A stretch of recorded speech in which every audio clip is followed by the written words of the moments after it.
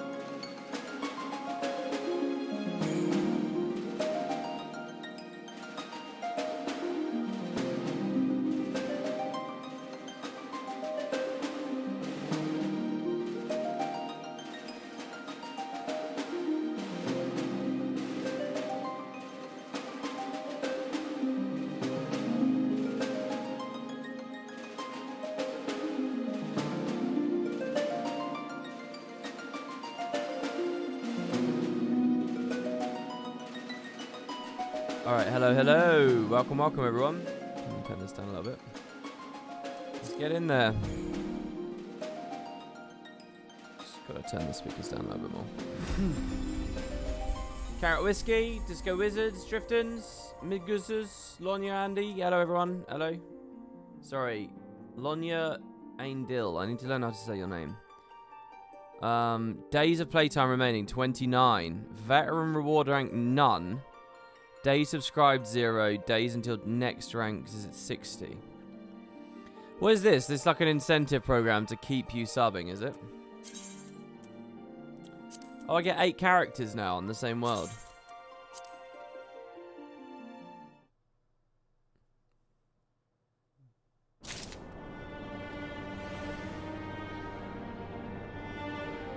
Watch the spoiler-free Yoshi P MMO interview with Asman and Rich. I don't know whether I care to watch that. What is it? Is it really interesting? Just before we start with Stormblood here, I didn't do my Black Mage level roulette today, so I'm going to quickly do that. And that will give people a chance to see that the stream's live as well in the meantime, which will be nice. God, I look so weird. Green and purple. I feel like it's a complete outfit except for the fact that the trousers are wrong. It almost looks like I'm not wearing... It looks like I'm wearing like pajama trousers, isn't it?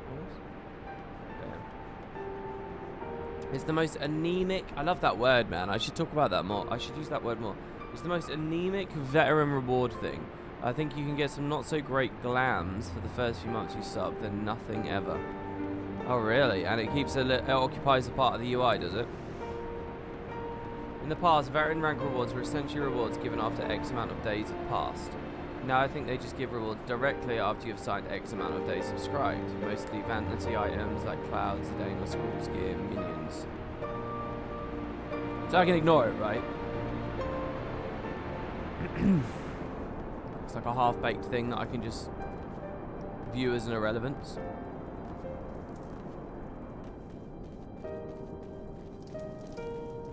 It's very sad here where we are right now. Jesus Christ, average wait time 17 minutes. Oh my lord, 17. Alright, we're going to try and play triple triad against this guy then. In the meantime. And then possibly go to the Gold Saucer, do our scratch cards. Possibly go to the Immortal, do some,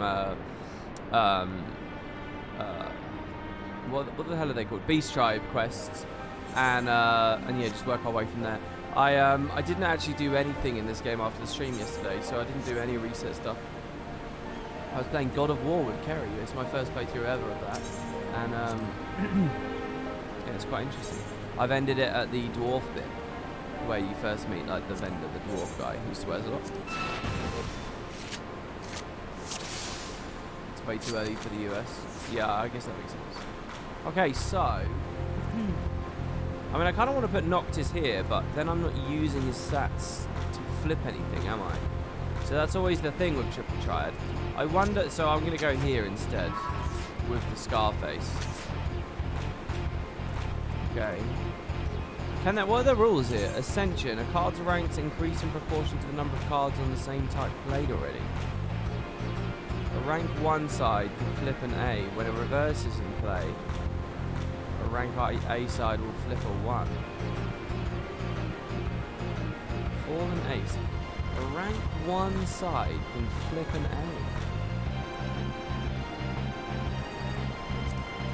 So, a really low number can break... The lowest number can break the biggest number now, basically. Right? Let's throw Zande there. We missed a 9 on top, but... Okay, now we can use him offensively, and these stats are good. Unless he has a 1. Okay, he doesn't have a 1. Okay. Just trying to think of the best way through this. It's this, isn't it? Because now, no matter where he goes, I can flip it back as well. Oh my god. Maybe I didn't need to win so well, but, yeah. That sounds really arrogant of me, doesn't it? Even the best of champions lose sometimes. Let's play again in the near future. I expect you to give me a chance to reclaim my honor. Yeah, sure I will, eventually. Right, I can queue from the Gold Saucer, right?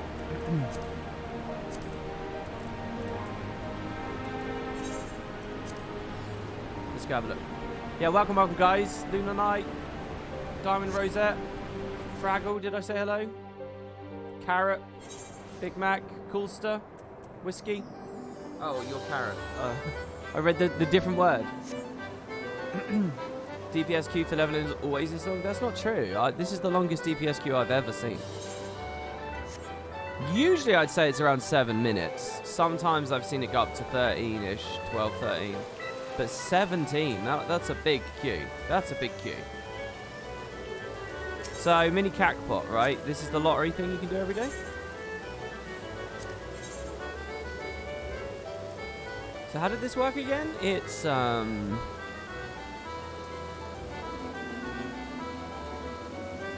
want to get a 6 for 10,000, right?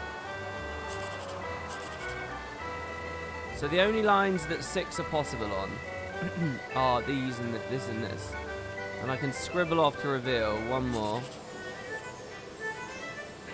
Okay, so 6 is impossible.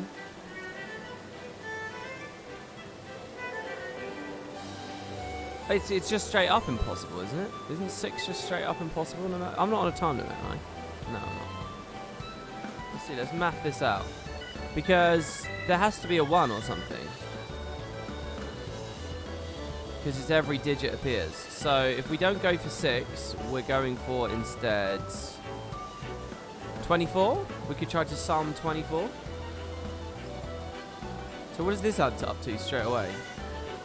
This is 13, 17. Does 17 give me anything?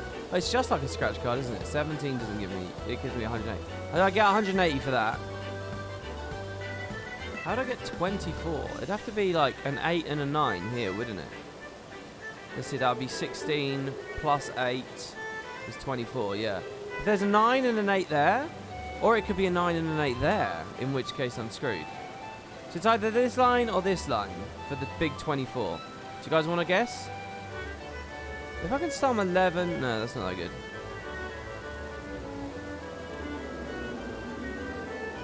Is 647 a good payoff? Not really.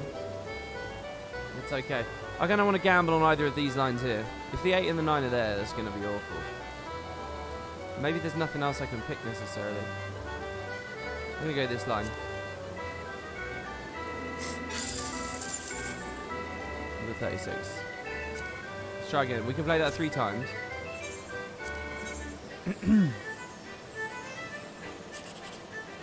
What's the best places to reveal, by the way? Is there like some maths to it? Is there some logic to it?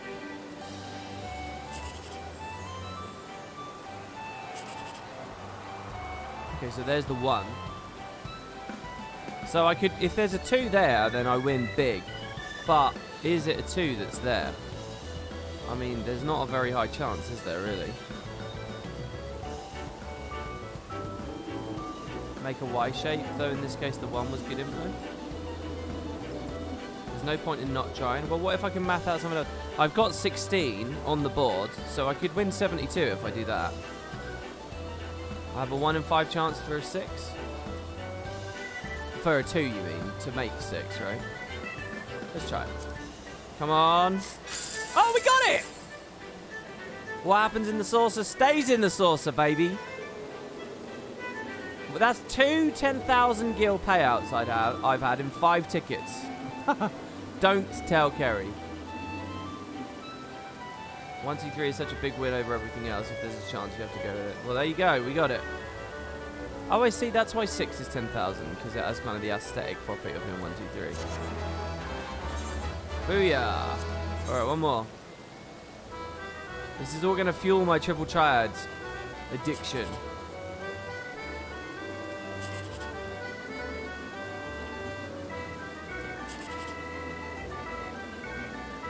Okay, so 6 is impossible again. So then we would be looking for 24. Which would be if there's an 8 here, wouldn't there? If there's an 8 here, it's 24. So basically, the 24 is it's 1, 2, 3 or 7, 8, 9, right? 1, 2, 3 gets you 10,000. 7, 8, 9 gets you 3,600. That's essentially the way that it's set up. So if we get lucky again, it's the exact same situation, basically. It was a 4, we get 306. Generally speaking, all of these high values have big rewards, right? 20 is a mediocre-ish reward. 21's a big reward. 22's mediocre-ish. But, I mean, in the grand scheme of things, it's pretty high. 144, it's better than a lot of these other points. Then 23 is a big reward, 24 is a big reward. Basically, if you think there's a good chance you can get over 20, it's really, if you get a 7 and a 9 on the board on the same line, or an 8 and the 9 on the same board on the same line, I say go for it. Because, like, all of the high values are pretty good. What you don't want to do is be in the middle. Well, there you go. See me again tomorrow. I feel like that went pretty well. Oh, Regalicus has contributed 8,000 potatoes to the Go Back to Guild Wars 2 challenge. Okay, so you guys can contribute more than 2,000 a day. Does it stockpile, I guess? I think it must be stockpiling. Sneaky, sneaky early stream. It's weird that people are saying that. The first Heavensward stream started this time. Right, let's buy some cards. I need to go to the Triple Triad Lounge, though, don't I?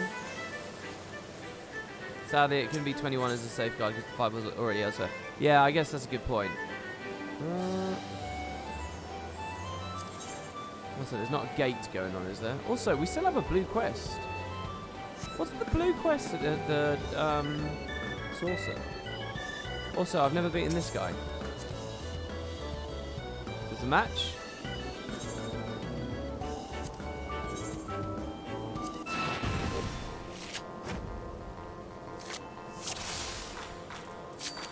I'm going with the Scarface on bottom opener. Oh no, he did the Scarface on bottom opener. Wait, is it match? Plus, when a card is played, if 2 or more of the sides are touching other cards, and the sum of the ranks on the touching sides are identical to the sums on the other touching sides, they're flipped. Is that the rule I played with before?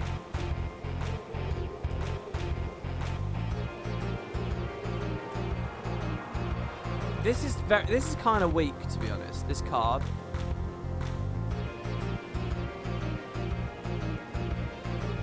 Oh, I'm going to go on the offensive. Fuck it. He's just going to flip that back, yeah. I could feel that he was going to do that. These are weak, these cards. I think he's blown all his best stuff already. So let's use Noctis to kill the Behemoth. And he can't take knocked out. I can't hit his blue dragon. I can hit the blue dragon, but then my Behemoth's weak. But then the Behemoth, this is fine.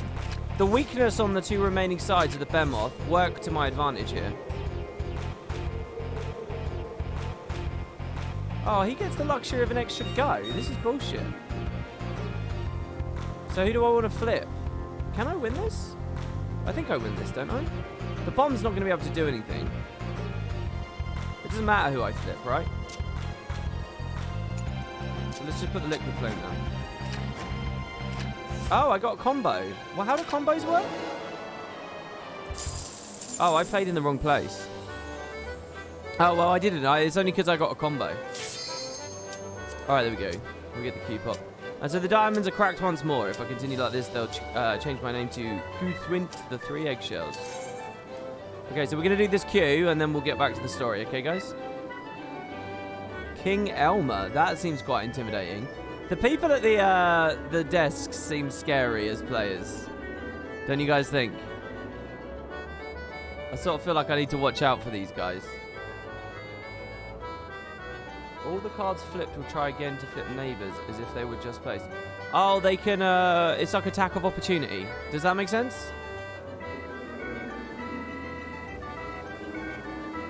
It's like you can attack from a defensive position in that rule set. Oh, someone withdrew. Why would you withdraw?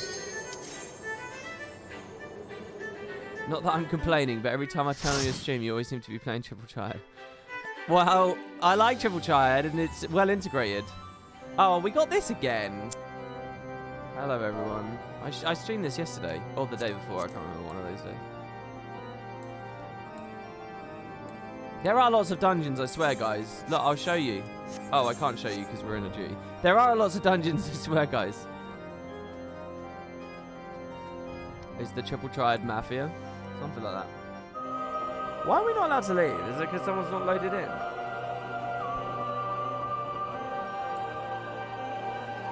No, they're all here. 4 players. What level is my Black Mage? 31. I don't know whether the queue always prioritizes the highest level dungeon it can get.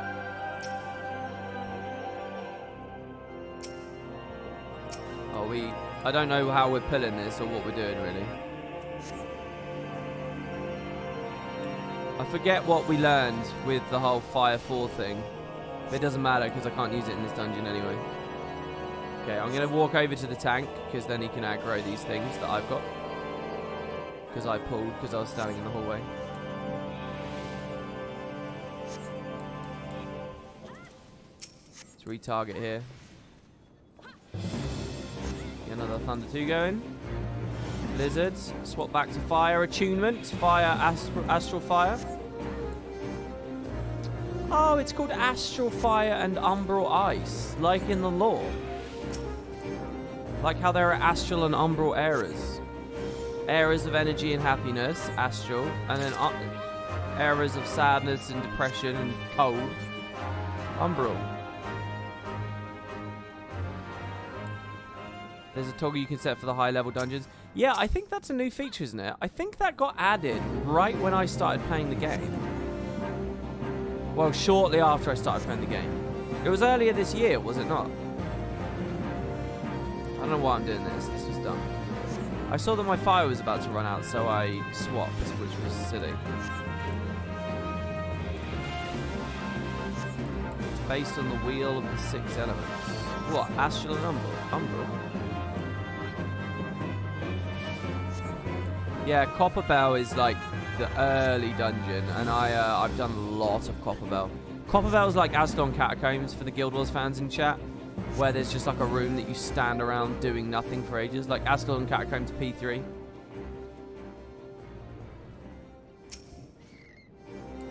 Ashen and Umbral as a topic will get touched on more later. I think they've already touched on it a decent amount of shit. I can't read. They basically explained that, you know, when a calamity happens, it becomes an Umbral era. And those calamities are like collapsing other worlds or some shit. They're like destroying worlds or something. I don't really get how that works though, because the Warriors of Light said that their world fell to light because they, on their world, did a lot to fight against the darkness, and they won. So it sounds like it was by their own doing that their world, that the balance broke, because of their own doing, on their events, on their world. So how is it that Ascian's sowing chaos here fucked them up over there? I don't know. I think there's a lot I need to learn, probably in Shadowbringers. I'm guessing all of Stormblood's going to be a little bit of a diversion. Shit, I did it again. Whoops. It's okay, we got a Thundercloud proc. We haven't been having many of them yet.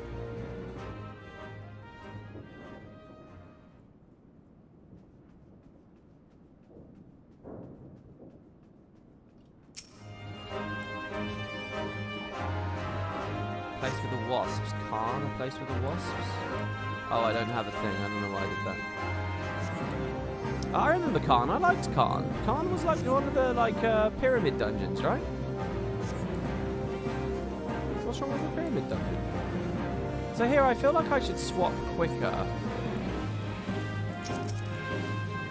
Man, I can't tell you guys. I love all the enemies in this dungeon. I think they're all so cool. Like the Attic bats. I think that's such a cool, like, cute name for an enemy. Mold, they're like fungus and stuff. It's all like shit you wouldn't want in your manor, and here it is. Oh, nice, we get another proc. And another proc?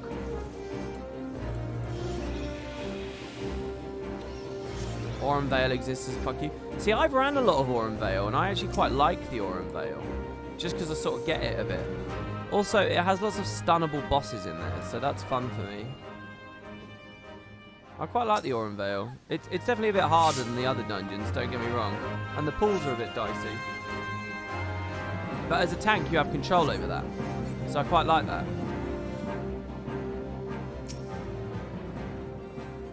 Like, there's a pull you can do in there where you skip, where you bring everything into the boss room itself. Come on, finish the cards, finish the cards. There we go.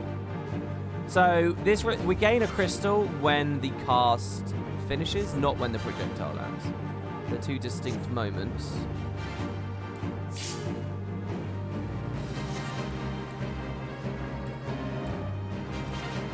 Does Thunder have no MP? Oh, which is very low MP cost.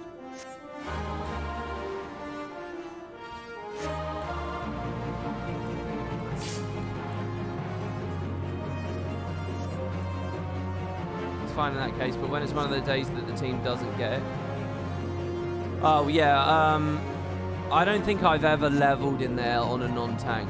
I've never, like, when I get there on Black Mage, I don't know what it'll be like. It might be a bit lame. But, well no, I think I did it once when a friend of mine was a tank. So he knew what to do when I did it on my monk, because I played all the dungeons just for funsies. Just my first clear of all the dungeons was just for the sake of doing the dungeons. I'm not using Thunder here because I figure he's about to die, but that might be a bad move. Anyway, yeah, I probably could have got some value out of it. Shouldn't I be meleeing him for auto attack damage? So I had a good experience on my monk, and then all the other ones I was a tank, where that same friend told me where to go and what to do, what you can skip and stuff.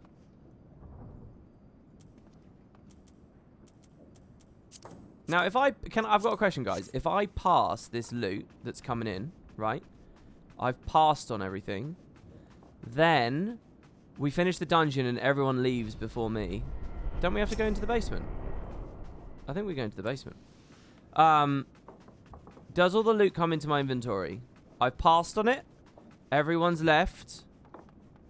The Red Hall. I mean, look at this. No, castle auto attacks incredibly weak. Yeah, I know they're weak, but it's value. Yeah, it's down here. Wouldn't it be optimal to just do it anyway? I mean, there's no reason not to, so why not?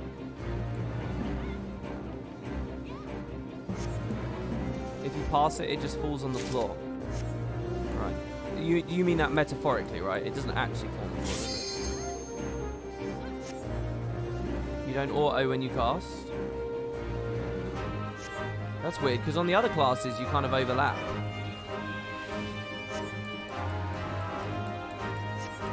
There. See, I was casting Blizzard, and I just saw 24 with an exclamation mark pop up. That was in the middle of the Blizzard cast. I'm not, you're not seeing it there, 17. You weren't seeing it there because I didn't have the auto attack turned on.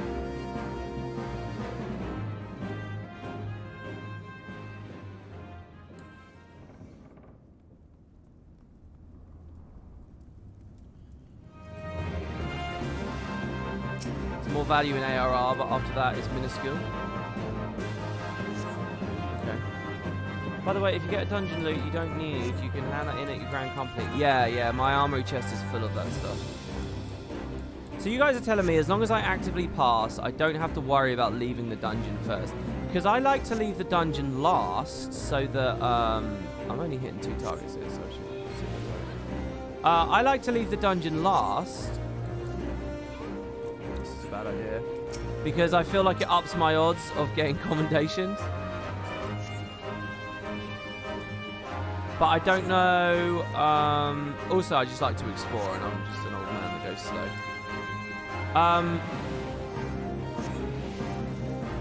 Oh my god! I can't believe I just described myself as an old man. Like, and I said it so like factually, like it wasn't even a joke. I should not do that. I feel like that's gonna become an unhealthy thing, where I'm a vigorous young man with a brilliant mind, but believes he's like an old man, and so then just sort of starts acting that way. Fuck, what was I saying? Yeah, what do commendations do? I'm definitely young and vigorous, guys. Even though I'm forgetting what I'm saying. Wow, Thundercloud really doesn't last long, does it? Oh, it should have been nice that whole time.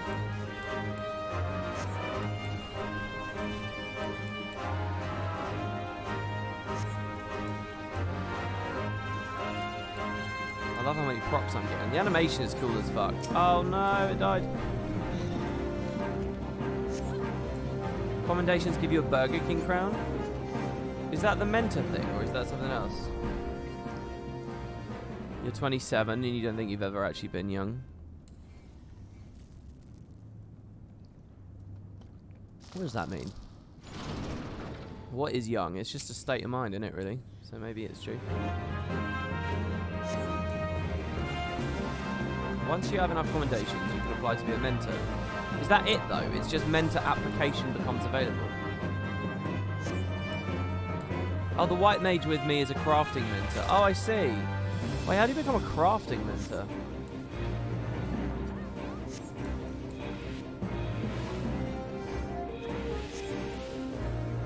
You need 1,500. I have 145. So I'm a tenth of the way there. How do we value that? Is that good or bad? You gather and craft a bunch and you can become a crafting mentor?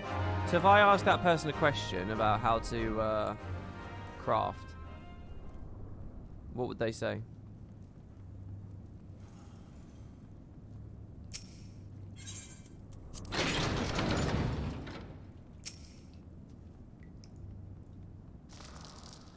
Well, I can't remember. It's the jester we hit, right?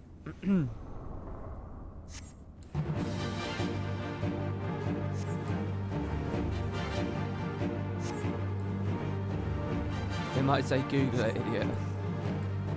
Outrageous. Could I then report them? Look, we got a double thundercloud there. Am I crazy? I think I did, right? Mind you, hold on. Fire 1 does 300 damage. I swear Thunder there only did 210.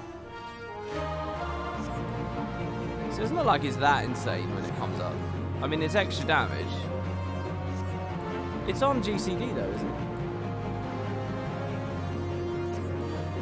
Mentors are notorious for being terrible people. Is that why I'm looking forward to getting it? Sorry. Sorry. It's okay, you can't catch it. It's the internet. That's what's beautiful. Unlike usual mentors, crafters actually do know their stuff. Oh, okay.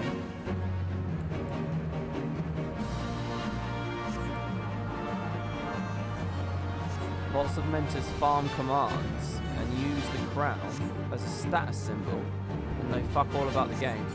Crafter mentors are usually better. So hold on. Are they farm commendations? So we type return now.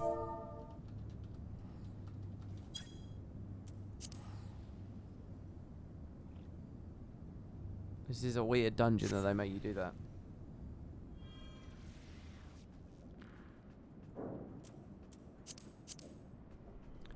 I would love a keybind for hide chat log.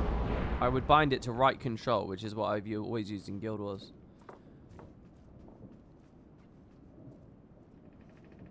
Isn't it the main doorway we go in now?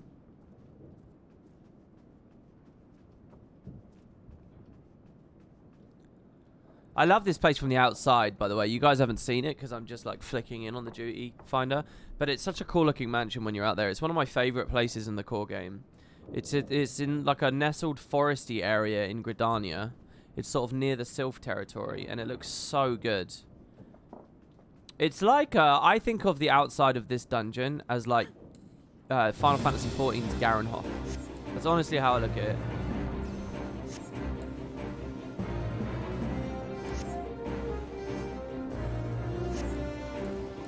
Aurum Vale, yeah, Aurum Vale is really linear. It's just a run around fighting Malboros most of the time, basically.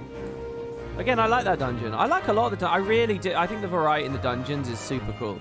I think they're all fun, cool fantasy experiences. Coming back into this one in hard mode is really cool. I think it's super exciting. See all the walls dripping with crimson and shit, like in The Shining. They get all Stanley Kubrick on you. It's really good. I like it.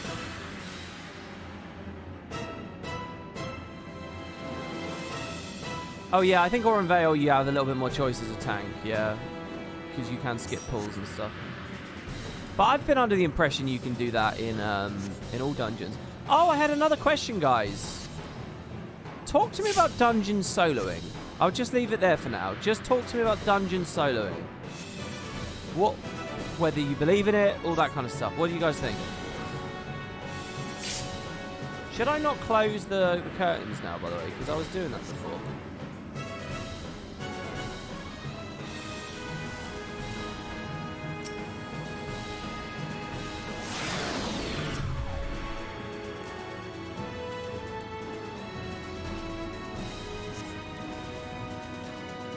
Cough, trusts, cough.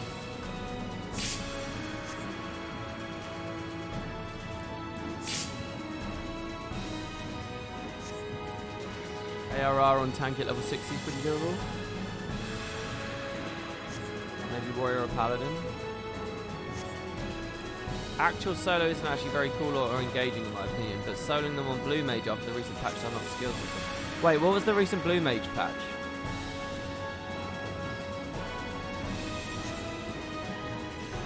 Should I be AoEing? I'm going to keep single targeting because all that matters is we kill the main boss. And this is going to fall into complete jeopardy if I don't do it. There they go, and we level up.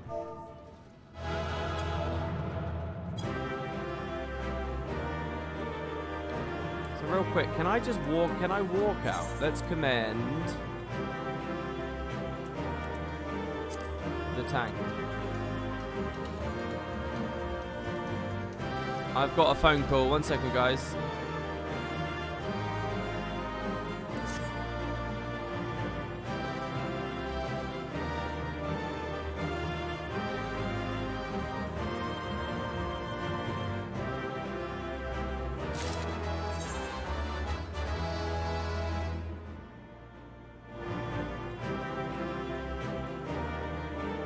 Damn it! I was on the phone. I got all the items because I didn't. Because I didn't say no to those. Leave Hawk Manor, yeah. Now, where's it going to put me, though? Back where I was? Or because I did the exit? Oh, I'm back where I was. Oh, now I have to clear all that loot out. For God's sake, man. Here, I'll show you guys the outside, because I now feel I have to. Yeah, okay, so I thought that dungeon soloing might be good. Not using, like, the squadrons, not doing trusts, but I'm not talking about matchmaking. I'm not talking about efficiency. I'm not talking about, oh, I can't do it because I don't have anyone online, or I don't want to 108 for the 17 minutes. I'm not talking about efficiency. I'm talking about bringing the joy into my own hands. And it's nighttime, so this isn't even going to look good. Oh, everything's conspiring against us. I just mean, like, it sounds like a cool challenge. But then how would that work exactly? Would it be like, I mean, how would it work? Would I have to unsync, but be a very precise level? What about synchronized dungeon soloing? Is that a thing? And yeah, what was the Blue Mage patch? Oh, am I in the wrong map? Oh, well, I just got it confused then, because I definitely mean this place. This is definitely the place that I meant. I thought this was the Hawk Manor. What's this then? Oh yeah, it's not a dungeon at all. Look at how cool this place is. I thought this was the Hawk Manor. I really did. What is this? Oh, this is where you get married. This is the wedding chapel. Oh, can you not go inside without...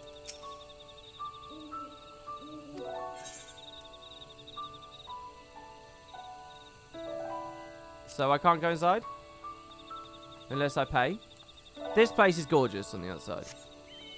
You either unsync it and it'll be super easy, or you sync it and you'll probably only be able to do it on a tank. Marriage stream. Wait, what are these the symbols of the 12? Let's see, 2, 4, 6, yeah. 8, 10, 12.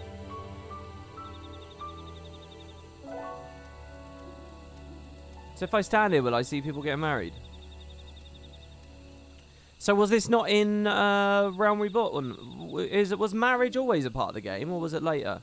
I'm asking a lot of questions, guys.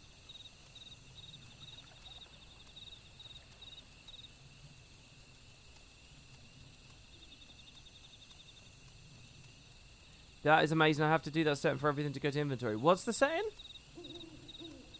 I send all equipments acquired to the normal inventory and not the equipment ones, so I can filter them all. It was Heavensward. So this whole area was added in Heavensward, was it? Do you guys understand what I'm asking? Like, was this part of the map in the vanilla game, and it was just marriage itself wasn't there, or not?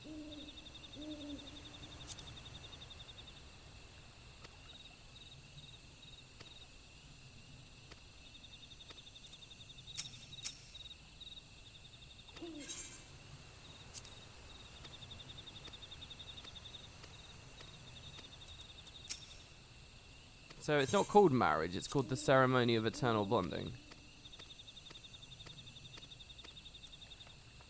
And can I go inside when the marriage happens? It was added in 2.45. You can get married for free in game, but you won't get any of the special items like dyeable clothes and mount. Some weddings have like 100+ guests. I'll get married to Kerry in here, shall I? And we'll have 100+ guests.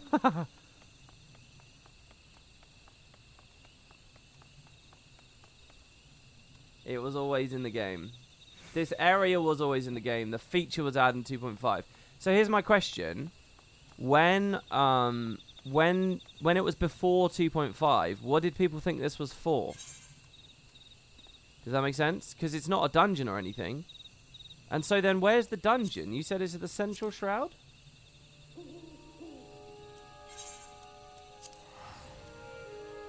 You'll need an invite to get inside. Is there an aetheryte in there?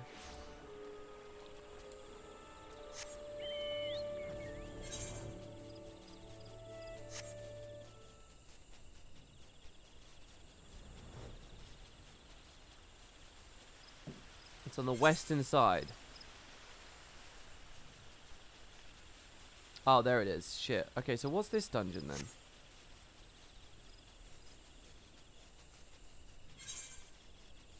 Oh, this is the Tamtara Deepcroft.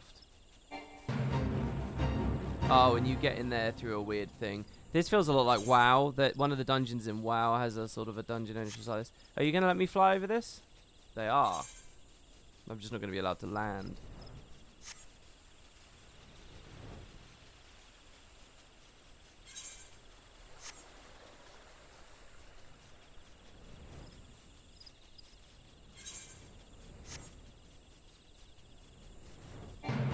Aha.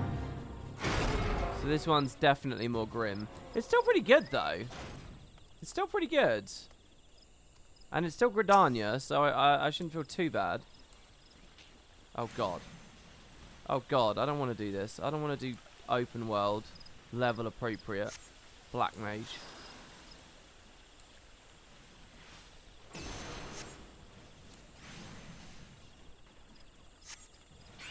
Actually, that wasn't too bad. Oh.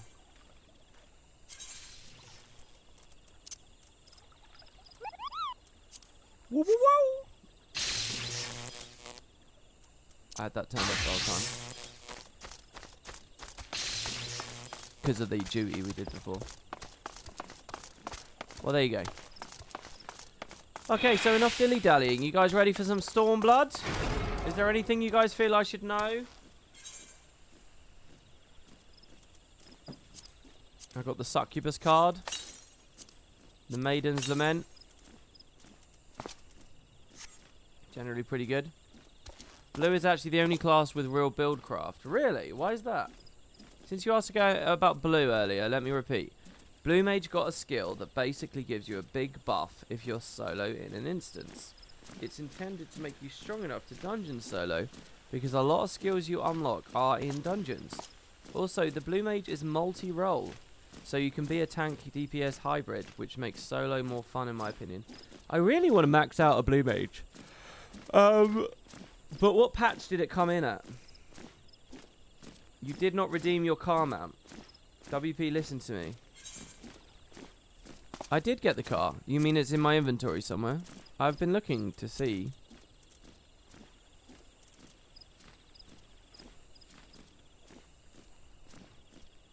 Sorry, what does that mean that I didn't redeem my car mount? The blue trident-like icon, bottom right of page 2. Oh. No, page 1 you mean? Oh, there it is. I was looking for like a black icon, like a car. A deed certifying your ownership of a brand new vehicle embossed with the regalia crest as a symbol of authenticity. There we go. So I got it. You guys happy with that? There you go. The sun's out now. Blue Mage is post Stormblood. Okay. I feel like I should maybe do Stormblood on a samurai or something new. One of the new classes. I feel like I should pick up one of the new classes.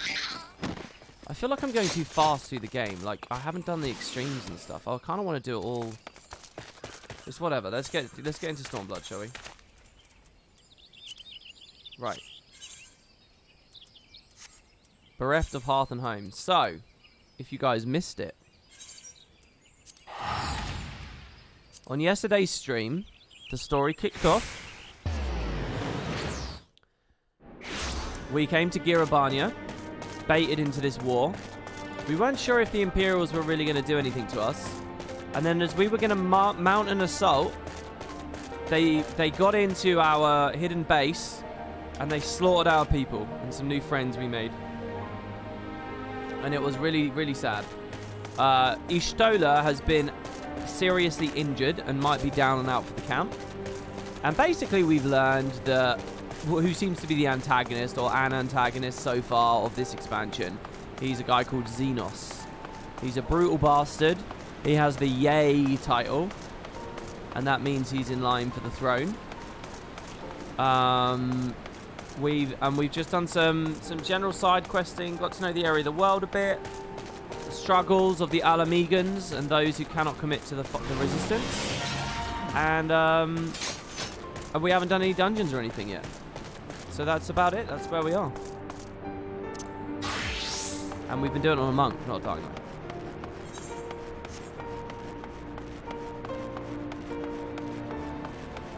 So yeah, this place was quite nice and happy before, and now it's all destroyed. And yeah, as people are saying in chat, there's like a lot of phasing going on here.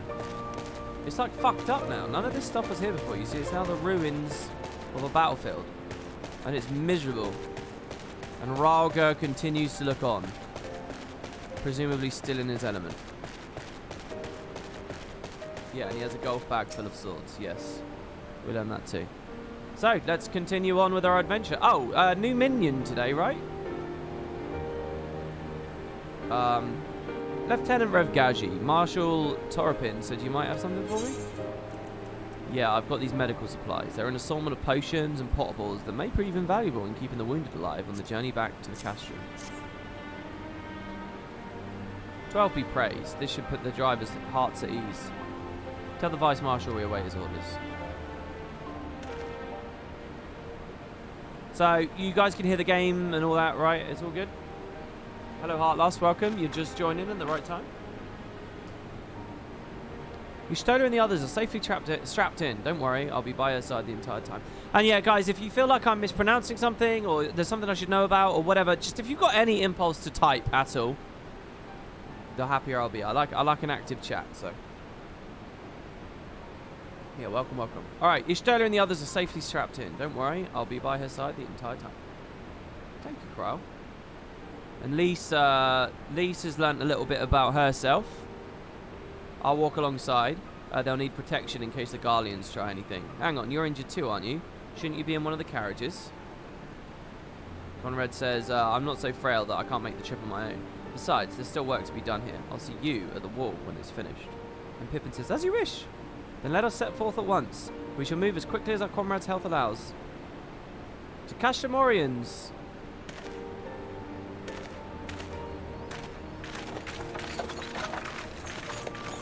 You actually thought Xenos is similar to Arthas when you started playing? I don't really remember anything about Arthas from my time in WoW. So everyone's off. I hear there's a dungeon coming up and something fun too, so we'll see that. Right, I want to get a new minion today. What do you guys recommend? Does anyone want to spend some potatoes and pick one? I like this minion that's on my shoulder. Do we have any others that will do that? Just mouse through them all again. Cherry Bomb, Morble, Fawn, Wolf Puppy, Cactar, Buffalo, Curl, Fledgling, Goboo, Sproutling, Pudding, Puddle, Picer, Wind Up Sid, Alphano. The Puff of Darkness we used in the Pororogo, we had in Heavensward, Moonbreeder, the Wind Up Gentleman, Hildebrand, Portiaphon, Amaric, Gilgamesh, Ultros, Midgasoma, Mammoth, Airship, Accompaniment Node, Magitech Predator, Wind Up Onion Knight, or Wind Up Palom.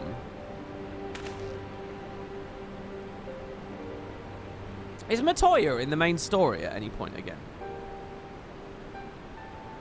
Okay, we've got a 5,000 potato vote for Hildebrand from Big Mac there. I think it's going to have to be Hildebrand then, isn't it? Who I have not streamed or talked about at all. Basically, he's a big side quest. We'll do the Heavensward side quest soon. Matoya does return. We'll be back eventually. Good. I feel like I really enjoyed... That's probably been my favourite part of the game so far, genuinely. Everything with Matoya in her cave and stuff. And those dungeons around that area. Let us pray they arrive safely. Well, obviously the big epic moments against Nidhogg were good too. And I mean both the one in the expansion and the one after the expansion. Master Kemp, your concern for your own men's well-being is commendable, but I would urge you to consider your own. Are you okay? Conrad is a man struggling to cope with a bitter reality. You've saved a good many of my men, and I cannot thank you enough for that. But the fact remains, our forces were decimated. In this state, we'll not be mounting an assault on Castum Velodnia or anywhere else. We need to be honest with ourselves about our prospects. But first, we need to put our affairs here in order. Afterwards, I'll join you at the Castrum. Understood. I'll go and speak to General Alden.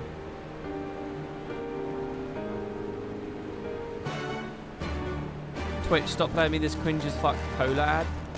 I want to be clear, I have no idea what ads are playing. I've never set ads or anything up. I think it just goes.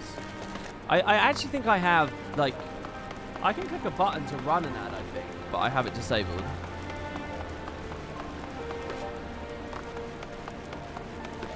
If I could turn them off completely, I would, but I don't think I'm allowed to, am I? I think they force them on you. It's just...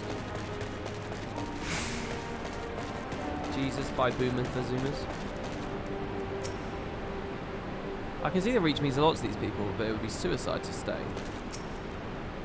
For more than a decade, the resistance has resided here, hidden from the eyes of the Empire. And just when we set our sights on Volodnia, they strike. Do you not find that passing strange? Yeah, and I also wonder how they got through our glamour. Hello, Robon. The best visual design in the game. Pippin has already departed with the wounded, has he? Good. We have completed our search of the Reach and the surrounding areas. As far as we can tell, Xenos and his men returned straight away to Specula Imperioritis after quitting this place. It would seem he's lost interest in us. Which brings us to the most troubling question of all. How, not how he found us, but why he chose to spare our lives having done so. You think he did so?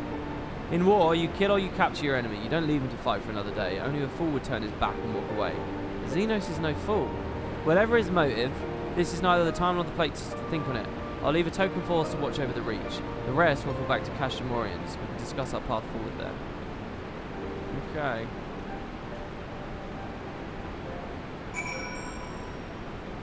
There are only two settings you can do as a streamer. Either have an ad playing when a person enters and then no more, or you have to set ad breaks during the stream, and in return people don't see an ad when they join.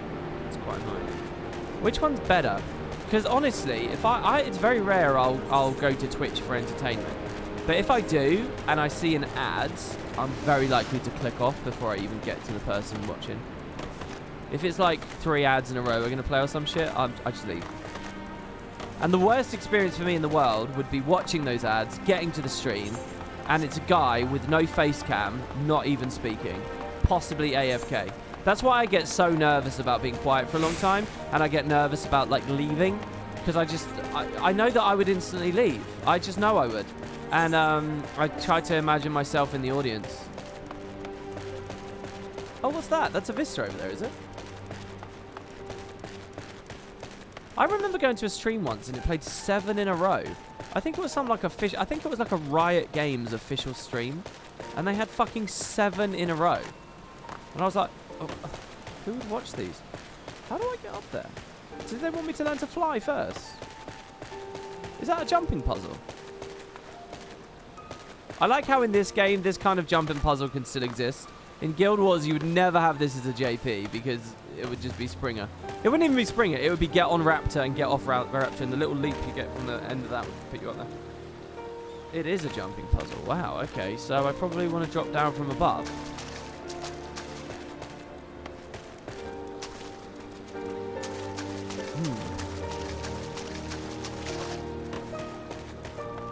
You can try setting and see how people like it. I think by default, you should play 1 ad when people join your channel.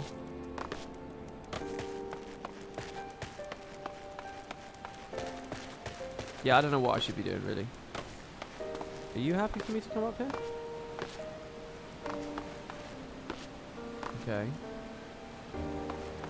The question is... can I make that? No.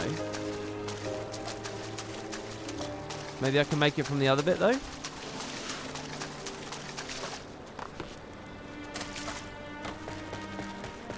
This is a tricky one. You spent 2 hours here. 2 hours! I really like this, by the way. I like something like it's so close in reach and yet so far.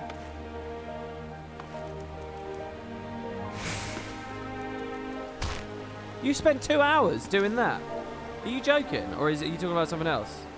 What is it? Sightseeing? Sorry if I missed it. How did recording the review go? I've put it on hold because I just was not enjoying it at all. Look out. It's so close in reach. Get it? Oh! Look out. Thank you, guys. Thank you.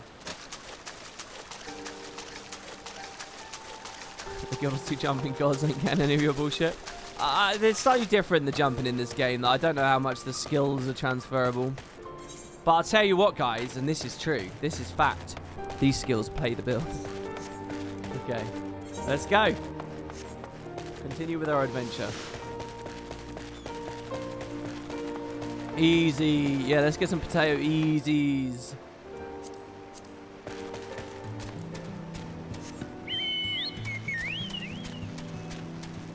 Check the sightseeing log. Every time you unlock one, it gives you a bit of lore.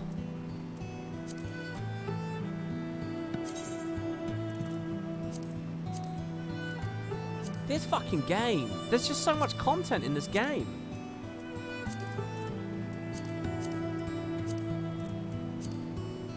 The Destroyer. Over the course of centuries, disciples of the Fist of Ralga worked away at the rocky cliff, carving it back to create this colossal image of the Destroyer. By virtue of its size, it's said to have stood defiant through the Mad King's savage attack on the temple, and stands defiant to this day. Jesus Christ! What was this lore? When the Rose Knights first came to the Sea of Clouds and treated with the Zundu, they asked the chieftain what he called this islet, floating northwest of OK Zundu, to which he responded, "Small island beneath which cold winds of Kurthus ever blow." For the sake of brevity, the knight simply called it Cold Wind. I got one in Idleshire though. Where's the one I got in Idleshire?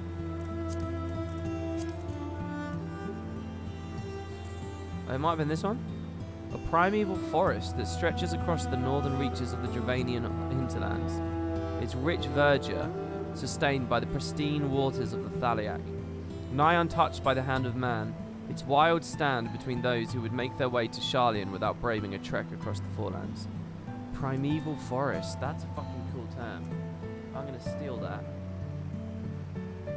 I'm going to have a primeval forest. I've got like 4 or 5 forest locations already, but their names aren't that captivating, or like the underlying differentiation between what they are isn't quite there. But having one of them as a primeval forest, I think is brilliant. They also unlock paintings for your house or apartment. So you get a cutscene, you get lore, you get a picture, you get apartment shit. Oh, sorry, no, it's Guild Wars that gives, and Guild Wars gives you a cutscene, right? I couldn't catch the stream yesterday. How am I finding Stormblood? It's very slow. It's very slow, but I'm all right with slow. I'm having fun. I don't know about everyone else. That's a criticism, but so far, it's also not at all what I expected. I didn't expect it to be deserty and stuff. I didn't expect this. We're also nowhere near the Far East yet.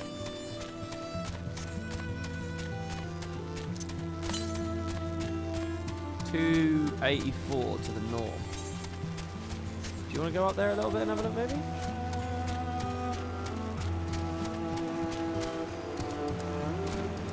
You know what the Chocobo needs? It needs a jump sound effect. It needs a little like in a flappy sound every time it jumps. Oh shit, level 62. Trait earned, deep meditation. Oh god, there's a Sarko. Let's see if I can be a little bit quicker today at getting into the swing of weaving and executing my combo while under True North.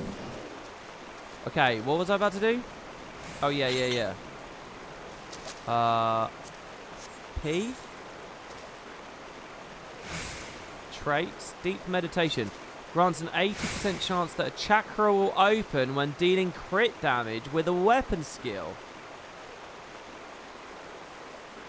So the forbidden chakra will now slowly come up, just like it was in PvP.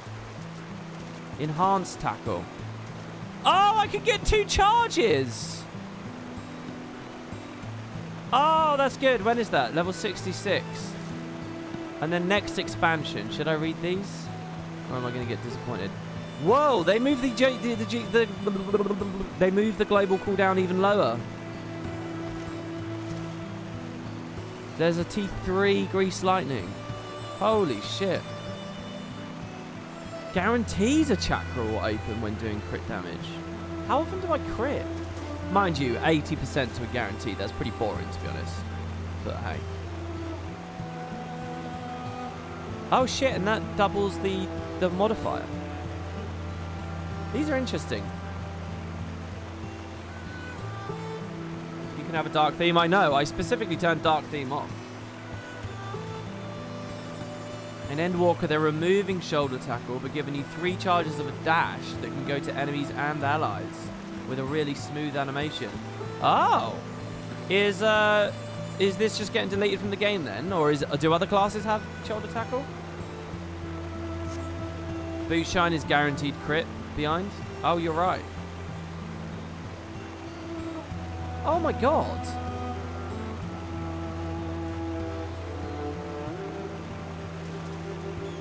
Honest to God, guys. Honest to God. I thought boot shine was just double damage from the back. I must have read this in my first like 2 or 3 hours of playing the game and thought, okay, hit him in the back with this because it will crit and do tons more damage. And I completely forgot the crit part of it. And I genuinely just thought for hundreds of hours that this was more damage from the back. It's not. This in theory could hit just as much from the front if you got lucky and crit with it. Shoulder tackle might stay for PvP. I wonder what button I should weave first then. Probably the Forbidden Chakra, right?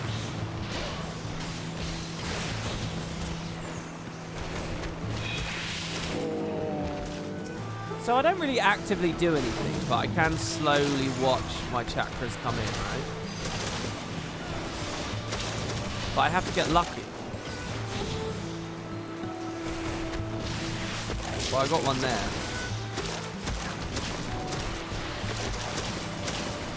I'm hardly ever critting, actually. Alright. There's our Aether Current. Oh man, I want to get all the sightseeing logs now, but they're not marked on the map like in Guild Wars.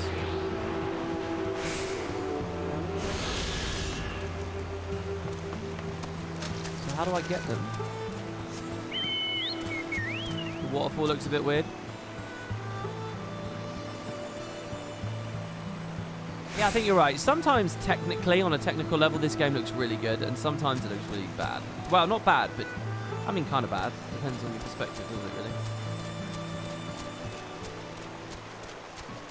Waterfalls look always bad in games? Not always. I don't think always. I mean, it's definitely a trickier thing for games to do.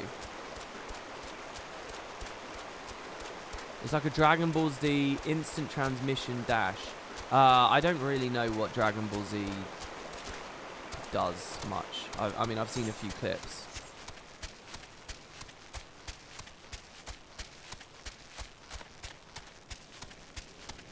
Yeah, I mean, you guys aren't going to really listen, but I think ArenaNet's always been pretty good at waterfalls. Even back to Eye of the North. Earlier than Eye of the North, maybe not so much, but even back at Eye of the North, you look at some of their waterfalls, it's not bad. All these random little caves in this game, I always find them and then there's nothing in them and then I just sort of leave. That looks like just like an Ascalon tree. Imagine you start dashing towards someone, phase out of existence in a flash, and instantly appear where you want it to go with a hit. So it's like Willbender 5? Is that fair? It's like Willbender 5? Sword 5 on Willbender?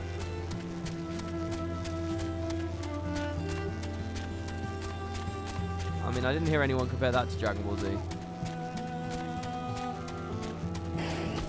Man, you spent 10 hours running between gathering nodes in this little area by the river. Really? I hate the vibrating shadows. Does anyone know if there's a way to sort of clean that up? While they appear harmless, mosslings are a threat to the fish that share the rivers in which they dwell. If left unchecked, they can spawn... We already read that. We read that on the previous stream. Reshade only? I don't see how Reshade could help that. It's still going to be there. Yeah, there she.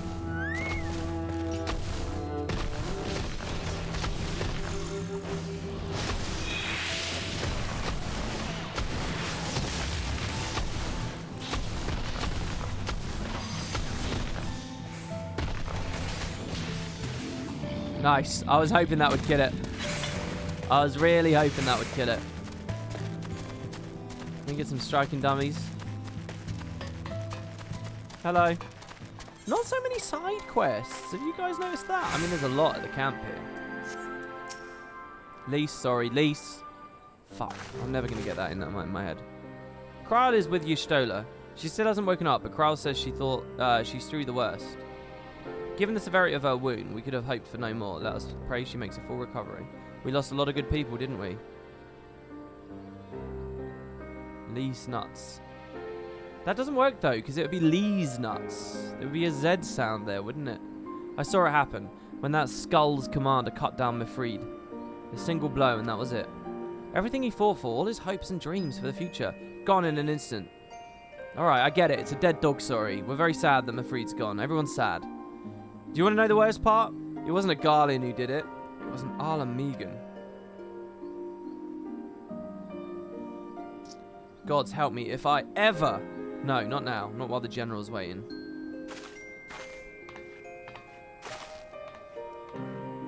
Oh, Lise. Open world in 14 is so empty and non-interactive. It becomes slightly prettier with the expansions, but from a design point of view, it's generally a barren space. Yeah. Were it not for the swift actions of the Scions and the Alliance, many more would have died. You risked your lives to save ours, and for that we thank you. It's the man with a good voice. There is no need for thanks. We are allies, are we not? I want a gruff voice like that. Aye, just so. Let us not dwell on this tragedy, but look to the future. Guys, I'm thinking of starting to smoke for the benefit of my career. What do you think? The future? I'm sorry, General, but there is no future for us. I'm thinking 3-4 packs of fags a day. Should get there. We've lost too many. Gods, I can still see Mefrid with that woman standing over him. They've ripped the heart out of us, General. They've broken us. Our fight is over. Sorry, Mefrid. Fuck, I'm saying them all wrong. Master Kemp, please. I used to think it was ArenaNet did weird pronunciation, but it's not. It's not anyone. It's me. It's me. It's my head. I'll always hate them with every fiber of my being. For what they took from us then and now. Our homeland, our freedom, our bloody children. Open World and Guild Wars 2 is its strongest point. There's not even a competing MMO in the same field. Right, and then you look at them doing expansions that are like 4 maps, or 3, 5 maps, 4 maps. You know what, ArenaNet? If you did like 12 maps of your best content, maybe then we could say, you know, that's its strong suit. But what actually happens with Guild Wars is its strongest elements, the open world map exploration, that's stuff that runs out, really.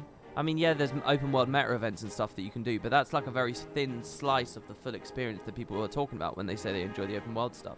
So it goes away.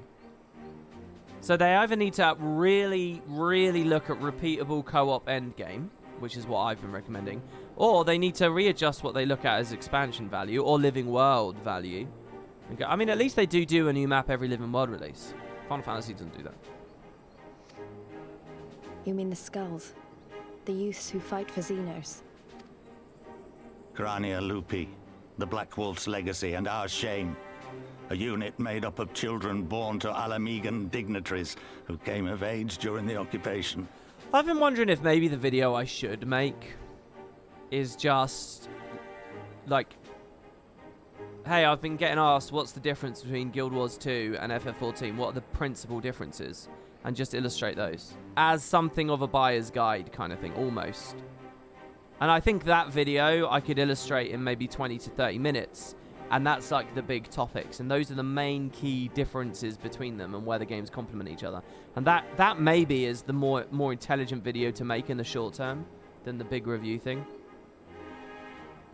Sons and daughters of Gir Abania, raised to be proud citizens of the Empire, with all the rights and responsibilities that entails. And I can always revisit the review later. Yeah. It'd be easy to curse them and call them traitors. But they're our children. Our flesh and blood.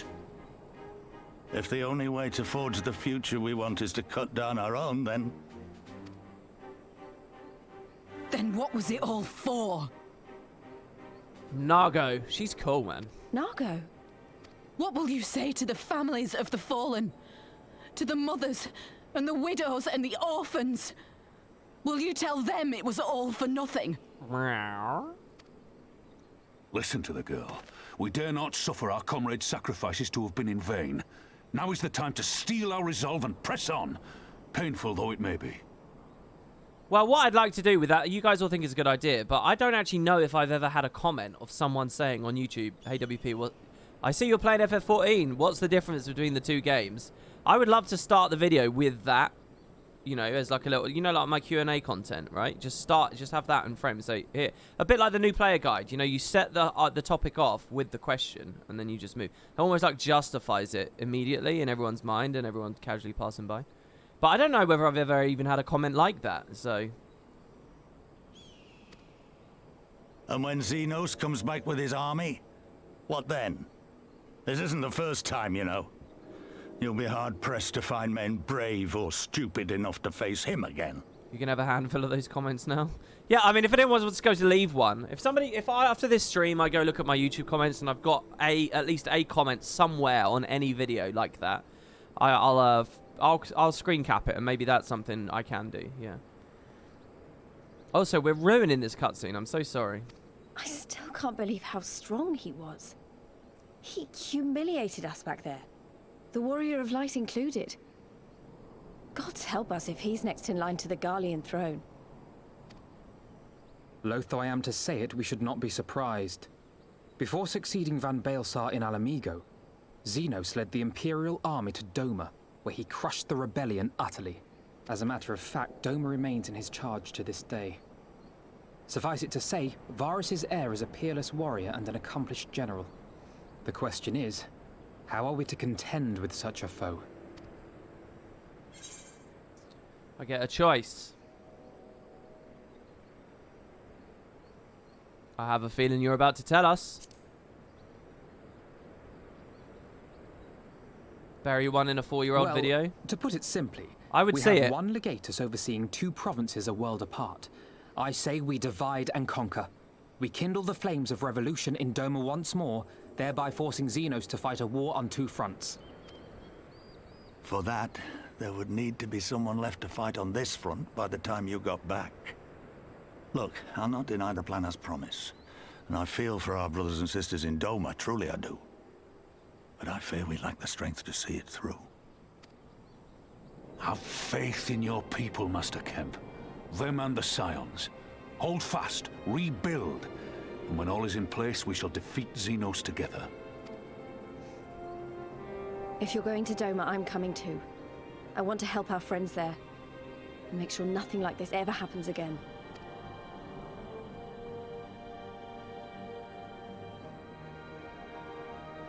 Meow. Give us the time we need, and we will give you something far greater. Very well. For all you have done for us, we will fight on. But be swift, comrades. Alamigo has suffered enough. To the east of Alamigo is a nigh impassable mountain range, the easiest way topologically to the far east, and Orthard is north through the Guardian Empire. Okay. I love how soft the lightning is here. So we fight on, come what may. Sentiment notwithstanding, what other choice did we have? Just go back, chill out, like we were for the first 300 hours of the game, when we didn't give a fuck about these oppressed people. We've got a long road ahead of us, but it all begins with the first step. We'll stay in the Reach and rebuild. We'll reinforce our defences. Come what may, we'll be ready. Right there, Pippin. I wish you well on your journey, my friend. Let us pray when we meet again, our fortunes will be much changed. Chocobo's on the table.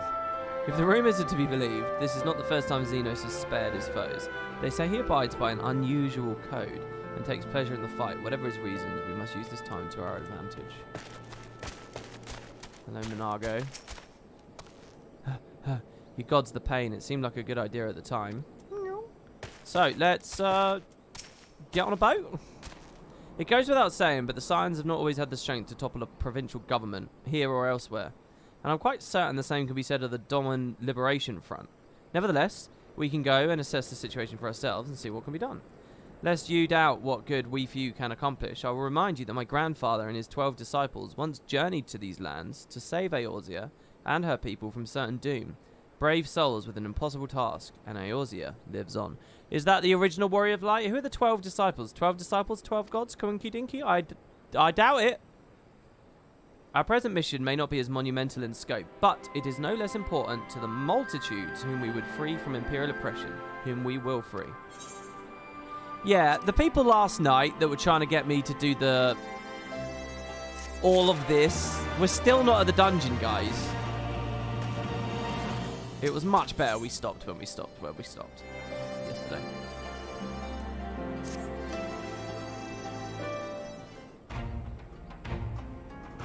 Since you enjoy the Alliance raids, as a head up, the Stormblood ones are amazing and by far the best, even better than the Shadowbringer ones. Look forward to it. Yeah, I have heard that they are Rabanastan. I don't know how the fuck Rabanasta's here. I don't know what's going on, but I've heard they're the ones I'm looking forward to, yeah. Where men go as one, there is life, and where there is life, there is cause to hope. Our grandfather believed in that, and so do I. But before we can forge ties with our friends in the Far East, we must first find a way to reach them. Orthard is not exactly over the river and through the woods. I'm one step ahead of you, dear sister, or rather, Tataru is. But before we discuss that, there's another issue I wish to address. Much as I would like it if we could all make this journey together, someone will need to remain to serve as liaison to the Alliance and the Resistance during this critical period. Moreover, Ishtola cannot be left unattended. Then I should obviously remain. Very well, issue addressed. You know, Alphino, it would have been quicker to just ask, and markedly less patronisingly. I suppose. Would you be willing to look after Ishtola and provide some support to Arnavord and the others? Yes, Alphino, I would. You see? That wasn't so hard, was it?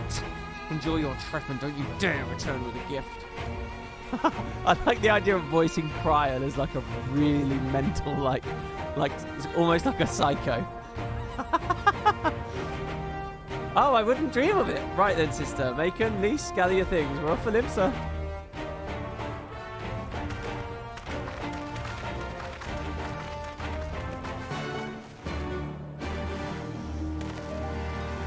Yeah, I appreciate we're not going to Doma to just say, hey, okay, you guys can win now because we got the Warrior of Light. We're going to sort of try and stir the embers of resistance. It's kind of disgusting, really. I mean, that's what we did here, and we got all these poor people killed. And now we're just going to go do it over there as well. Right, now, when we were playing Heavensward, I did say I wanted to do these as I went along, so that's what I'm going to do. Macon of the Immortal Flames, just the man I wanted to see. Listen, we've misplaced a number of Guardian drones taken from the wall. And by misplaced, I mean the damn thing sprang to life and stormed out of the base. They need to be dealt with before any civilians come to harm. Being familiar with Magitech as you are, I can think of no one better to assist us. If you'd be willing to help, go and speak with Lieutenant Nimbapaf. She's overseeing the initiative to terminate tracks. Okay. And what about you? Do you have a little jobby for me? You're in need of a soldier? Ah, Macon of the Immortal Flames. A moment, if you would. The Alliance has seen fit to charge the Twin Adder with overseeing the occupation of Kashamorians for the interim. As an adventurer, I realise it's your want to attend matters both great and small in all corners of the realm. Though, it should go without saying that you must also uphold your obligation to the Immortal Flames. Oh, I don't want to do it now. Don't tell me it's an obligation. Thus, I would ask for your aid in the reconnaissance mission. You ask, that's right, here in the fringes. Pray, speak with Lieutenant Mulcaw when you are ready to receive a briefing. You people are all in my debt. Do you understand that? You don't get to just command me around anymore, alright? I'm not lower than level 50. Have a good night, you Teddy.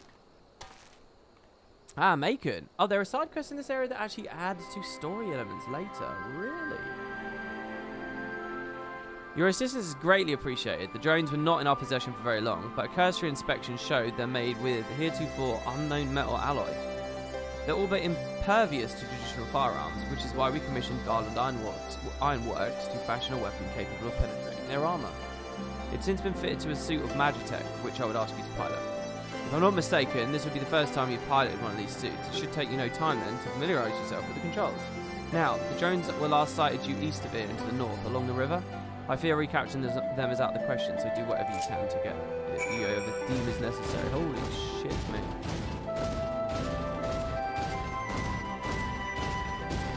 can't still talk to people, right? Oh, you dick. I wanted to do them both at once. Whoops, wrong door. Okay, what we got? We got the Magitech Pulse. And the Magitech Thunder.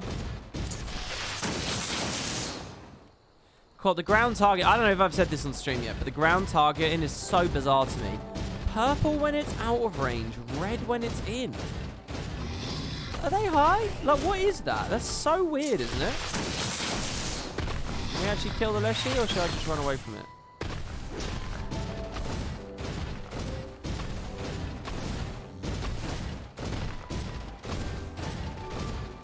Stormblood onwards each has a side quest chain about the area and the people living in it. It's a good optional. Did Heaven's Ward not have that? I feel like I just skipped those, but they were there.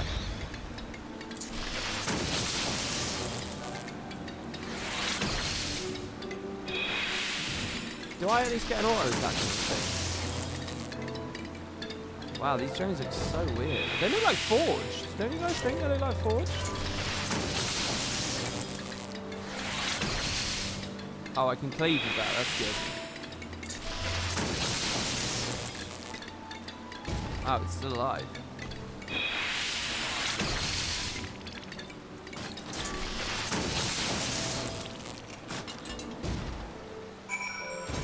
Are there more?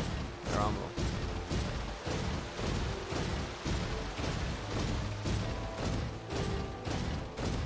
I've never been a big fan of these mech bits, but they have been all over the place. I don't think you guys have seen any of them on stream just yet. In A Realm Reborn, you basically learn to build one of these.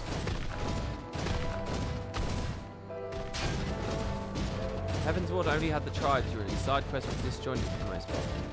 There definitely were side quests, but I guess what you're saying is they were just like little random fleeting filler things. What about expansion Lev quests? There's no Battlecraft anymore, right?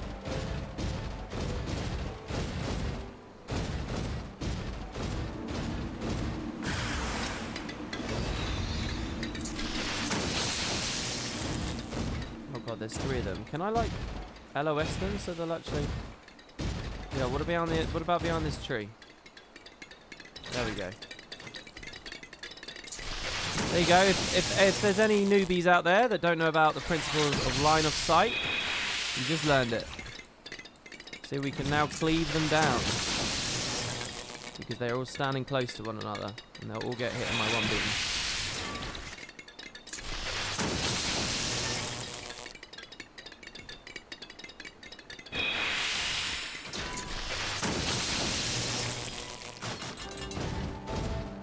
There we go, we're done with that. Let's get out as well. I think this quest you're doing will start a plot element that will become relevant to the MSQ as well.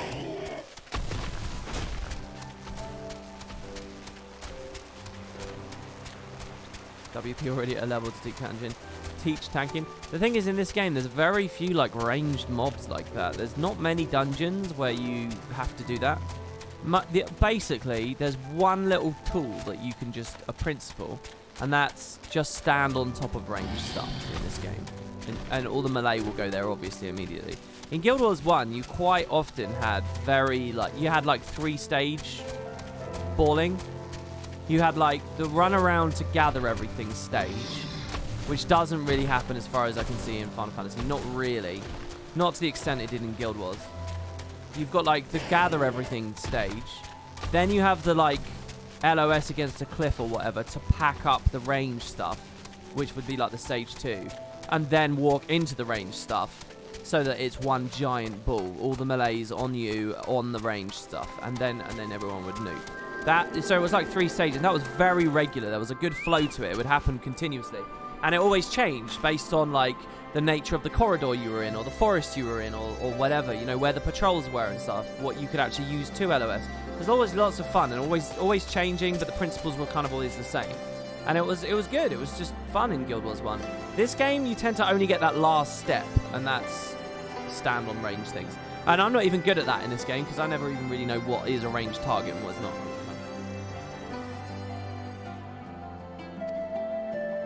Right, well anyway, he's happy that we did it. Congratulations.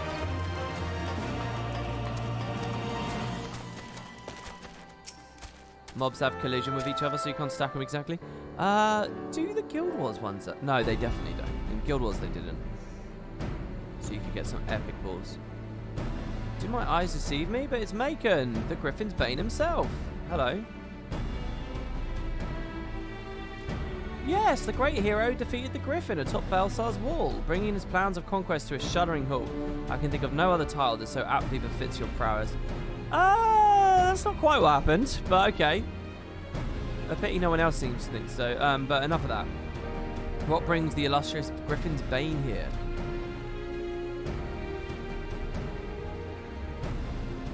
Servant Marshal Brookstone has requested you assist in my investigation. This is such an honor. I'll do my best not to disappoint you. Ah, goodness me, where are my manners? Tala Molkor, military records officer at your service. I cannot offer much in the way of combat, but if you should have any inquiries regarding historical matters, you need only ask. Now then, let me apprise you of our current situation. Shortly after taking control of the Castrum, we discovered a number of confidential documents being left behind by the Guardians. Prisoner records dating back to the beginning of Alamigo's occupation. As you might have guessed, a great many were conscripted and sent away to subjugate new territories. A surprisingly large number were executed, as a reminder of what would happen should anyone step out of line. What we weren't expecting, however, was a number of prisoners listed simply as whereabouts unknown. We thought perhaps they spent some ill fortune during their imprisonment, or even escaped, but we could find no other documents to suggest what became of them. Be they living or deceased, it's now our duty to find them. Not just for our own records, mind you, but their loved ones as well. They deserve the peace of mind knowing what happened here. Whether this were a recent incident, though, it would be no easy task ascertaining their whereabouts after 20 years, but believe I know where we might begin our investigation. The Inanta have called these lands home long before even the Alamegans came here, and as luck would have it, the Resistance has established cordial relationships with their people. Perhaps they remember something of what happened all those years ago. Relations, not relationships. Cool, so I'm going to speak to the Inanta about some missing prisoners who might be out there. That's pretty exciting.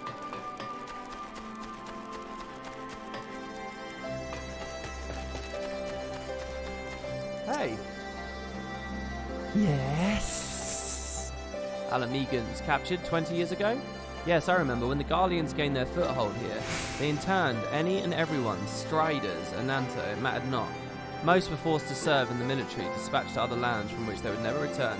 If I'm not mistaken, the prisoners who remained here were taken to a small village to the south. I cannot say what transpired there, but the settlement was heavily guarded. I fear the worst for them. A settlement to the south? Why, that would have to be Bittermill. I recall records of its residents seeking asylum to Gridania when the Garleans first arrived. The place was all but razed. Let's begin our search in the rubble. Okay.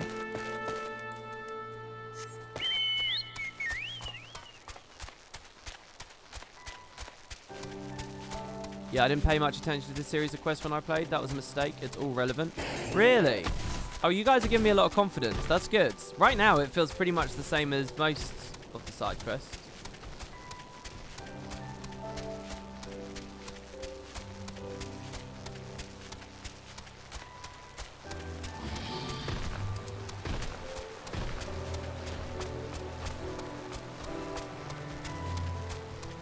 God, I hate nighttime in games so much.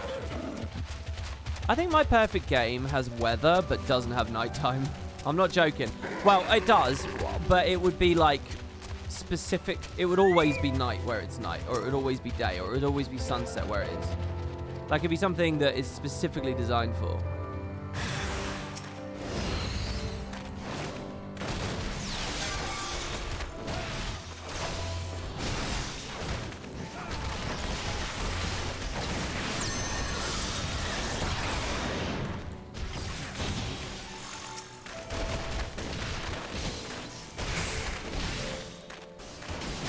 Can I get some advice from you guys in chat?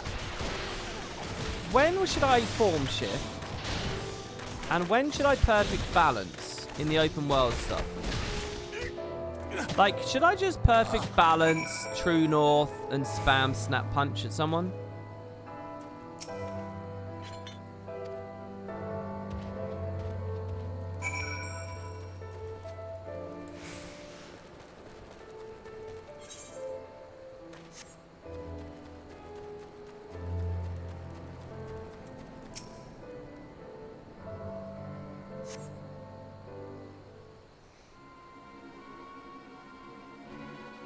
Just alternating Dragon Kick and Boot Shine with perfect balance is also fun. Oh, that's good. Oh, okay, so perfect balance, True North, Dragon Kick, Boot Shine, Dragon Kick, Boot Shine, Dragon Kick, Boot Shine. Okay, that makes sense. Wait, why would I,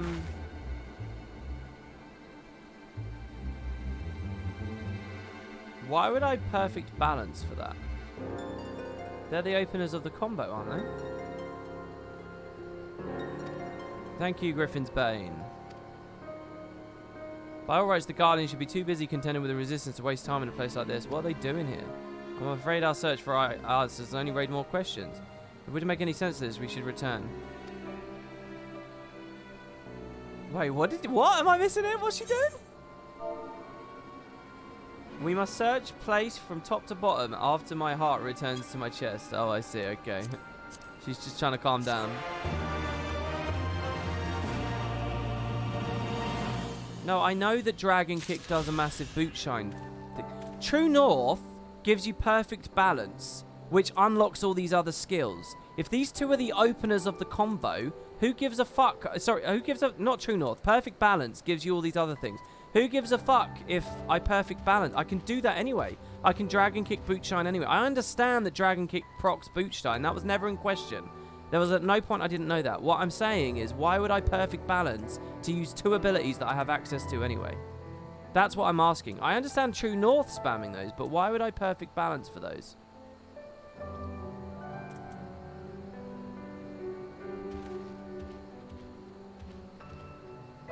You don't get Leaden Fist. Yeah, you get Leaden Fist. That's the other thing. You only get Leaden Fist if you've just used one of these two. Perfect Balance just says it lets you use a weapon skill without being in that form. I'm not technically going into Kural form. You only get Leaden Fist when you're in Oppo Oppo. You don't have the correct form without... I don't understand what you guys are saying. Form Shift lets you use once any ability, and it gives you the bonus. See, it says any additional effects. So you could do it once with Form Shift. Perfect Balance lets you use 6 abilities, but you don't get the bonus. It just lets you use the ability.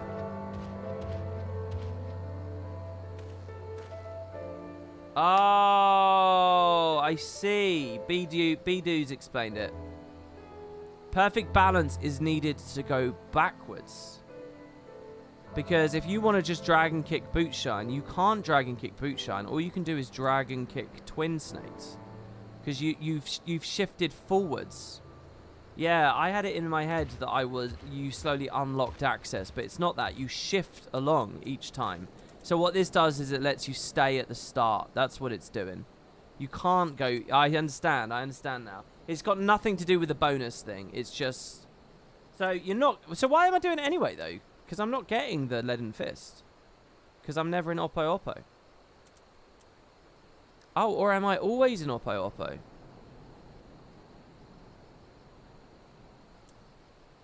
Oh, I think you just might always be in Oppo Oppo. Am I in Oppo Oppo right now? It doesn't give me Oppo Oppo. You're always in all forms during PV.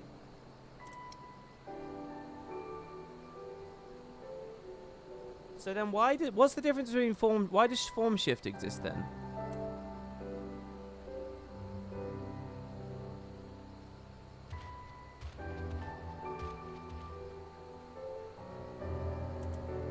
Form Shift is a GCD. Form Shift is for before a pull or during downtime in a boss.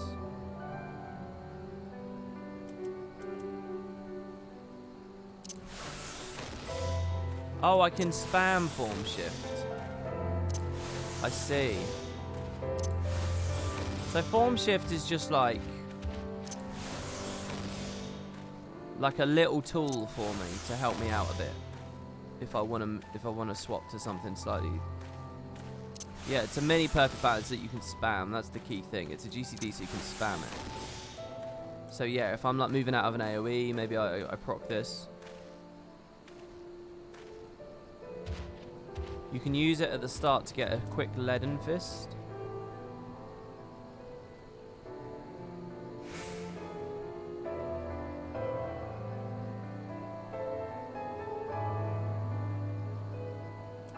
Right, okay. Sorry to keep you waiting. Thank you guys for all that advice. That's very helpful. What in like a raid environment, would I ever do I fear the battlefield is no place for a booked world. Would I ever do perfect balance, boot shine, dragon kick, boot shine, dragon kick? Would I ever do that in a boss fight? I don't think I would I? It's just like for funsies. Oh, I should.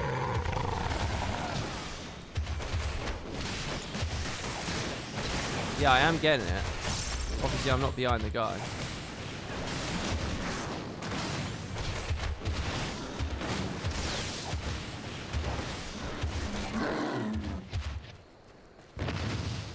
You would. It's some of your highest damage. Oh, is it really? That is your burst.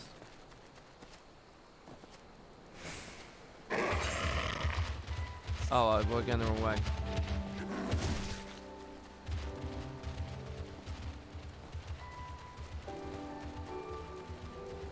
Is it really that much more damage? That didn't feel too much faster there. Maybe I just fucked it up.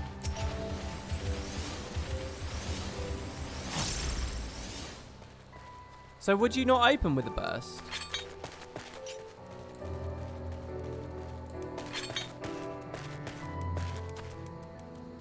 Search for clues.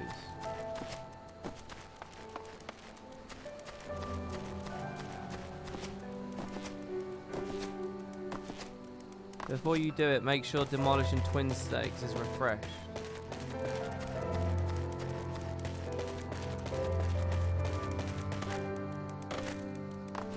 You open with Twin Stakes. Yeah, so Twin Snakes gives me 10% more damage, so I'd want to open that. So I'd probably open like this, right? With a form shift, so I have instant access to Twin Stakes. And then I can put the damage over time on Demolish. And then I could do my burst. So it's taking dot damage. I'm empowered.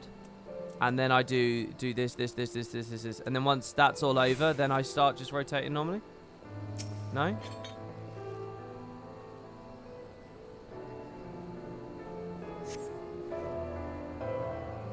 Dragon Kick is still the first button in normal openers. Why would I open with Dragon Kick? I would open with Boot Shine, wouldn't it? It does more damage. Oh, no, it does less. This is 230, that one's 200. Oh, I should do it that way then. Man, I've gone back and forth. Let me tell you guys something, right?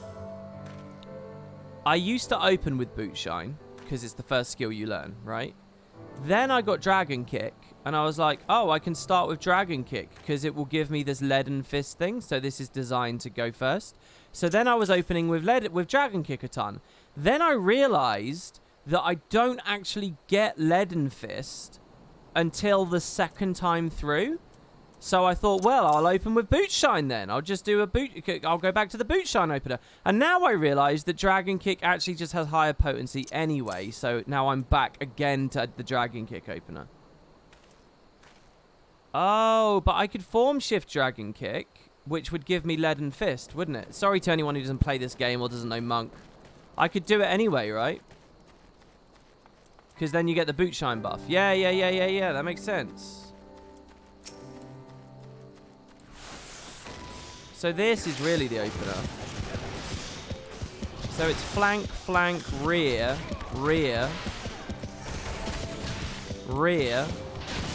flank. Obviously I can't do it in the open world. While weaving, basically. And then here I can flank again. It is annoying in the open world. You have no idea what this is about. You've played the game for 5 years. It's just like what an effective opener would be. Yeah, and obviously I could True North early as well. Yeah. And that's Monk. People are afraid of it, but it's a really fun flow. Yeah, I like that. I like that. You guys have taught me some little wriggly details there that have... Because that's actually really big. That's a little potency change. There's a tiny potency difference between which one you open with. But the one you open with does actually change the flow a lot there. So if I'm going to start every fight with Form Shift, I'm going to put it over here instead of Bloodbath. I'll put my healing things there. We'll do it that way. I think that's better. And I obviously want all my chakra as well.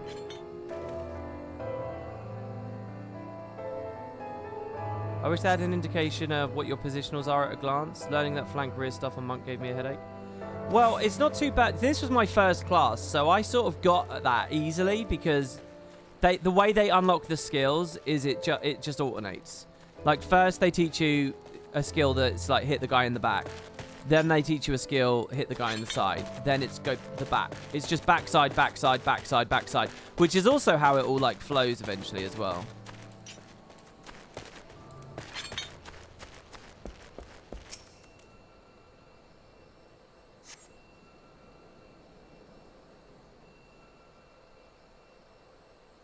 The cloying strength of rotten debris fills your nostril. You're unable to discern which odor it's coming from.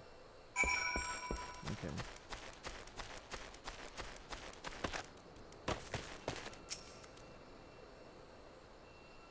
I quite like Monk because there's a logic to every... I mean, there's always a logic to every button you press, but I feel like it's not... Like, it's a rule set you learn, and then it's like, it's easy, it all makes sense. Does that make sense? Like, some of the other DPS things I've seen, like, people just list out, like, these huge lists of, like, a DPS rotation. It's like, you just almost have to, like, arbitrarily remember what goes where. Maybe that's wrong of me to feel that way. I found someone inspecting the houses. He seems unwell. Oh, God, is he tempered? Unwell? Unwell? No, definitely not. Certainly not. Yes, we're quite fine. But what of you, a little girl dressed in strange clothes? Quite strange, quite strange. What? You have some nerve. Regardless of how I look, I'm a ranking officer in the Order of the Twin Adder, thank you very much. Now, who are you and what business do you have here? Who? Yes, who? An excellent question. You are you, but who are we? Yes, we. We would like to know very much, very much. You don't remember? Well, is there anything you can remember? Remember! Yes, something about this place. Something familiar, quite familiar. Macon. This is only a hunch, mind you, but I suspect he is not from this place. Considering he's Elysian, he's likely a Gridanian escaped from the Garleans, or perhaps... Could he be one of the missing prisoners? It would certainly explain the Garlean soldiers from before. We need to take him back for questioning. That happened 20 years ago, though. Excuse me, sir, but would you be willing to come back with us? At the very least, it would be more comfortable in these dilapidated houses, and we may help you recover your memory. Memories, sweet memories. Yes, we'd like them very much, very much. Alright then, let us return to Castramorians. My brow-beaten commander will likely wish to meet you. I suppose it can't be helped. Monk is fun, but too complex for your tastes. Your favourite is Ninja. You leveled them both to 70. Fair enough. I don't know. I quite like this. Let me just be sure here that I'm... So it's actually flank, flank, rear. And then rear, rear, flank. And then on the second loop, I'm skipping a demolish, so I can go straight to snap punch. And then on the third loop, I'm skipping twin snakes, and I'm going straight to true strike. Okay, let's... So that's going to open me up with the thing. I can true north as well. Squeeze some OGCDs. Do that. Elixir fields. A bit slow, I know, but whatever. Refresh that. Back to a snap punch, true north again, he's dead already. I quite like the feel of that one. You can skip twin snakes, every other one you skip twin snakes, don't you? And every third one you skip demolish.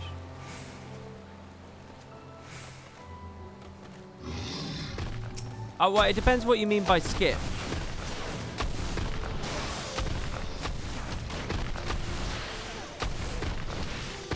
Yeah, it's every second. It is every second. Because here I have to use it because it's coming off, right? But here I'm coming back now, and I don't have to use it. I don't have to use it. I still got 11 seconds, so I'm skipping it. See? Did that make sense? That might have been hard to follow. I don't know how hard it is. I don't know how spectatable this game is. With the OGCD thing, it's a bit tricky. Monks get Tifa's attack. What, one of her limit breaks? Really? Later. That's cool. Did I see your message about the skill display thing? Yeah, there was some streamer thing, right, that shows them in order. I don't want to put that on if I don't know what I'm doing. It's just going to cause a lot of judgment. And it's not like I'm in hard combat anyway, but later maybe.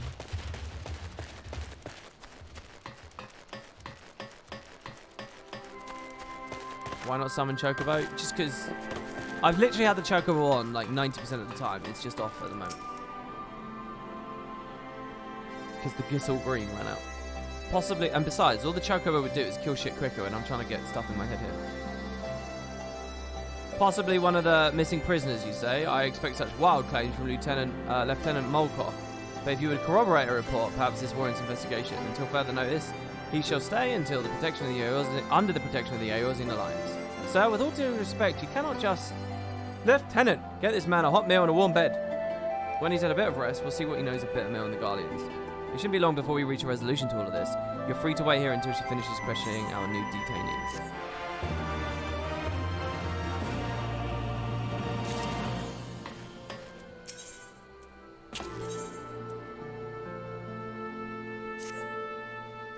I imagine Lieutenant Molkor has finished questioning the detainee by now. Go and see what, if anything, she's learned. Play Bard if you just want to watch timers and see buttons light up. Oh, is that the way Bard works? It's just it comes off cooldown, press the button. Oh, Macon, I've just finished with the questioning. Unfortunately, he can recall nothing of his past. The only thing he is certain of is that he escaped Garling captivity. I'm beginning to believe he really is one of the missing prisoners. But where does Bittermill fit into all of this? I feel we've reached an impasse. It's not as if we can ask the Guardians what they were doing there. Or perhaps we can. The soldier who escaped us earlier may know something that has been proven about the area. He has to be taken into custody. Come, we must speak to the Serpent about getting a search party going. Okay.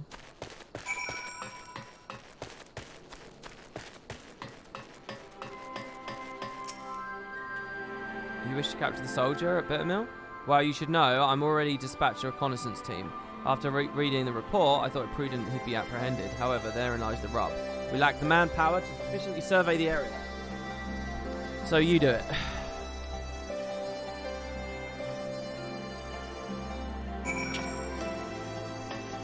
Bard is the ultimate fall asleep job until Shadowing. Well, here's the thing. I like Monk, right? As far as like, you know, pressing the buttons is taking your focus. But I actually much prefer tanking because I don't know whether it's a problem with me. I just need like loads of practice. But I'm just staring at my skills. Like I need to get natural with it. By the way, if I shoulder tackle, it won't take my thing away, will it? No, it didn't.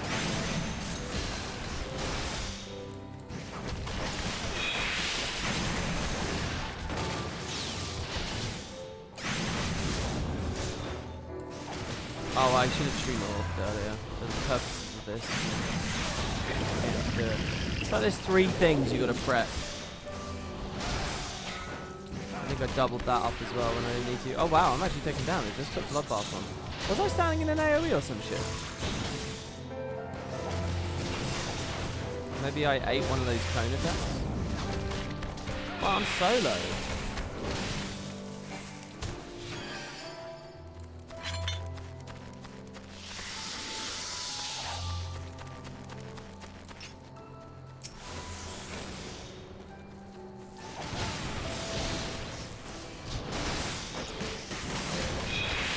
Oh, tornado kick with a 7k there. The big 7k.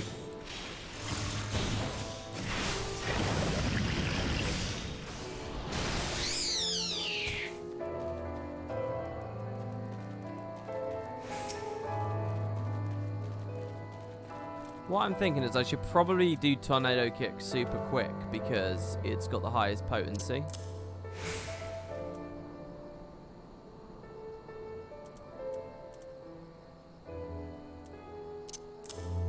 I should probably, well actually, Forbidden Chakra's got a pretty high one as well. Just something like that. I'm not moving shoulder tackle because it lines up with my Dark Knight stuff.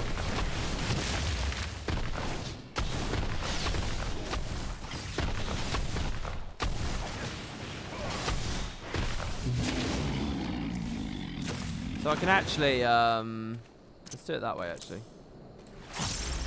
Yeah, that makes more sense to me.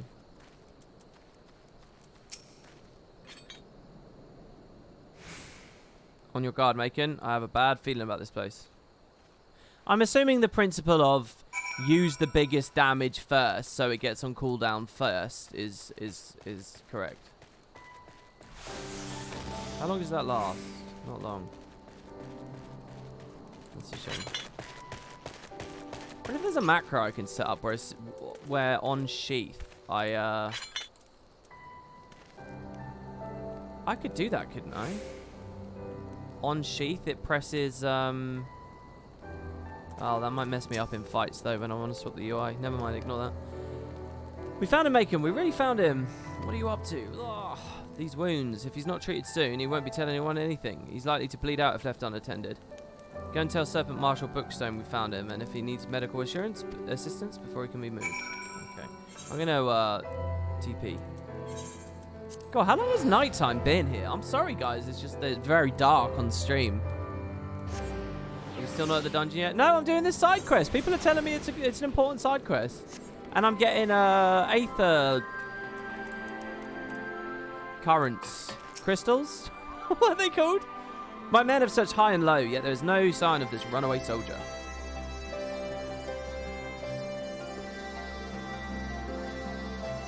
Found him at Owen's stash. No, you say no more.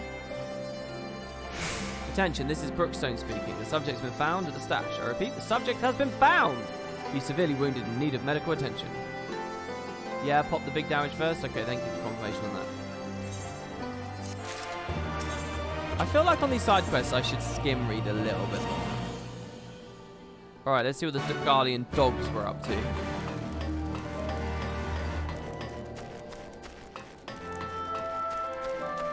Are we going in this room? Oh no.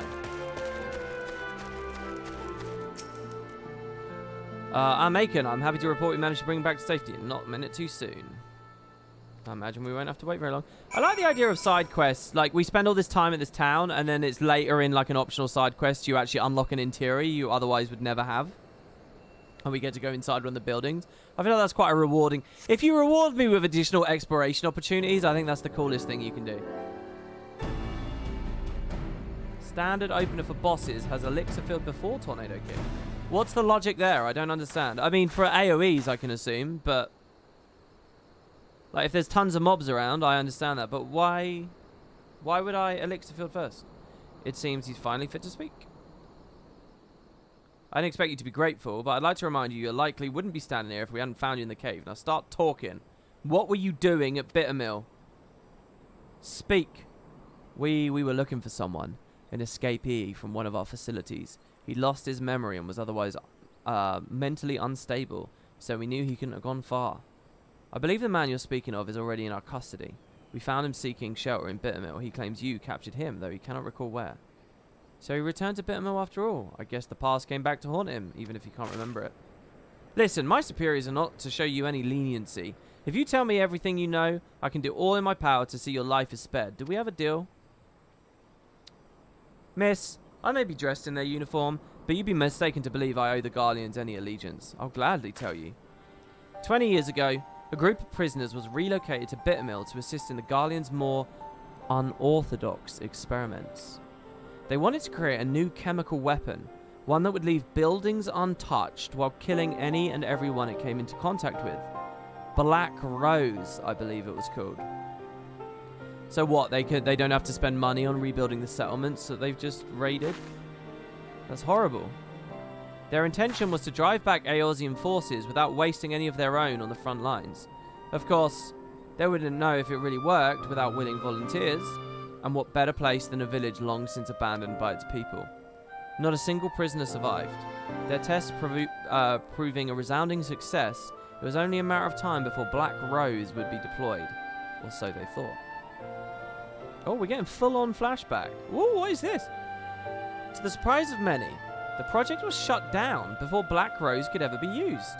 The order came from the legate of the 14th Imperial Legion and interim leader of the Alamegan province, Gaius van Baelsar. Hold on! Is Baelsar the A Realm Reborn? But have I met... Is he the guy I met in Heavensward? I literally saw the Emperor in Heavensward, right? He's who I met. Everything I've ever heard about this guy, he's a good guy. He's the Such Devastation guy. Every time I've heard anything about him, he has not seemed bad. Oh, no. I'm thinking of Hydrus. Van Baelsar is the ARR boss, the Praetorian boss. Okay, so teach me about Baelsar. Did I kill him?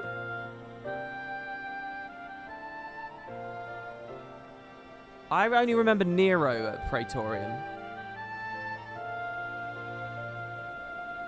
I don't know what people are talking about in chat. I don't know which character people are joking about. I killed Baelsar at the end of ARR. He exploded along with the ultimate weapon when I killed it. He was the main antagonist of ARR. Okay. It exploded with Gaius inside. He was left behind when shit exploded. What else characterizes Baelsar then? So I met him and I killed him. He's not Hydrus. Who's the Emperor now? Hydrus. Gaius Van Hydrus? Is that his name? Varys? Varys Hydrus? Varys is the Emperor. Okay. But is it Varys?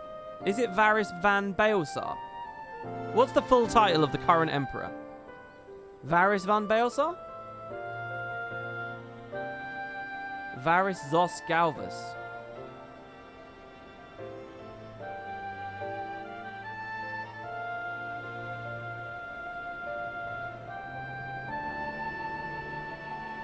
Okay. All right, here's the take. Can you guys confirm? This is the take.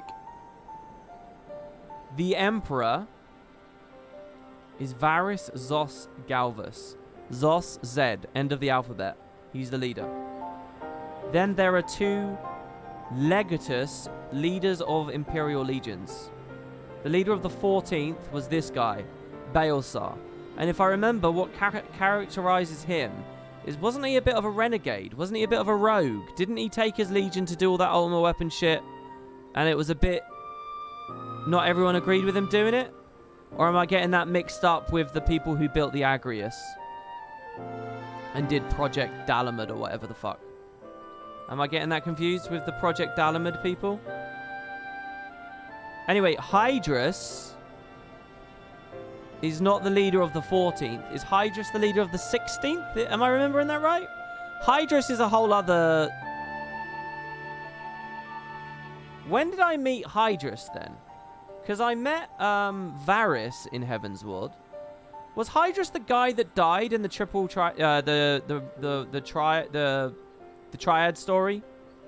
What the fuck are they called? Oh my god. Why doesn't this information just stick? Warring Triad, thank you. Hydrus was the good guy that's dead. Hydrus is dead then. Different legate of a different legion. He's dead.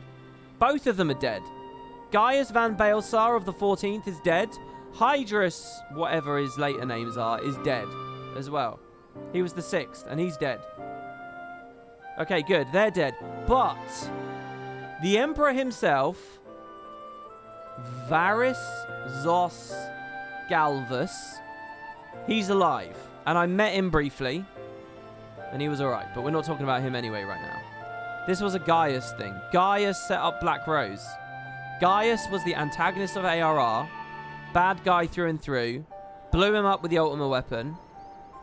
But, to his credit, he didn't want to use germ warfare.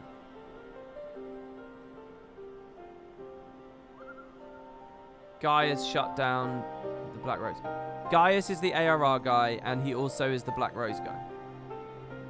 Okay, now tell me this. The Baelsar thing... That's Baelsar's wall, right? So he built the wall and everything. Yeah, and Xenos isn't in this story. Xenos isn't relevant to this conversation, but he is the son. Yeah. Okay. The Black Wolf was his nickname. He would not allow the senseless murdering of Eorzea's people. He saw them as future subjects of the Empire to be ruled, not savages to be slaughtered. quite like him. Why did we kill him? Was he like mental by the time we met him? Everything was to be destroyed, but the man behind the project would not see his work wasted. And he ran off with the last remaining samples of the Black Rose. Yeah, he was just trying to kill me with ultimate weapons, so I didn't have a choice. Did I meet him at any point before Praetorium? Well, yeah, he wanted to conquer Eorzea. He's a Garlean. I get that. But in the context of Garleans, I quite like him.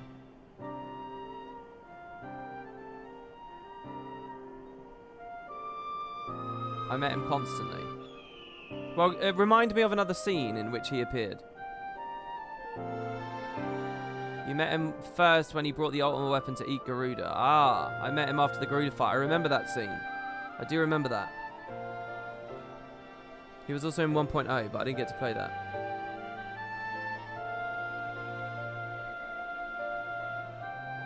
He helped players confront Nail in 1.0. So Nail... Is Nail another Legatus of another Legion? And Nail was the one that did Project Dalamud or whatever it was called. What was that project called? There was a rogue Legion, wasn't there? And that caused the calamity. Project Meteor, they called it. Yes, okay. So, this guy, Gaius, he was sort of an ally in 1.0 as he tried to stop Nail do that. Oh, Bahamut had tempered them all, had he? Right. Oh, that's a cool story. Bahamut tempered a whole legion of Garleans who hated the Primals, and they went rogue and they brought the moon down. That's cool as fuck. I really like that story. Isn't that a cool story? Just imagining Bahamut on the inside accomplishing that. Gaius was the 14th involved here with Black Rose, died with ultimate weapon. Nail was from 1.0, and also I think the Binding Coils. She's a fight there. Hydrus, I met in Heaven's Ward, and he was a friend briefly before he died. He died with the Warring Triad. He was the 6th. Xenos is the 12th. Okay, so those are all the legates that I know.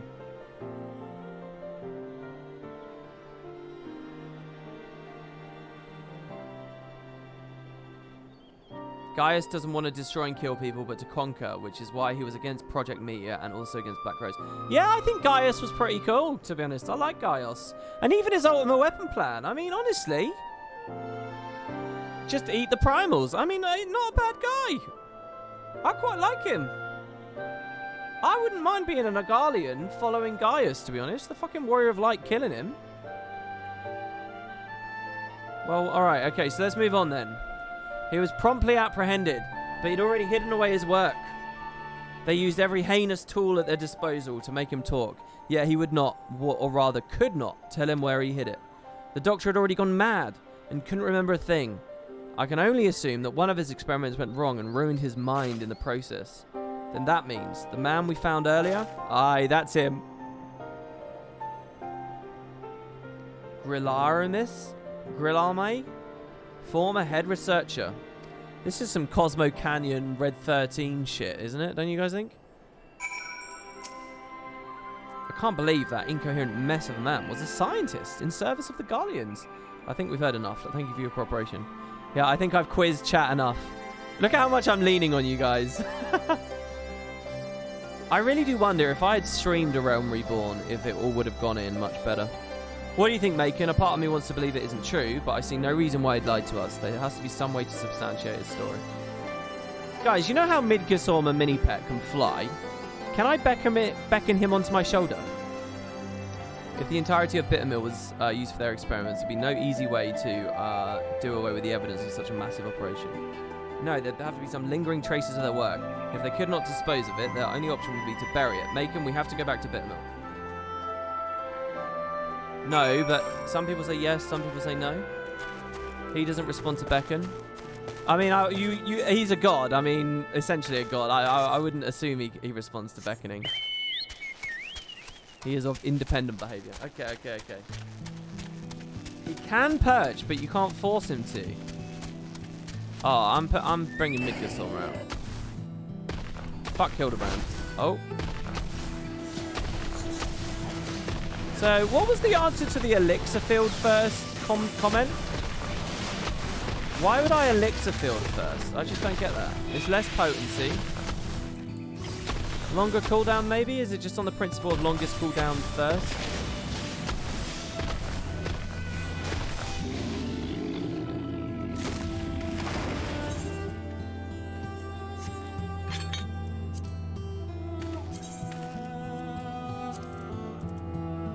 Yeah, Hildebrand's funny, but he's comic relief. I'm into this at the moment, and I want the fucking god with me. Where is he? Look at that, he's in my favourites.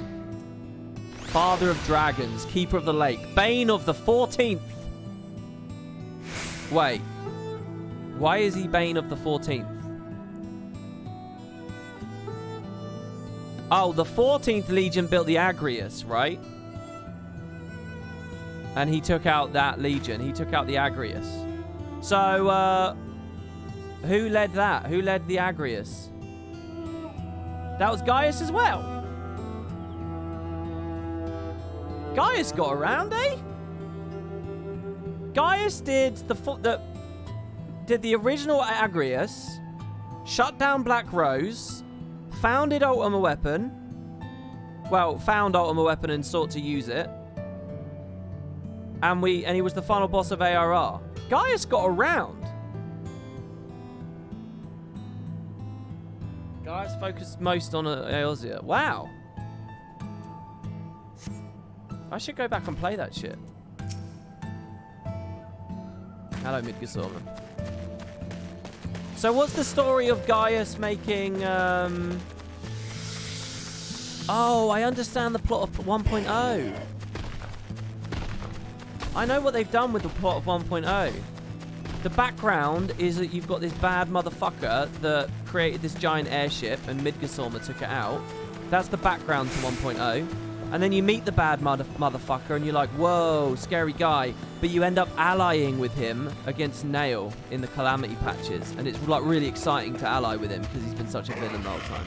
I bet that's what they did in 1.0. I bet that's how it worked. Tell me I'm wrong. People are going to tell me I'm wrong because I'm going to be wrong. But I think that's what it's going to be.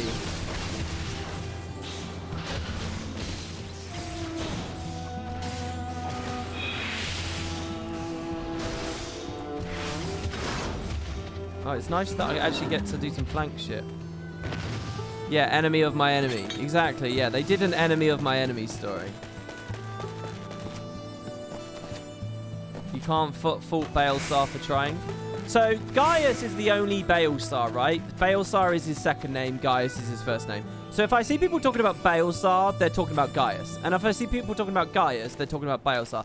There's not like a brother Baelsar in the story, is there? That I'm going to meet later or whatever? Okay. Alright. Or that has already been in the story. Because I'm a little bit worried about that. Because, like, what's Xenos' second name? Because he would have the same second name as the Emperor, right? Wouldn't it be Xenos, yay, blah, blah, blah. Galvus, yeah. And then the Emperor is something Zos Galvus. Right, okay. Gaius Baelsar the Black Wolf. Who's the White Wolf then? Wasn't there a White Wolf we heard about? Wasn't someone called the White Wolf? Who was that again? It was that Nail. The White Raven? Was that Nail? Oh yeah, that's Geralt or Rhaenyra. Okay, the White Raven was Nail. That's it. Yeah, okay. All right. No. It's okay, guys. I'm not getting confused with Witcher. I'm not. It was White Raven. Okay. All right, let's split up. There has to be something here. I'm not leaving until we find it. WP to getting deep into the story. You're enjoying this? Okay, you've just done those two potatoes reading a book thing. What one do you prefer? The one reading a book or the one spinning? Because I was thinking of getting rid of the regular one and just having the spinning one.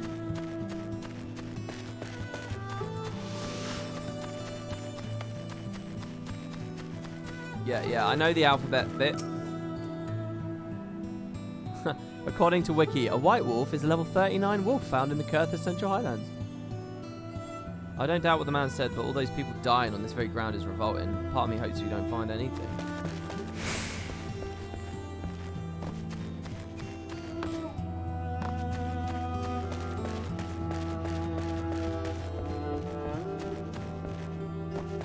Oh man, why did we kill Gaius? I mean...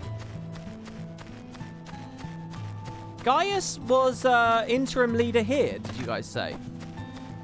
Gaius Baelsar? Leader of the 6th? Was he the 6th? He was a leader here. So, Xenos, he's just filling in his boots, really, isn't he? 14. He's just filling in his boots. You would have thought that the son of the Emperor gets a better gig than this, wouldn't you? I mean, who gives a fuck about Alamigo, really? Give him some Heartland territory.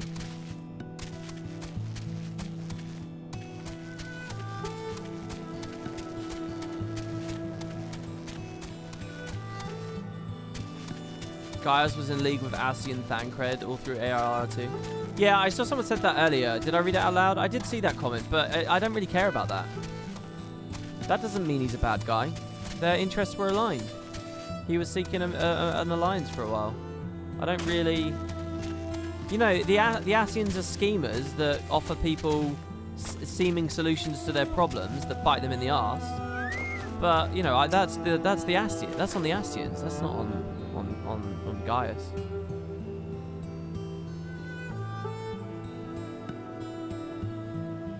He's both Viceroy of Alamigo and basically above Viceroy of Doma. Oh, okay. Fuck, I thought I'd done it. There's nothing buried in? What a miserable day to be burying, looking around on my hands and knees for the remains of corpses. What do you guys think I'm missing here, by the way?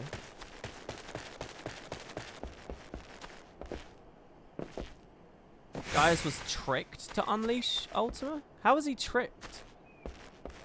How's it a trick? Ultima was doing exactly what he wanted it to do. Ultima's like a Mega, isn't it? It was a machine that was absorbing the power of primals. It was like a solution to the primal problem. How's that bad, exactly, from his perspective? Such devastation was not his intention. What was devastated, though? Ultima the spell. The Ultima magic. Oh my god.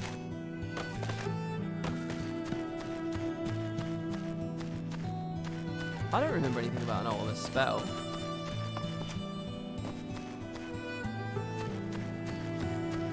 What was the Ultima spell? How is the Ultima spell distinct from Ultima weapon?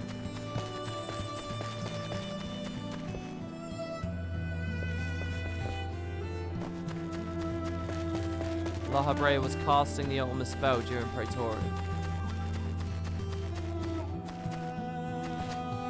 La Habrea used the power of Ultima to invoke the Ultima magic. Okay, so the Ultima weapon was an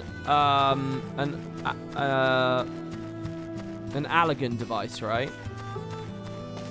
And it absorbed the power of a ton of primals. Is that the bit in the fight where all the primals appear and there's a big spell going off?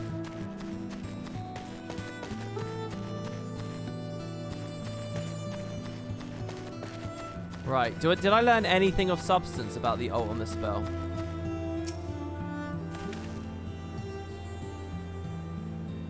Let's cast you in the cutscene.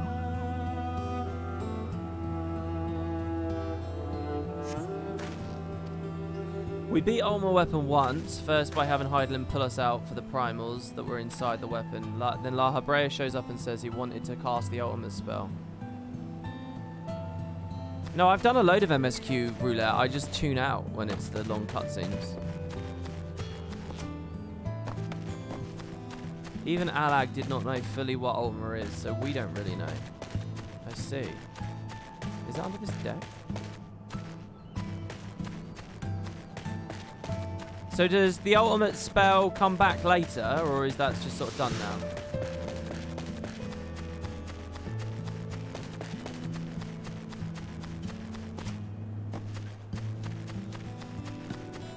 clean the house during MSQ. That's a good way to spend your time.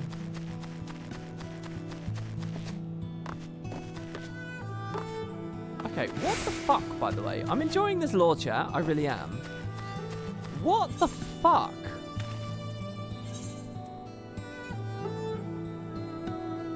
What? Where is it? Am I insane? Was it in there and I just missed it when I was there before? Check behind the houses. What does it look like I've been doing? Oh, what an inspired idea. Let's walk around the houses, which is what I've just spent 20 minutes doing. Is it behind this house? It's behind this house. Down a cliff. At the end of the fight, La Habrea says that absorbing the primals was just a mean to jolt the core of the ultimate weapon to life, which is somehow connected to his true god, which we now know is Zodiac. Right, so... This isn't even it!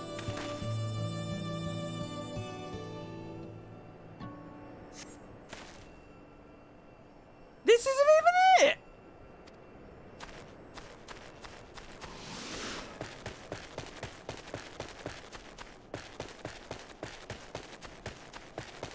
Did I check behind this house well enough? Let me go behind that one.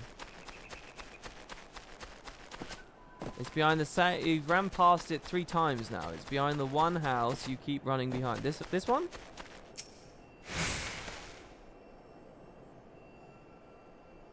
I think we got it. We got it! Your digging reveals a small metal container, though you probably shouldn't touch it. Tell the lieutenant what you found. I really like that, by the way. I like a little needle in a haystack every now and then. I wouldn't enjoy it if I had to do that 3 times in a row, but I like that.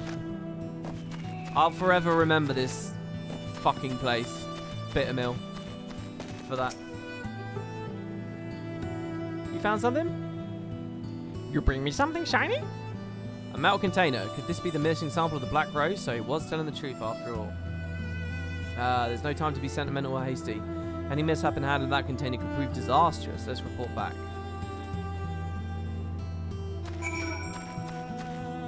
Right, okay, so to recap. Gaius, during the A Realm Reborn story, was being manipulated by the Ascian La Habrea, who was taking the form of Thancred at the time, to activate an Allagan device known as Ultima Weapon. Ultima Weapon was capable of absorbing the power of the primals, which he did to Ifrit, Garuda, and Titan. Gaius wanted to use this power to not just eradicate the primal threat, but also to aid him in the Garlean conquest of the land. Overall, though, he's not that bad, but that's what he wanted to do. Turned out, Ascians are schemers, and this machine, absorbing the power of the primals, would allow the Ascian, unveiling his true self, La Habrea, to release the ultimate weapon, ultimate magic. And we're in the middle of the giant spell. Gaius is like, such devastation. I didn't realize. Such devastation. But we kill him anyway as the whole place blows up. And we escape because Hydaelyn helps us, maybe. Is that what happened? And thus concludes A Realm Reborn. Really long, really slow, boring credit sequence. That's the story. Later, La Habrea got pwned by King Thordan in a completely different story, which we played on stream. Lord Mokor, reporting in.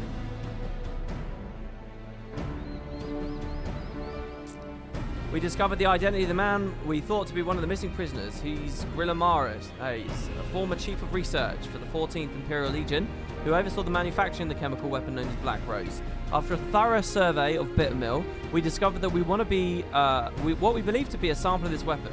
We'd like to request assistance in retrieving it. ARR in 30 seconds. It could have been in an email. Well, look, we got there, guys. We got there. I love this. I really enjoy this. I get to just, like, lay bare my buffoonery and my ignorance, and you guys fill me in. Apparently the new Endwalker raid will have something to do with La Habrea, although we don't know what yet. His face is on the cover. Ooh, I was sad when La Habrea died.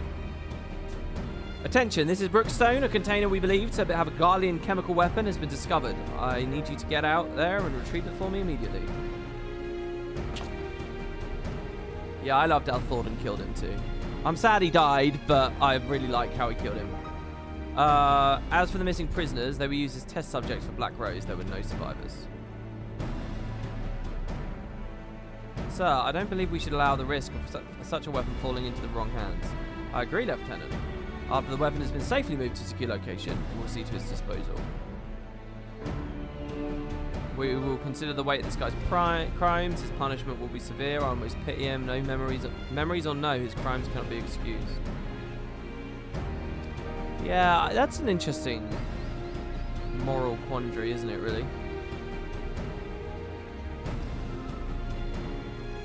I'm sure Griffin's Bane is needed elsewhere. Okay, so this side quest taught me about Black Rose. Maybe that will be important later. What do you guys think about that kind of thing?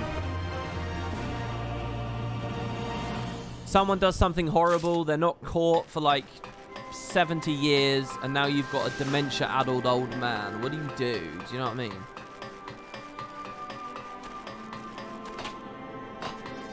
Like, is it justice at that point, or do you just have to face facts that he escaped justice? I mean, to a certain degree, you just sort of have to live with the fact that you didn't catch him, right? Because it's not really justice at that point. They don't even remember what they did. Off to La Nocia. Alright, say goodbye to this lovely map for a bit. We're going to get a boat. We're going to go to Doma. Sorry, Doma, as they now pronounce it.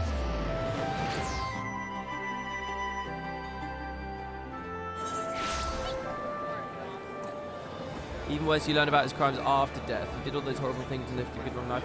I mean, I think it's better to discover it after death, because the brutal truth that you can't do anything is looking you square in the eyes. If they're still alive, you know, there's all this time and money and stress spent giving them court cases and all the money spent imprisoning them, blah, blah, blah, blah, blah.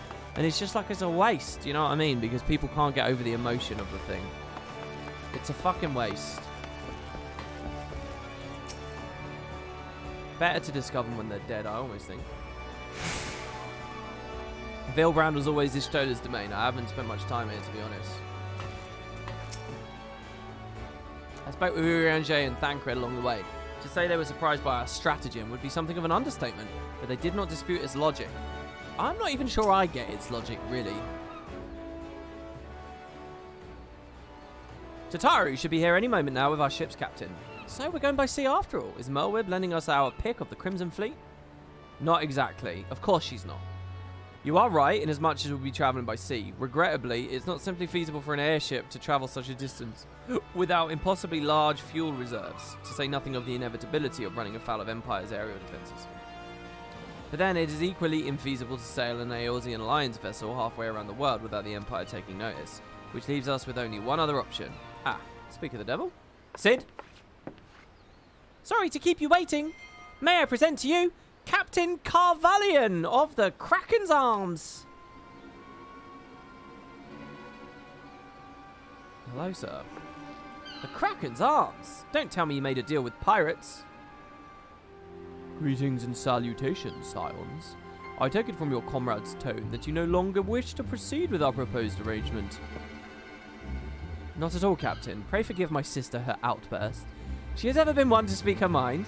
I, on the other hand, am the very soul of discretion, and as many well-respected personages would attest, from the offices of the Admiral to the high houses of Ishgard.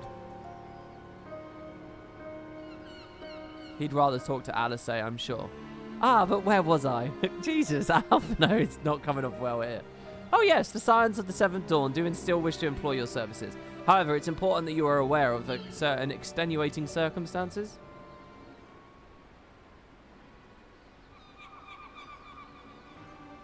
Needs more pirate accent? Okay. Yar, and intent on securing passage to the Far East, you came to us, knowing we to be the proud purveyors of said region's finest spices, which you steal from the gods-fearing merchant out on the seas. Whatever privateering the Kraken's Arms may or may not engage in is strictly within the limits of the law, as set forth by our what is this word? Indefatigable keeper of the peace. Yar, me hearties, more to the point, we're pragmatists. I see considerable risk in aiding your cause and negligible profit.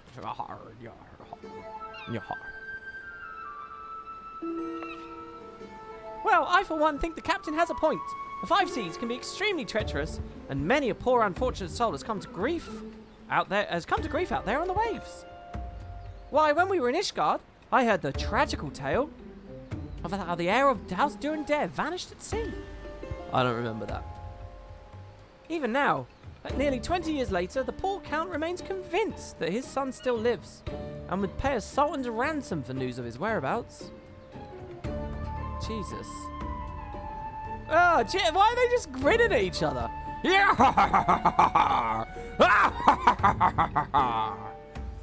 My hearties. Truly a tragedy for the ages, and a testament to the misfortunes that may befall us should we act without due consideration. But so long as ye are prepared to abide by the capricious whims of fate, I am willing to oblige you just this once. That said, in light of the recent rebellion, I trust you understand I cannot deliver you to Domer itself. I can take you only as far as Kugain in Hingashi. Oh, is he the son? Oh, is that what's going on there? That's why they're grinning at each other. Oh, she's blackmailing him. Oh, I see. Oh. Very clever.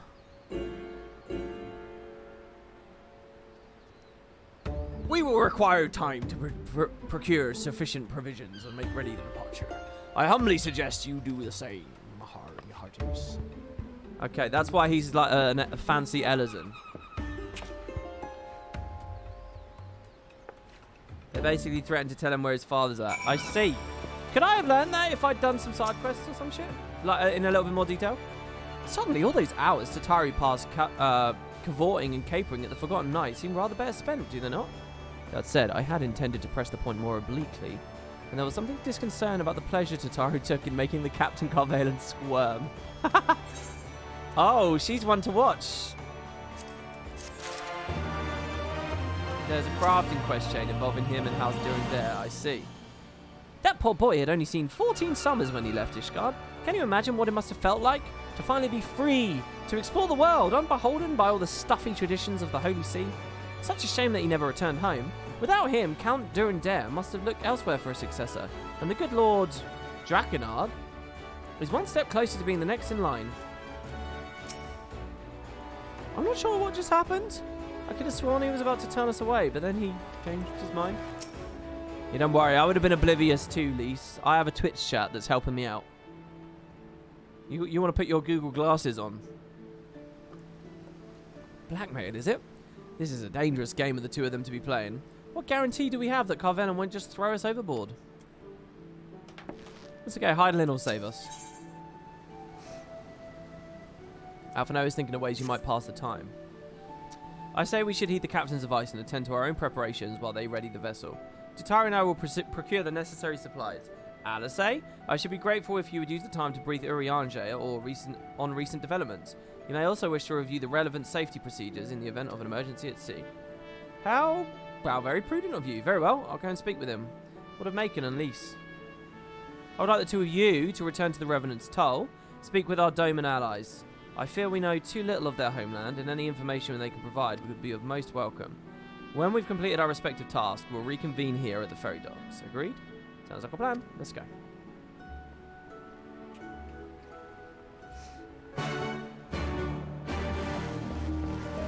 I can think of a way to pass the time.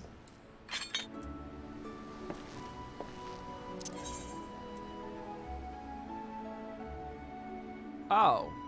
That fucking retainer. I gave her my rod.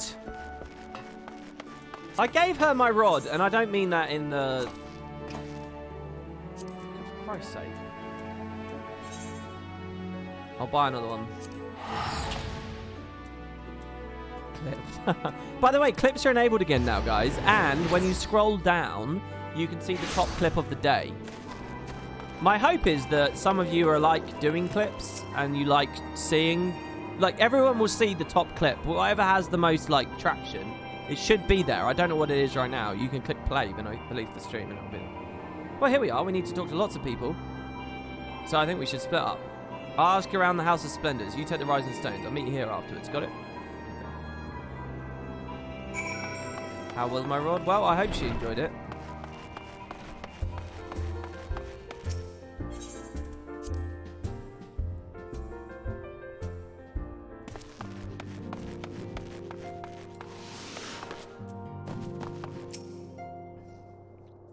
Greetings, Macon. What brings you to the toll this eve? You do, actually. Hi. What? You're for Doma? Heavens. You Scions have showed us naught but kindness, but never in my wildest dreams did I imagine you'd fight for our homeland. For 25 years we suffered under their tyranny, and then we spied an opportunity. The Emperor, dead. Garlemald in chaos. Okay. What do I know about the dead Emperor? Because I remember during the Realm Reborn stories, the patches, hearing he died off screen or some shit and there were civil wars. I know he's dead. Is that it? I never met him. That's about it. I don't know anything else. Okay. But I do know that Xenos' dad... Who's Xenos' dad? Hydrus? No, Hydrus was a legate, wasn't he? Wasn't Hydrus the legate from the Warring Triad? Varys. Okay. Varys got the throne after this other guy was executed. So Varys might be a bit of a bad guy, right? Because Varys is the current emperor. And he's who I met very briefly in Heavensward. He was alright when I met him, but okay. It seemed the time was ripe. Beneath our Lord's banners we gathered and fought to reclaim our nation. But when Xenos arrived with the 12th Legion, it was over in an instant. Okay.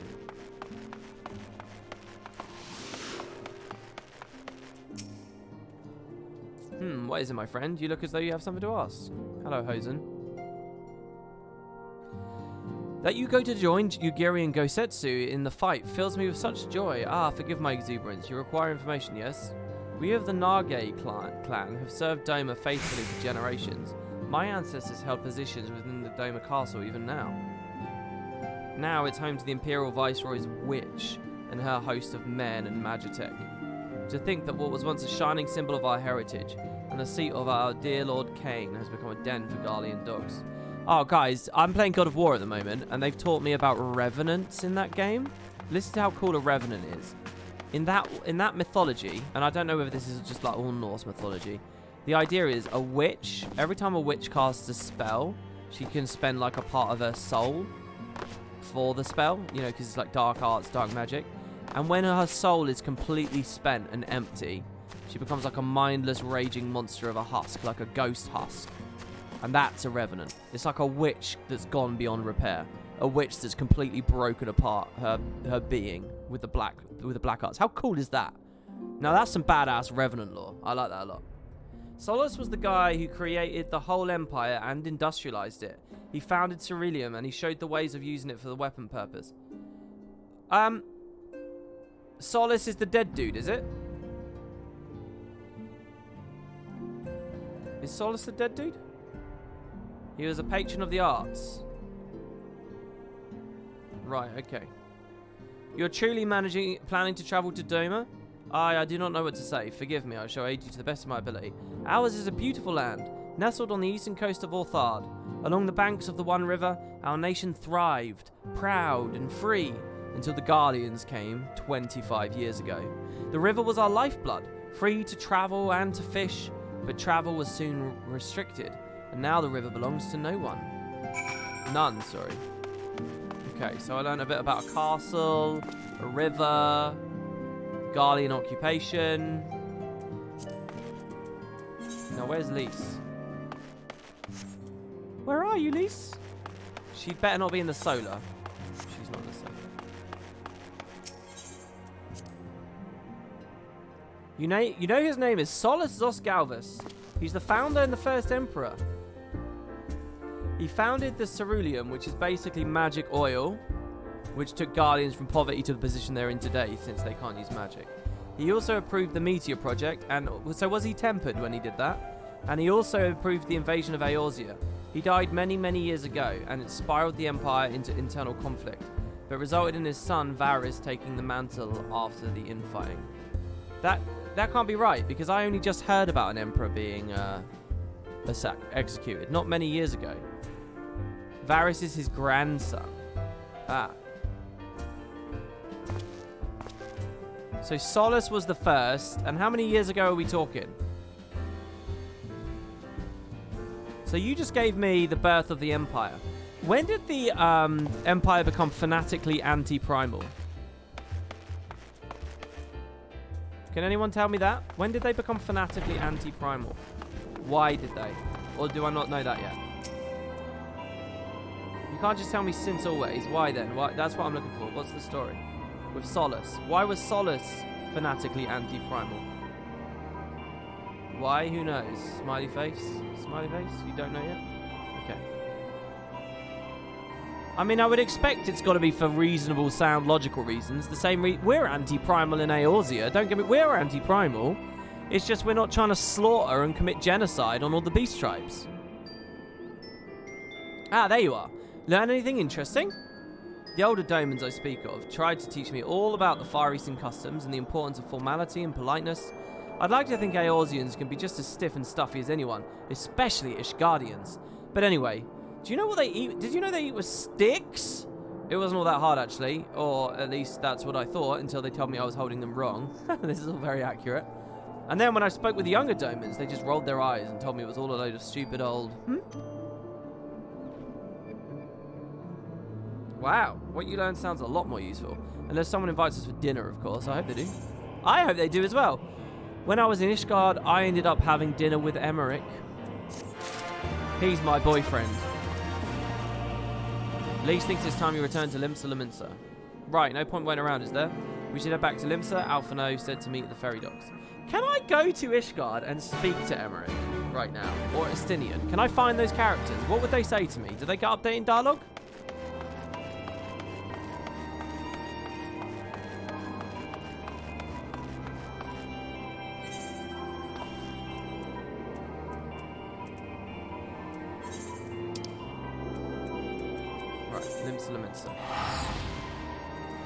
Estinian left Ishgard. Estinian is running around who knows where, so I can't find him. But what about Emmerich? What would he say to me?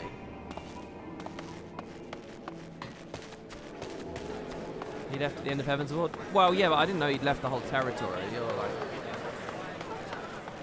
It's basically just some background info that matters little yet. I can't invite him to get on the ship with me.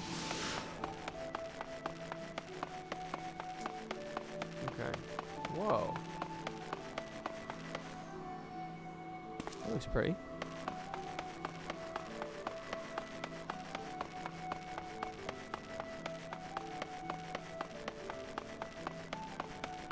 There's a quest chain about horse fart, where you see some signs of what Estinian's doing. Horse fart? Is that a joke?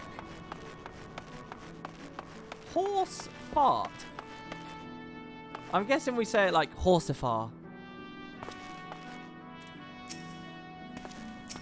Oh, that's like a joke name for Horsefont, is it? Horsey Fanta? Your return, Macon. I trust you learned much from our Doman friends in Resident Toll. I'm eager to hear all, though that can wait until we've left port. We will have time enough to speak on our journey. Okay, I'm really curious about this. I'm really curious. Is the boat trip going to be... don't tell me in chat. I just want to see.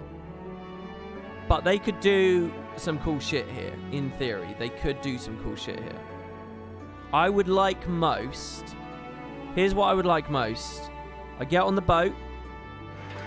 There's like a little instance where I'm like at sea and I'm talking to people on the boat. Maybe I get a minute to fish off of it. It's just open waters all around, right? Maybe you see the coastline moving slightly off in the distance. Then I enter a dungeon or a trial and like there's like some ship-to-ship combat or something for a bit in that. And the boat moves a lot. You know, like the Void Ark ship in the sky was moving a lot. It'd be like that. And then when the dungeon ends, then I'm in Doma. That would be the coolest thing they could do for a journey. Or it's just going to be a black screen and suddenly I'm there. Also known as the Guild Wars routine. Or what I think is more likely is it'll be a black screen and then one of those little intro cutscenes where we hear Papa Limo say something as the narrator or something. It wouldn't be Papa Limo anymore, whoever's speaking. And it says, Doma, the land of the Far East, blah, blah, blah, blah, blah, blah, blah. And then we're there. Alright, so let's see what they do. Our spice trading friends have completed their preparations. Assuming you have completed yours, you may inform the deckhand we are ready to depart. Maybe there's a mutiny I fend off. All set, lad. Let's see to the ship if you set so. Board the Misery. What a lovely name. Let's see what you've got for me, Square Enix. I'm paying a subscription fee now. That entitles me to wild expectations. Entitles. Hello, Urianger. 12 be praised. Full sure was I that I had come too late. Urianger, tell me you haven't come all this way just to see us off. Oh, this is just like the finale of Friends, guys. Alice is Rachel and Urianger is Ross. He's meeting us at the airport. Nay, my lady. Ere you quit these shores for eastern climes, I wished to share some words of seeming import. See, look, he's going to say, don't go. He's going to say, I love you, don't go. And she's going to say, I have to go. And then Alice is going to get on the link pearl and give him a long phone call. He's going to say, did he get off the boat? Did he get off the boat? Sun doth rise. See crimson embers, darkening skies. Look ye where the sun doth fall. See azure lost amidst the squall. Look ye where the sun doth rise, see crimson embers, darkening skies. Look ye where the sun doth fall, see azure lost amidst the squall.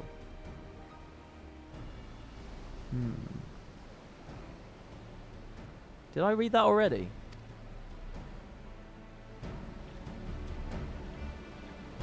Well, that sounds suitably foreboding.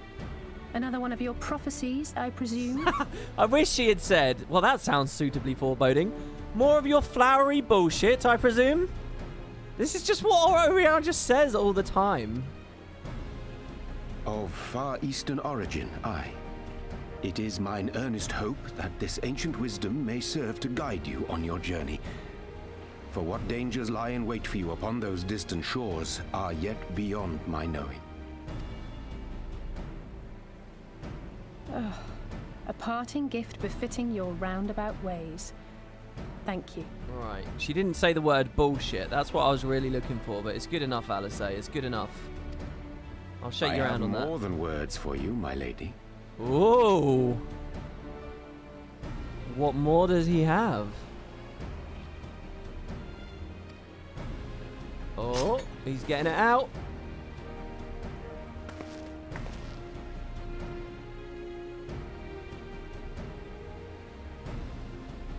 It's beautiful. Is it for me? Though undeniably powerful, your ethereal blade taxeth you greatly in the wielding. Not so this rapier, which shall serve you just as well against all but the most formidable foe. Impressive. It feels as though it's attuned to my ether. I shall treasure it.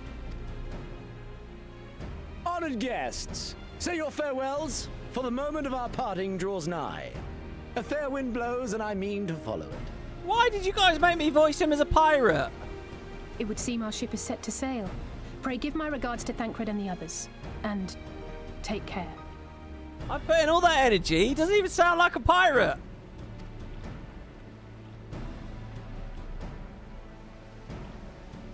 Unbelievable.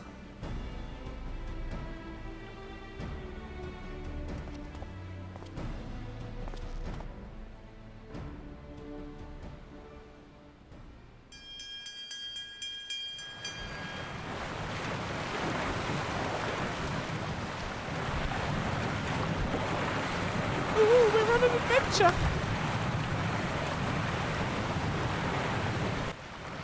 Oh, it's still Urianger.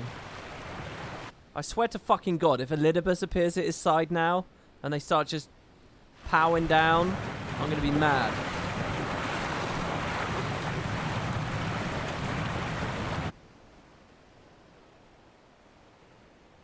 Yeah, good. Fade to black.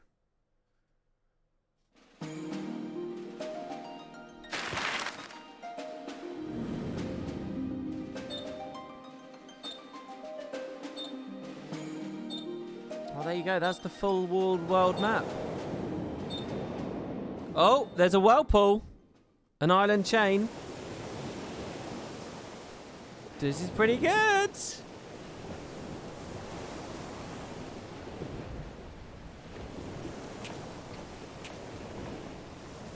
A fine day, is it not? Fair winds and following seas. The Misery is enjoying herself. Nevertheless, it would not do for you to spend the entirety of our voyage above deck. Let me show you to your quarters.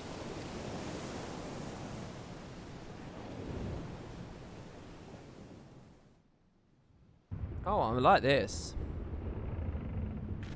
It's everything I wanted.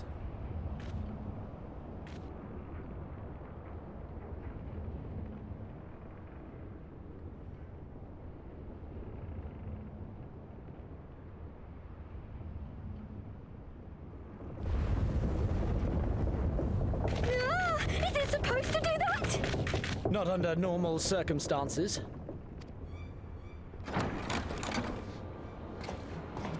Captain! You're needed on deck! Something queer's afoot. The winds died down, the waters went still, and all of a sudden, we were dragged off course. A Leviathan or something? Dragged? By what? Can't rightly say, sir. But some of the lads are muttering about seeing things in the water. Things that shouldn't be there. Oh, for the love of... If you will excuse me a moment. Actually, might I persuade you to join me? Loath though I am to admit it, I have a bad feeling about this. Yeah, come on. I'm always ready to fight. That's why I'm in my gear. Oh, this is good.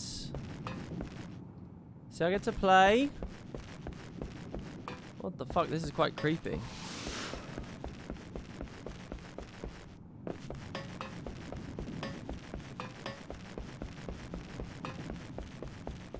What's the gangplank, eh? Is that the way back?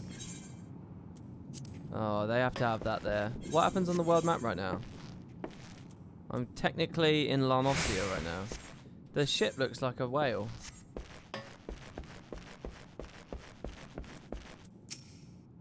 This ain't right. This ain't right at all.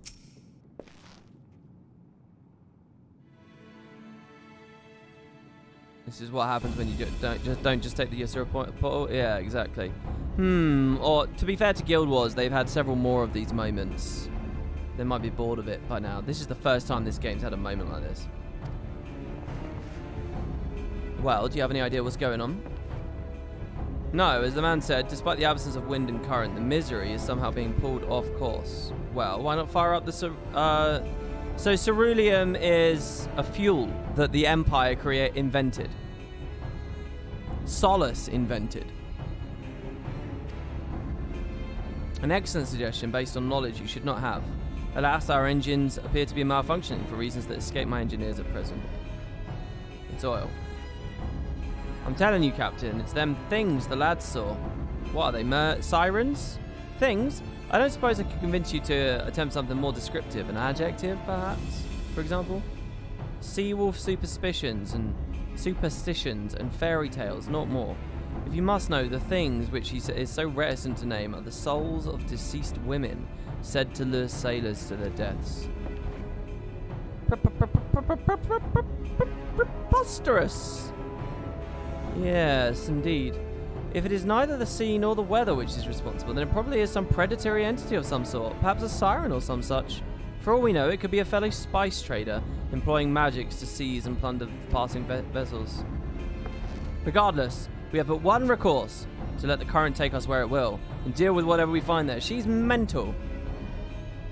And I'm mental. Why would I not? Why are you all nodding? What? What a thoroughly pragmatic suggestion. Yeah, just travel into the gaping abyss, the maw of the monster. You're lucky that I know I'm the protagonist, therefore this will be fine. I assure you the feeling's not mutual. Once we arrive at our destination, be it vessel or an island or something else, Lise and I will remain with the ship to what the fuck is this? Macon, I believe you would be the ideal choice to venture forth and deal with the cause of our troubles. Oh, really? Really? You're going to just have us sail to the problem. You'll stay nice and safe on the ship. I'll go do the thing, will I? Yeah, go on, Macon. Punch your fist. You're up for it, aren't you? You know you're playing a video game. Then it's settled. I know I know not what awaits us, but it will rue the day it reeled us in.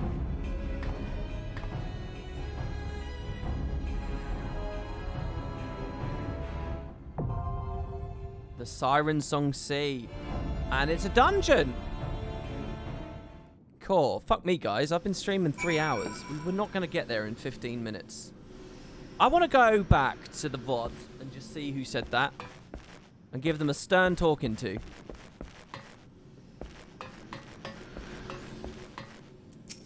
Hello, Lise. I'll make sure Tataru stays below deck until we know it's safe. Alphino was terrified of ghost stories as a child. I'm glad to see that some things never change.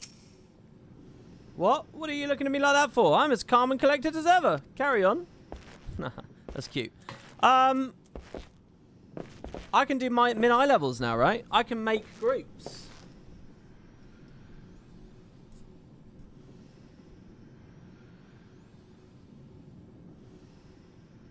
Well, how would I do it though? I mean, I don't have a particularly expansive friends list.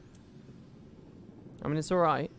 Do people want to do this with me or what? What's the story? Invite Pog. Invite to party. Who else wants an invite?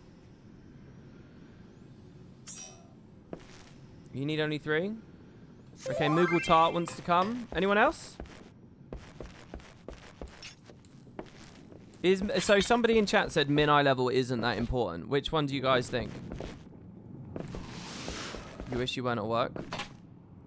For some reason, I don't know why, but it makes me really happy that people are watching this while at work. That's probably bad, isn't it? But I quite like that. This is Moogle. Invite to party. There you go. Welcome, welcome. So we now... is there one more person? I don't know if compositionally we're okay. Also, let me just quickly stand up here and the sun is shining. There you go. We got another invite. Beautiful. Easy peasy. I don't know compositionally what we need or whatever. Give me a second. I'm going to put the kettle on and try and get the light off of the screen here. Can you guys be here on the boat? Is this possible? Is this just like a little story area I can never come back to? In which case, I kind of like that as well. I like stuff like that in lifestyle games. Right. So yeah, just enjoy those for 2 ticks, guys. The creepy ambience of the Siren Song Sea.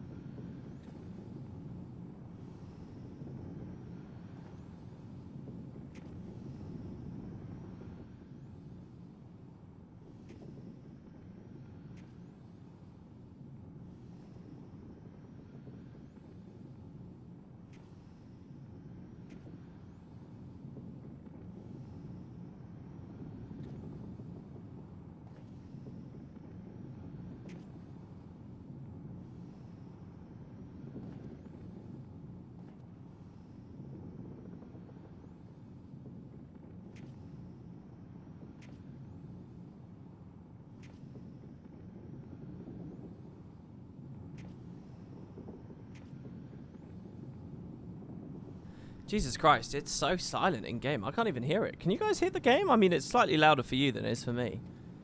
Jesus. There's like almost nothing to look at. Give me 20 minutes, says Rocky. You want to wait 20 minutes? It's very ambient. Yeah, I mean, I really like the idle cam. It's a bit hit or miss. I wish I could like calibrate. Oh, wait, wrong one. I wish I could calibrate the idle cam a little bit. Let's, I also wish I could pop UI in front of it. Let's read the lore here. Here it is. Stormblood Dungeons. With the aid of the captain and his misery, you and your companions have embarked on a lengthy voyage to the Far East. Alas, no voyage across the 5 seas is entirely uneventful. The ship has been dragged off course by a mysterious force, and the men have begun to whisper of strange things in the water. I love sirens. Needless to say, you and your fellow adventurers will be having none of that. Once the ship reaches its unknown destination, you will go ashore and deal with whatever fiends you find. Ooh, okay, kettle's boiled. 2 more seconds and we'll be in, hopefully. I don't know, unless there's something going on with the party, which we have to wait for. So, 1 second, guys.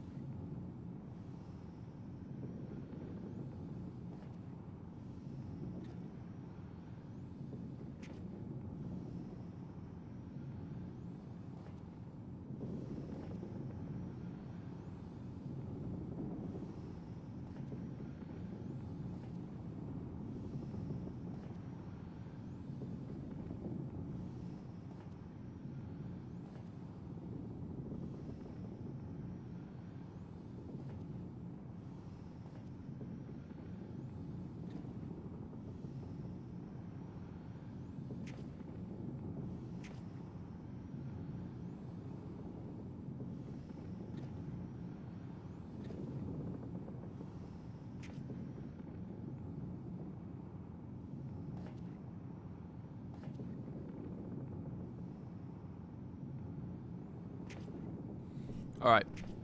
Sorry about that. I just grabbed a boiled egg as well. Right, are we all good? Let me check in party chat. I guess I can do a ready check, right? I should start learning this sort of thing. Social... Oh no, it's not there. How do ready checks work? How do I do that kind of stuff?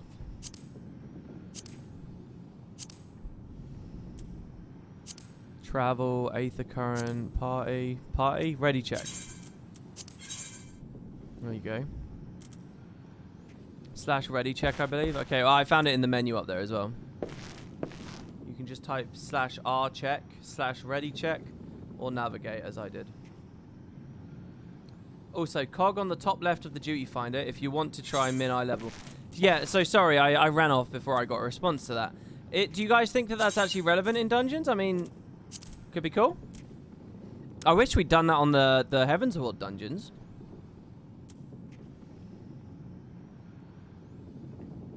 It'll make the boss fights cooler, you think? What about silencing the echo? When do I get the echo? Can only be selected in a duty with party size requirements, or when using an undersized party. Save min eye level for trials. Save it? What do you mean save it? Is it on a resource? What does saving it mean? So should I do both of those two? Does the echo appear in dungeons? You get echo in trials and raids when you wipe. Ah, it's like the easy mode thing that kicks in when you wipe. Oh, I don't think I would ever want to silence the echo then. In any kind of content I want to show off.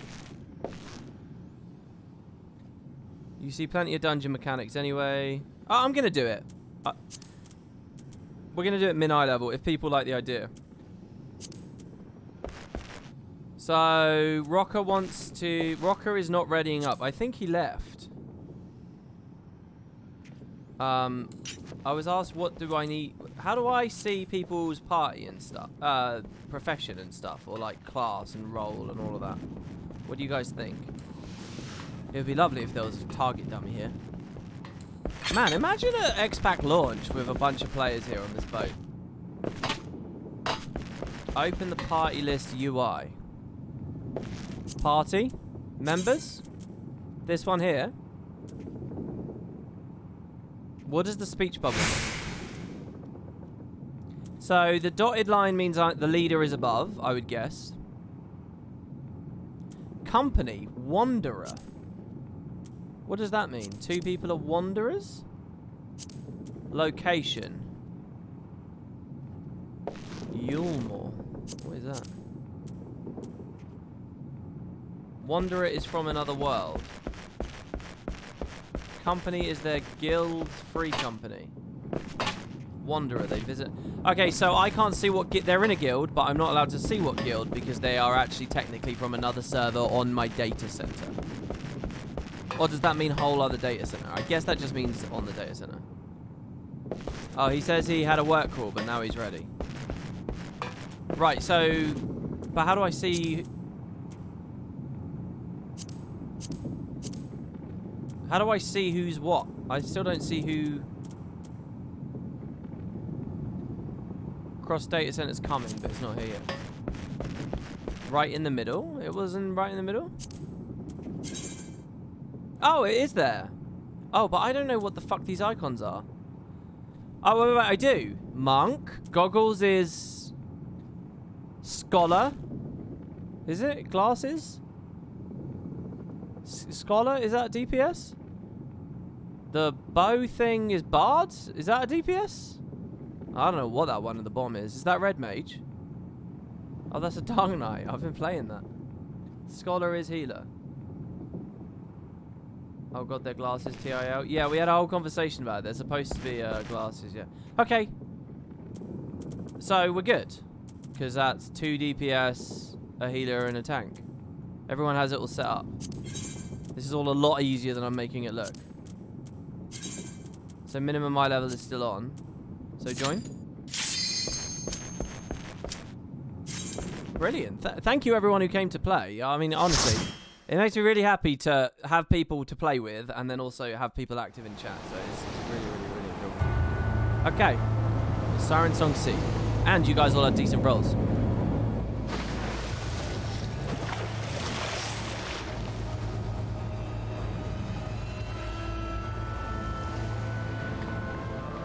This is great. What did I say? I kind of wanted a dungeon here, and here it is. This is totally what I said. I mean, I honestly thought I was being a bit over. But no. Achievements. Oh, that's just going to be unfog everything, isn't it? Holy fuck. The Siren Song C. Misery. Oh shit. I'm going to have to play Monk in a dungeon. Well, mind you, I'm not too bad at that, because it's just spam these really, to weed some shit in. Pretty simple.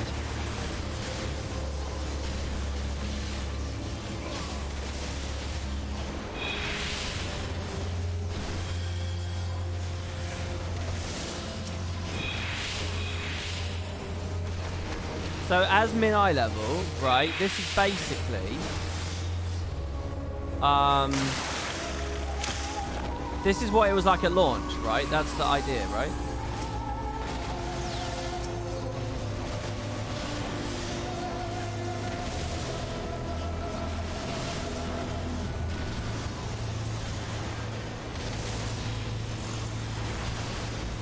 So I could perfect balance here, right? And I could I can spam Rock Breaker, which is the most damage. Oh wait, yeah, it is. Is it? Which one's the highest potency? 140, 150, yeah. Island ahead, all hands, brace for impact. Whoa! We appear to have arrived at our destination. Care to go and greet our host, Macon? Yeah, sure. Very Sea of Thieves moment right there. I kind of missed the animation of it. Nice.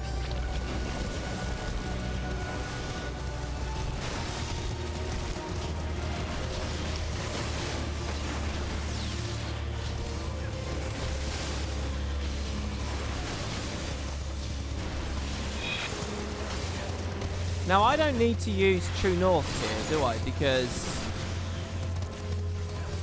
positionals don't matter on the AoE chain, do they? They're not AoE positionals, right? Oh, there's only 2 targets left now, so I think...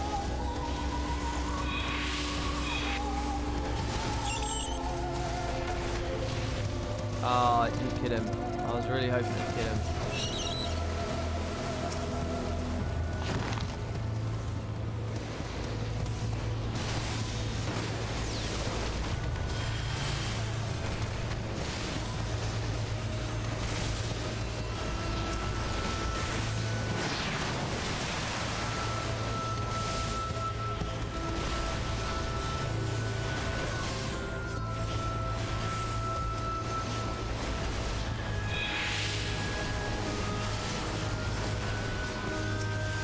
Sorry, it's kind of hard to look at chat while I play Monk. I kind of have to focus a good bit more.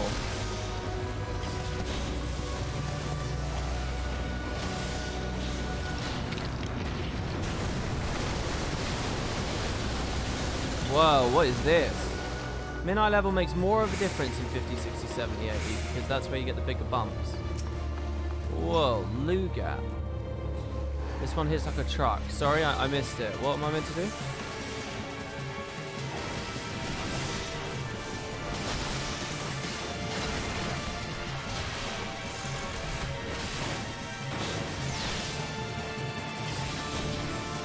Amorphous applause.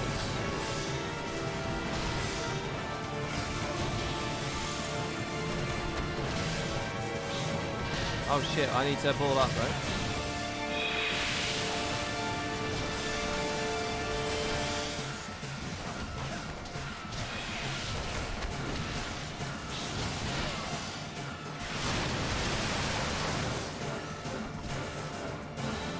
Oh, I can use... Oh my god, this class. There's actually a lot to focus on. Like, as soon as there's a bit of downtime, I need to start spamming...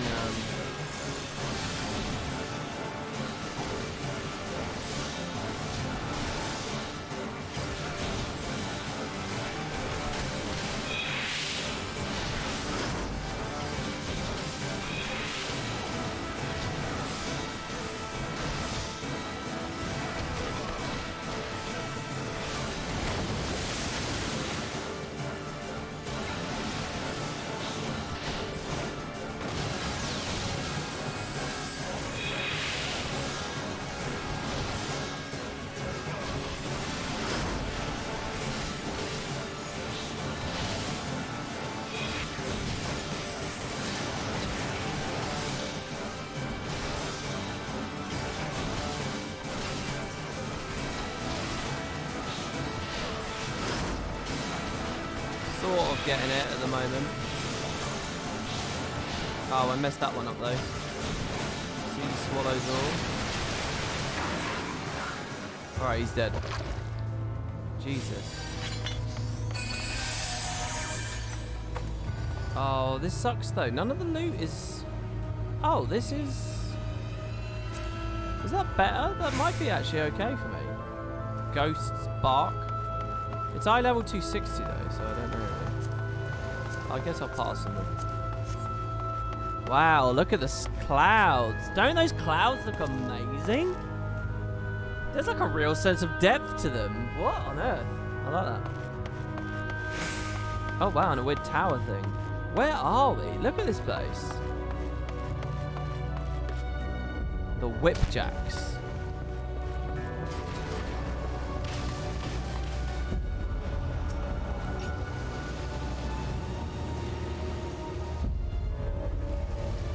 Whoa, these weird ghost sounds. What the fuck is this? Oh, I should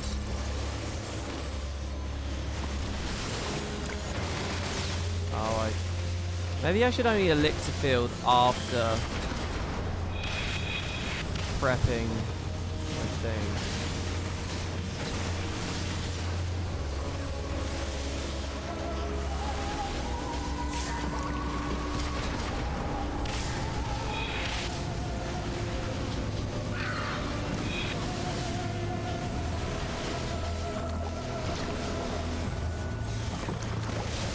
I let my modifier drop, but so late in the fight, I think it was okay. I think I did it right there. You can convert the dungeon seal tokens into seals, so it's worth taking. Yeah. I need to get my squadron. Oh, I guess I can equip my retainers and stuff too, right? I guess I'll just greed things then. I'll start greeding things. Wow, this is like the boat at the top of Siren's Landing.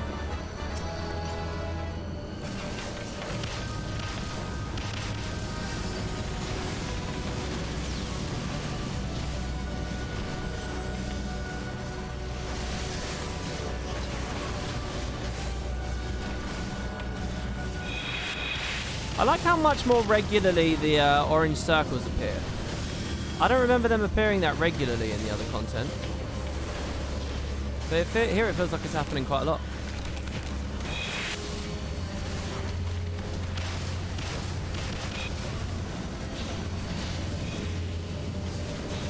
I guess I'll just true north so that I don't have to walk into that position already.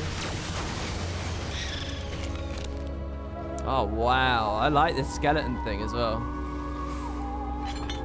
Can I go up there? Oh, I guess not. Oh, it's very Halloween-y. Who is this? The governor. Alright. Go. Oh, I should have done... Whoops. That was probably not smart, right? Just in case. I'm going to try to... Even when I have True North up, I'm going to try to sort of stand in the right place for the abilities. What the fuck is this? Can I max melee that? It looks like I can.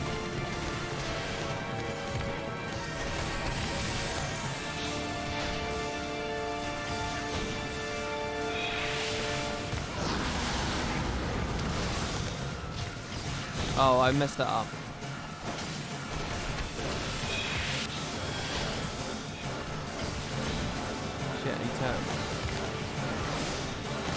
I can never quite tell in moments like that.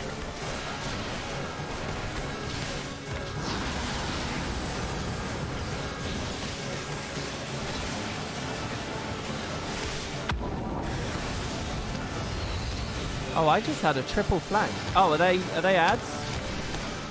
Oh god, I don't know whether I stand in them or not. Oh my god. Whoa, this is cool. Oh, I can spam. Shit.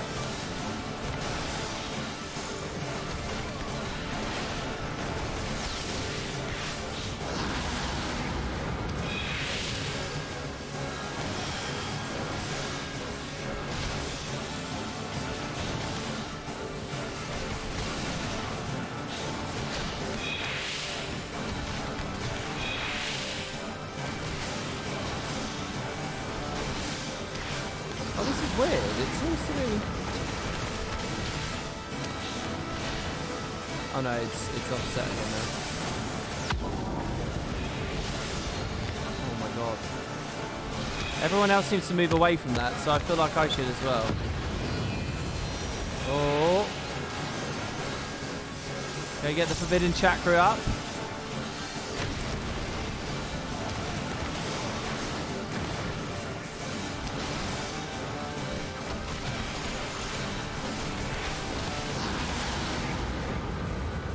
Oh, I was just getting into it. I was just getting into the rhythm there. WV's UI would drive me crazy. You can't see his health if it's too big or who it's targeting. That's not true. You can see exactly what its health at all times on the enemy list. And you can see who it's targeting by looking at it.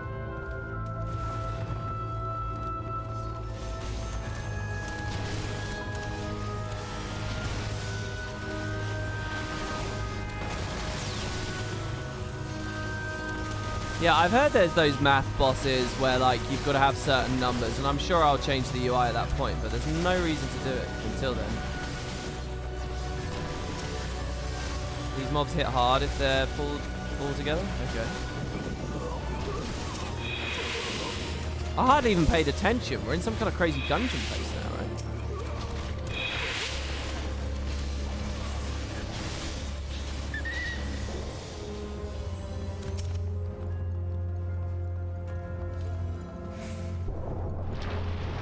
Intruders to arms. Oh my god, there's a lot of them.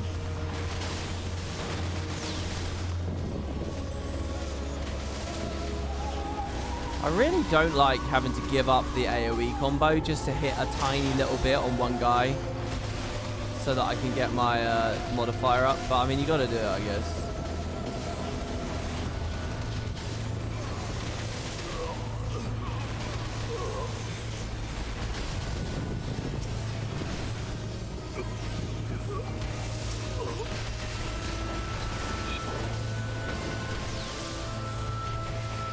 Oh, I don't need to AoE anymore, obviously.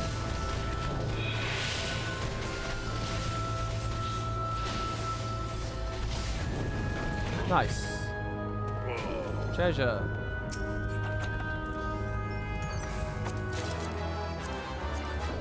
I would love if when I click greed, it just moves to the next box over, so I don't need to mouse over every single one.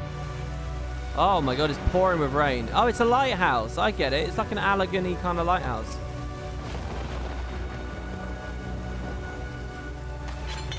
That mob was dual wielding coffins? I think so, yeah. You'd be out of the dungeon by now if you weren't in eye level? Yeah, but I mean, so?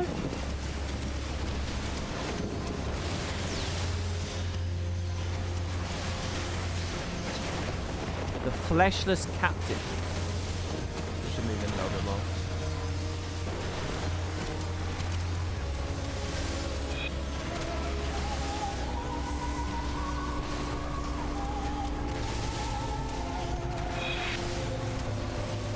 I'm really bad at having my forbidden chakra already. Can I hit from there?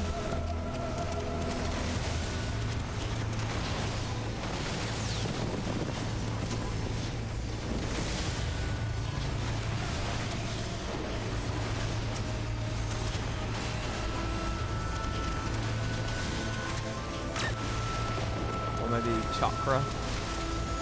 Should I think of it?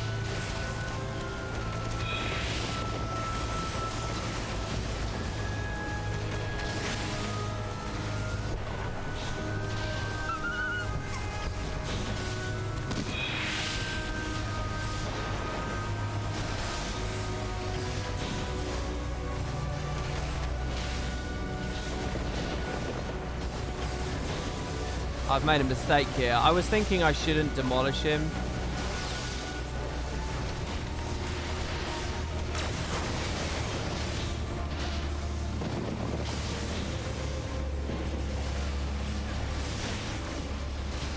Ejected.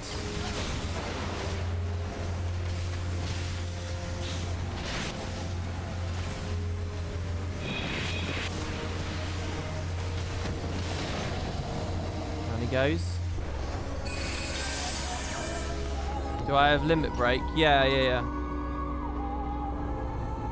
Wait. Oh yeah, no, I don't. I don't have limit break on Monk. It's not bound.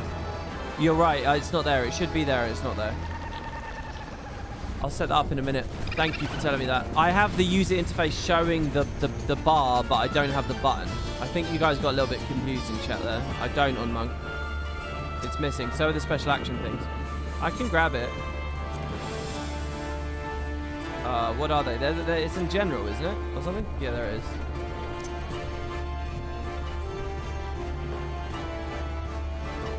Not quite sure where I want it, to be honest.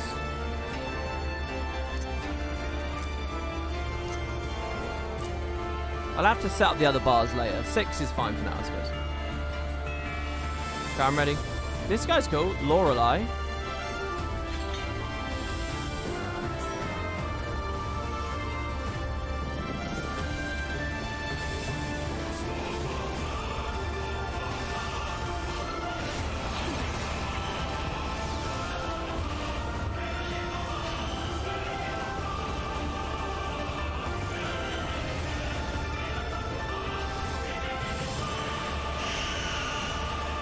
Oh shit, what did I do?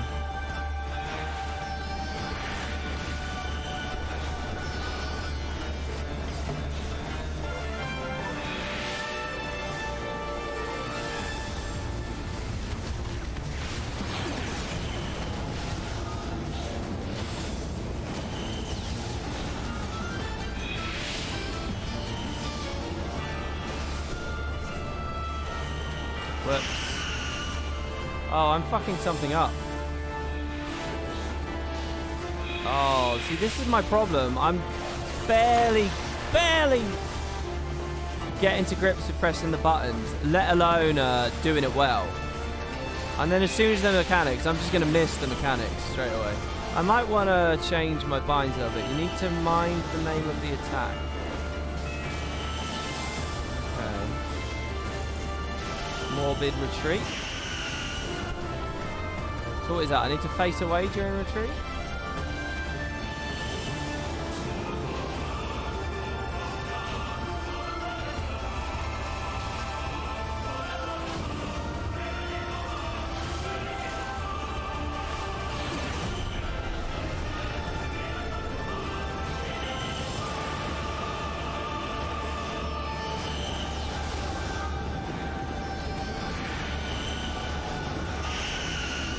Advance, you need to move forwards. Retreat, you need to move backwards, maybe? How the fuck am I supposed to read and interpret all that?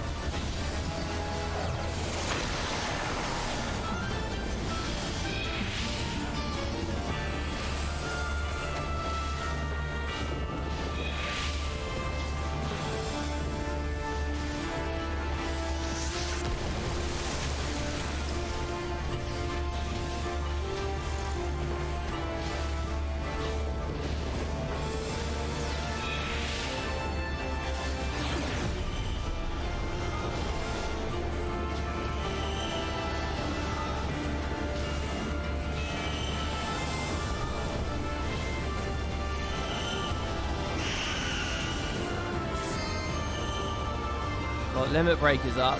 It is me, isn't it? Because it's single target. I should use it, right? Blade dance.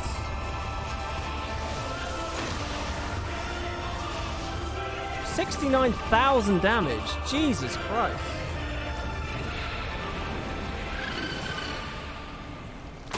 Your debuff will also say force move in this direction or something. Oh, will it? Okay. Jesus. That's just a level 2 limit break as well. Oh my god, the Moogle, I think it is Moogle. The Lalafell looks like Yuna. That's hilarious. That's absolutely hilarious. Oh, and your class is Summoner as well. Oh, I love it. What's everyone's minis? Can I see minis in dungeons? Oh, look, the sun's out now. That was really fun, guys. Fuck. Oh, wow, there's a minion. Oh, I'm having it. There is a most likely a logical explanation as to why this aged turtle can navigate the skies. Most likely. Hey? Guido. You can now summon the minion Guido. Where are you, Guido? There you are. Oh, you can't have minis in dungeons. Oh, shit. I didn't know that. Alright, we just got a bunch of stuff. The sun is out. So hold on, there was no real story about who Lorelei was or anything, right? Oh, the lighthouse is turned off. How many people would notice that? You have to walk back into the dungeon to see that it stopped raining and the lighthouse isn't lit anymore. Unless there's a cutscene that shows in a second. I like that.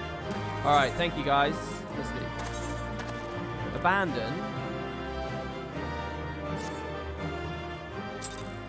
Oh, it showed in the cutscene after the boss died, did it? I just wasn't focusing. It's probably because the second the fight's over, I look at chat, because I'm like... I can't look during the fight anymore. On an easy peasy Dark Knight, no problemo. Thank the 12. Hello, Alphano.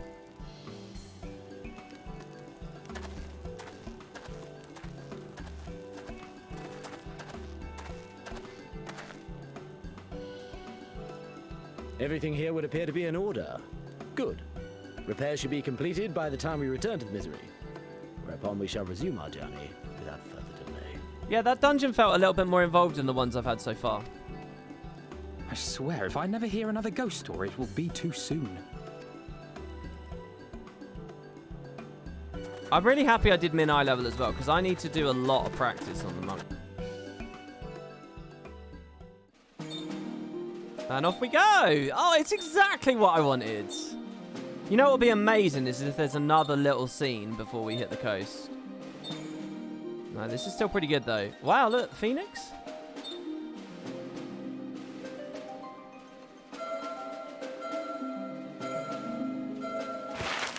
Dungeon 2. Are there 2 in a row? I remember the sea, the smell of the salt, and the crash of the waves as we drew closer to Kugana.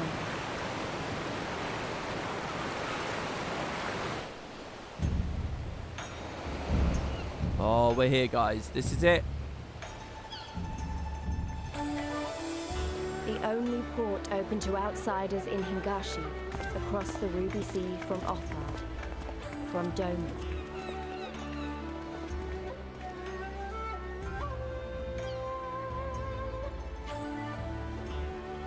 All the colors of the rainbow, all the peoples of the world, all in one place. I wish you could have seen it. How happy she looks.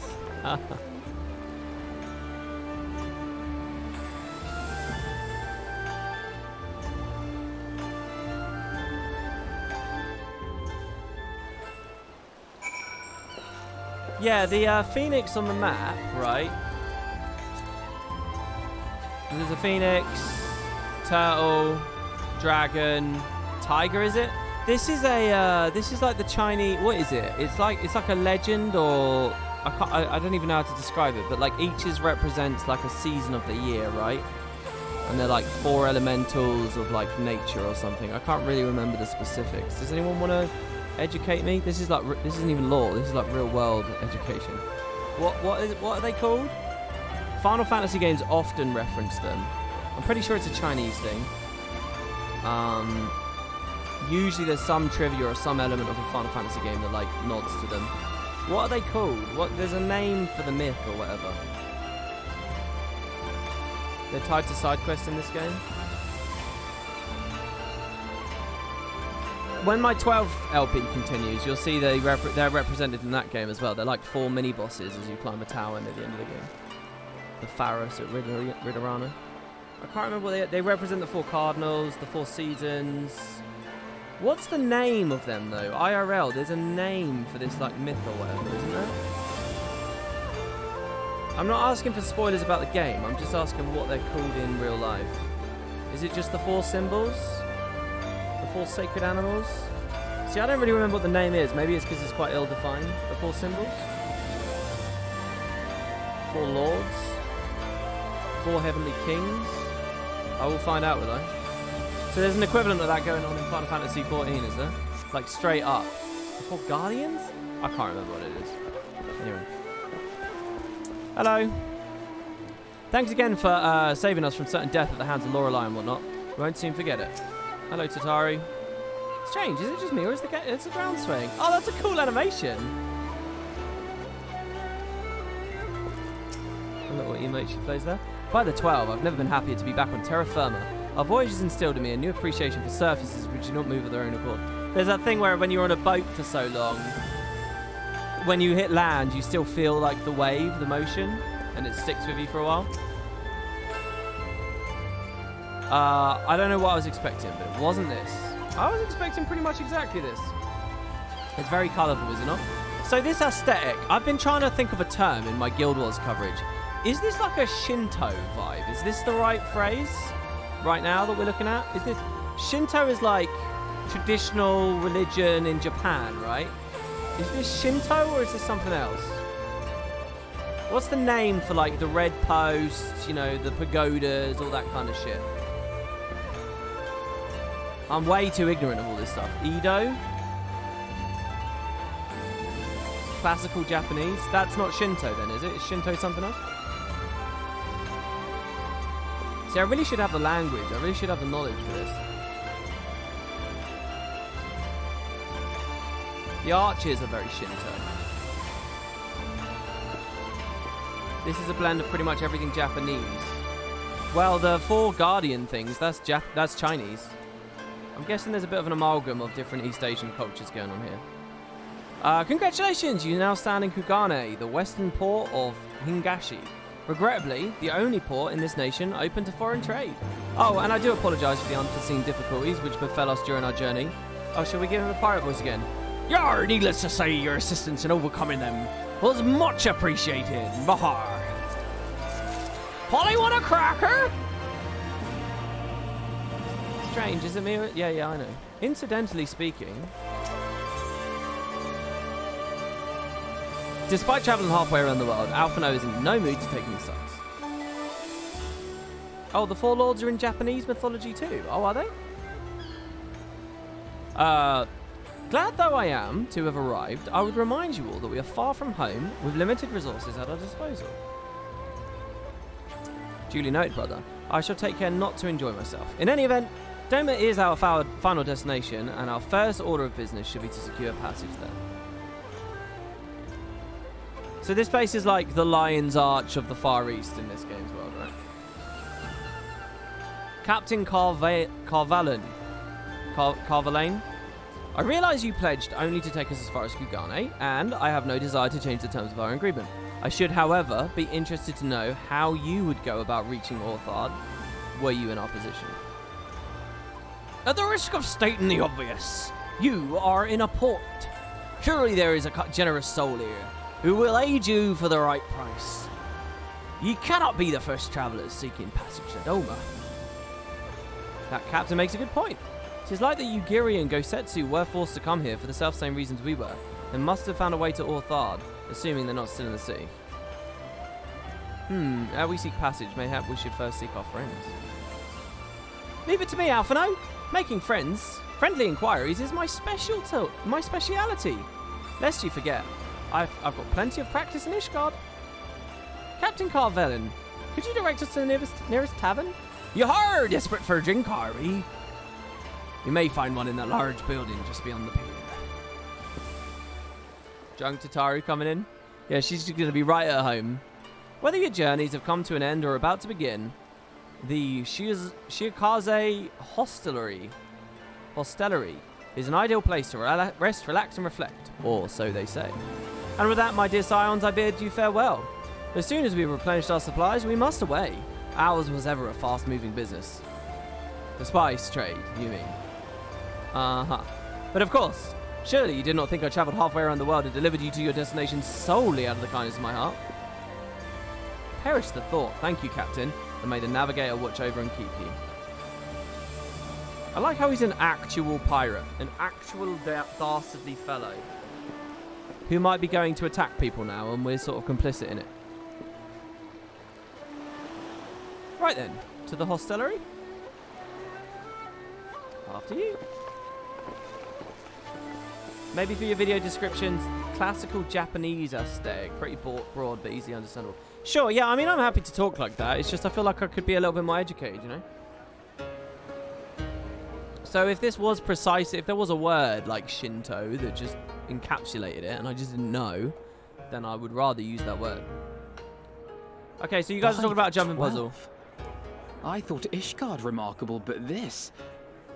We are certainly not in Eorzea anymore. I don't like lines like this. It feels like the hand of the writer is like just trying to say, see, look, this expansion's better than the last one. See, I'm telling you it is. I get that that's not what's going on. A tavern is a tavern, Alphino, here or anywhere else. Now, if you'll excuse me, it's time to do what I do best. But I always feel that way. Oh, 1,000 pardons, my lady. Hello. The signs of the seventh dawn, I presume. I hope your voyage was not too trying. He looks like any number of Western anime fans. And you are?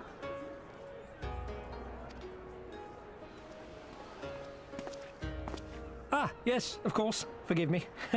Hancock of the East Aldenard Trading Company. at your service. John On Lennon. behalf of Chairman Lolorito, I bid you welcome to Kugani and invite you to take refreshments at our local offices. Precisely because of the glasses, right? Lolorito? I was aware his interests extended beyond the borders of Eorzea, but not so far as Kugani. Regardless, I am disinclined to accept the hospitality of grinning merchants, especially those who serve a master with whom we have such a difficult relationship. Oh, I've been given a wiki link for Shinto architecture. Thank you. My, such naked suspicion. I do hope that business with the Crystal Braves did not rob you of all faith in your fellow man. Or do you really think the chairman is plotting to drag you into another one of his grand schemes? Moved to Japan to try his luck with the women. I read this crazy story the other day. Some girl said she got a tattoo of a heart with a plus above it, which apparently is like a symbol for a whole like group of women who in Asia who are specifically interested in like basically hung white men. Have you guys heard of that? Also, the story on another topic, the Lolorito mention there is pretty interesting. Because I feel like they just dropped him. Yeah, there you go. See, you guys do know what it's called. Gaijin hunters, is that it? But this person got an innocent tattoo. If you are trying to win my trust, you are failing quite spectacularly. And then they were being told by all their friends that it was like symbolic of something that they had no idea about. Oh dear, have I offended you? Once again, I must apologize. Too much time in the Far East, you see. One is compelled to talk in circles round everything here, and one finds oneself longing for the invigoratingly candid speech of the Uldan markets. Though I see now that this was neither the time nor the place to indulge said longing. Jesus. Might I suggest that we continue this conversation at the company offices? Too many eyes and ears here, you understand. 'Twould be decidedly reckless to say any more. I don't know how I feel about Hancock. If I may favor you with the invigorating candy you apparently crave, it would be decidedly reckless to follow a man I neither know nor trust. Give me one good reason why we should accept Lord Lolorito's invitation. Oh, Alphino, such an accomplished diplomat. Letting his emotion get the better of him. This is what I would expect of Alisei. I must say, I'm very disappointed. Now there's the young diplomat I was told to expect. Very well then, I shall explain. You understand that you are come to a most reclusive and secretive nation, yes? One whose borders are closed to foreign trade save at this single port. Then it should come as no surprise that a great many parties have vested interests here. Merchants like myself are a given, of course, but for every one of us, you may be certain there is also an agent of a foreign government. Many notable nations and empires have embassies here, you know, including, of course, the Garlean Empire. What is this with guy? whom you have such a difficult relationship. He looks cool. He's like a turtle man. Is that a shell on his back? To paraphrase, Kugani is teeming with Imperial spies, one or several of whom could now be listening to our every word. Something to that effect, yes. Beneath this veneer of bustling trade, a war for supremacy is being waged between world powers. One might say we were standing on the front lines, just not in public. Oh, I see. WP would know them as a hero turtle. No, I would know it as a Teenage Mutant Ninja Turtles. Teenage Mutant. I still have my doubts, but he may have a point. I say we accept his invitation for now. I watched Fox Kids once upon a time. By the way, they waffled on and on in that conversation there. Let's not talk here, there are spies around. That's it. Email me. What do you think, Midgasoma? He is clearly the best minion. When I right click and say emote, does it show me? Oh, he's not the best minion actually, is he? Because we got a new one. Hold on. Hold on, everybody. Guido, I made a little friend on our adventure. Some say this denizen of the Siren Song Sea has seen upwards of 700 summers, and that in time his hate for blue blazoned armor has only grown. As for why, no one knows. Matrons, teats, those turtles are huge. Waymaldeer. I don't know who Waymaldeer is. So he's independent, so I can't get him on me. Oh. Hello. It is a bit weird that he flies. I think I'd rather he waddles around. Alright, well, whatever. I don't trust him one bit, and neither should you. Yeah, it's a bit of a creep, really. Forgive me, the mere mention of East Aldenard Trading Company is enough to... I'm fine, truly. You need not worry.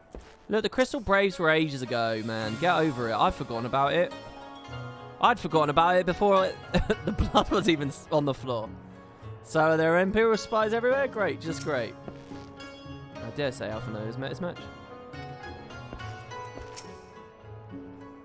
And you must be Macon, Slayer of Gods, Rider of Dragons, Saviour of Ishgard, Stealer of Pants, if some of the more puzzling rumours are to be believed. Is that just a random joke, or are you guys about to teach me about a side quest I've forgotten about? I swear to God, if that creates a bunch of smileys in chat, I'm not going to be happy. Oh, it's spoilers, WP. It's spoilers. He's from the future, and it's something that will happen later. Reference to Hildebrand. Oh, okay. It's a Hildebrand reference. In the Heavensward quest line? Okay.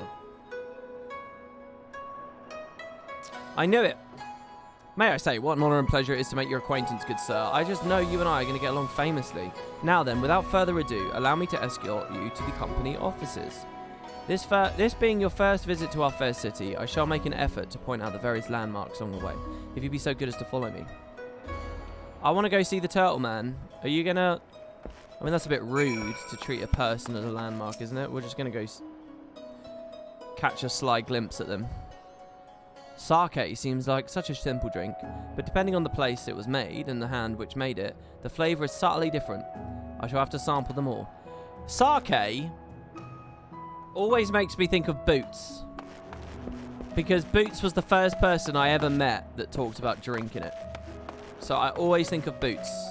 That's a little anecdote that I can give you all. There's another food that always makes me think of Boots. I don't suppose anyone can guess it. I did mention it in one of the videos with him. Welcome to the Shiokaze Hostelry. Should you wish to sample the flavours of Kugane, or simply to rest and recover from the rigours of your travels, we stand ready to... For everyone you meet, we stand ready at your need. No, it's not pizza.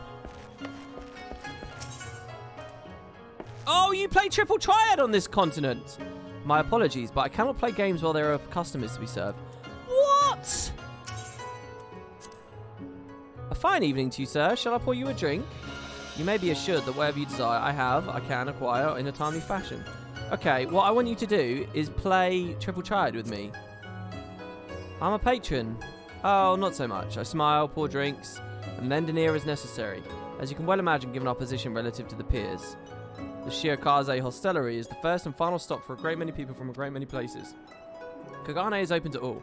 We have no desire to make bitter enemies, and so we refrain from forging alliances. All are equal here after a fashion, which is why our fair city is rich in trade as well as culture. That said, we're not without our troubles, sailors being sailors and so forth.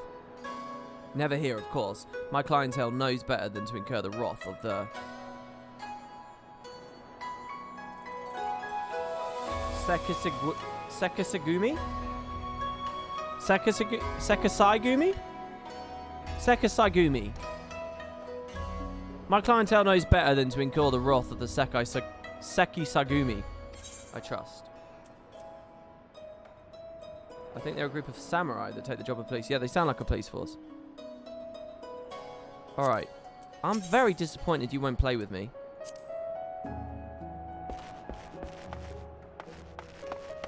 If in real life I went to a bar, it's quiet, there's not many people around. You know, it's like a hotel lobby kind of bar or whatever. You know, maybe it's like 4 in the afternoon, weekday. There's not many people there, right? But someone's tending bar. If I went up to them and I said, do you want to play a game of checkers with me?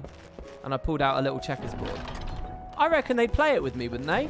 I'd buy a drink and I'd say, can you do this with me? I reckon they'd play. They're not going to get in trouble with their boss. I'm a customer and this is what I'm asking. Leave a negative Yelp review. And then this absolute beast of a man, he says, would you please stop gobbling your food like an uncultured hog? You're going to choke on your chopsticks. Oh, it's eroding. Holy crap, slow down, dude. What's he got on his plate there? What is that? It's like fish, maybe? These people were just getting drunk. They should clear some of these tables away. This one's clear. What have these guys had? Nobody here to eat it? Clan Centurio.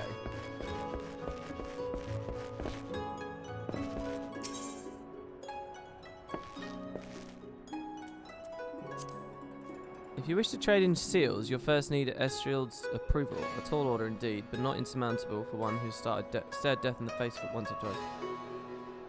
You must have met the following requirements. Complete Elite and Dangerous, and complete the main scenario quest by the grace of the Lord Lolorito. Is this in the past or in the future?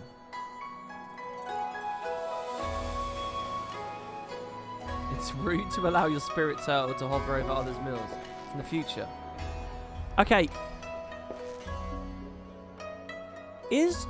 I've seen references to Clan Centurio a lot. Is it literally Evilis Mont Blanc's Clan Centurio? Because this expansion has Rabanasta in it, right? Is it literally... It's a part of the crossover? I'm sorry, I have nothing to offer you. Come back some other time.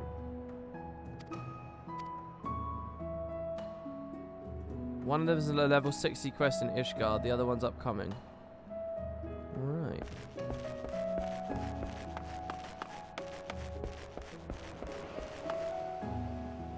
Oh, I like the steam there, the smoke. What's the bathhouse in Spirited Away called? Is it just the bathhouse? Getting some Ghibli vibes.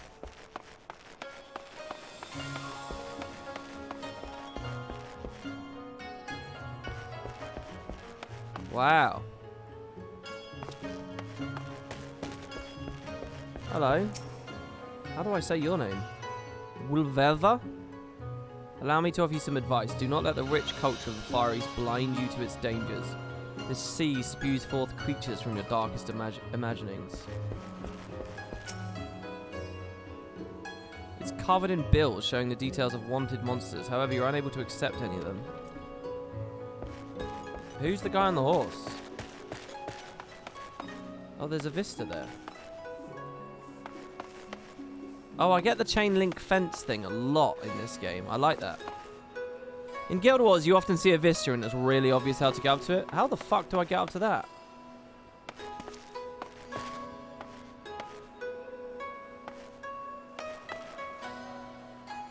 That window looks good too.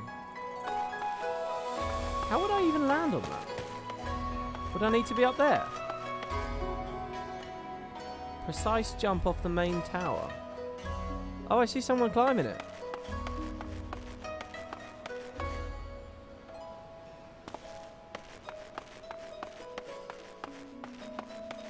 Oh, I thought they were going to go for the jump. Hello, old folks. Then she stormed out, saying she was joining the Sakasagumi.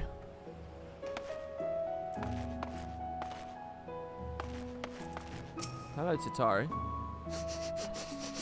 I say, what is that smell wafting from yonder tea house? Could it be?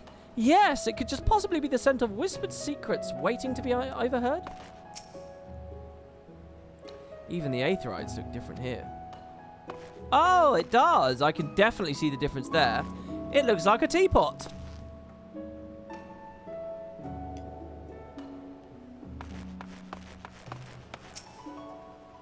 Alisei with her new weapon. I note that our would-be host is elected to dress in a local fashion. I do not like the cut of that man's jib, not one bit. Alright, Hancock. Everyone, if I could have your attention, please. You're now standing in Tenkanto. Loosely translated, The name means Spire of Drifting Souls, which, as some of you may have deduced, makes reference to the Aetheryte which stands over yonder. The design is markedly different from those of Sharlayan. Yet, I trust its function is identical. A diplomat and a scholar. Well, wonders never cease. Far Eastern Aetheryte technologies have a long and storied tradition. I assure you, this particular example was constructed by the Onishishu,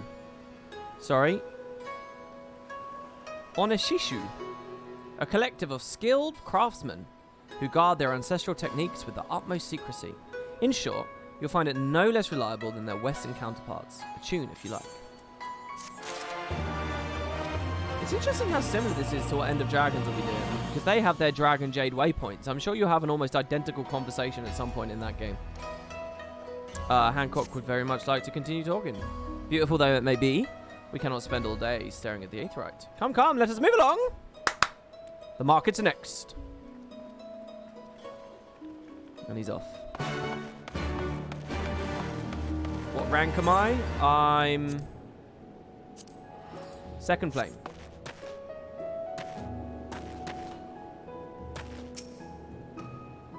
Tenkonto is at the crossroads of Kugane. Many people pass through it every day, and I have learned to recognize the lawbreaker and the troublemaker. Conduct yourself with respect, and we shall have no quarrel.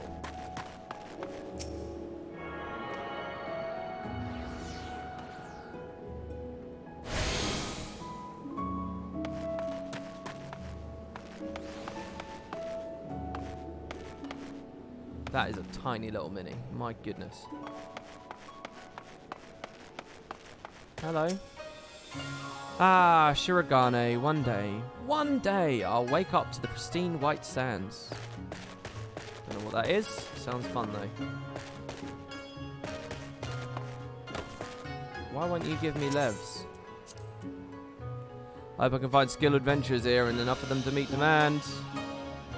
You need to be a disciple of the hand or land, 60 or above. In the market for master crafting tomes. Well enough, Eorzean. But you'll need to see a man in your homeland first. One guiding star in Revenant's Toll. Waka. Except with 1k, not 2. And a woman, not a massive Jamaican man. To think that all the men here are more interested in stuffing their faces with dango than talking to a pretty girl and offering to buy her tea. Are there no gentlemen left in Kugane? Maybe if you didn't expect the tea. Welcome to the tea house, the best place to drown your sorrows in platefuls of dango and cups of tea. What will you be having today, sir? Oh, I thought I was going to pop a menu. Oh my god, there's a lot I can do. I guess I'll listen to this John Lennon type fellow.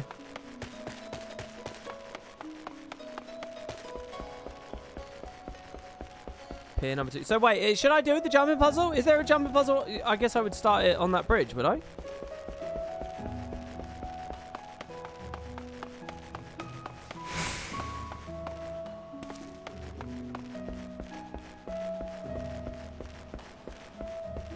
It will make me miserable, or yes?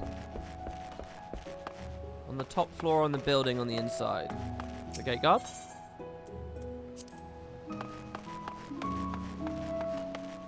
Hello. Come to Westurary Bones, have you? As well, have you? I'm not sure I take much more of my master's gentle instruction. I would slip away to the Flower District and see what pleasures my meager wage can buy me.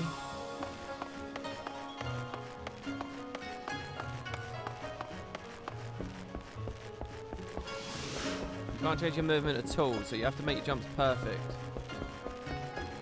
Well, we'll see.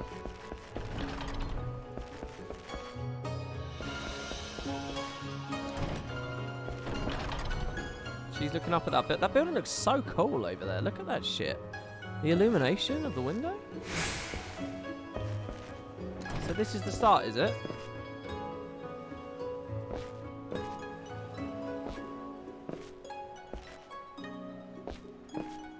Oh.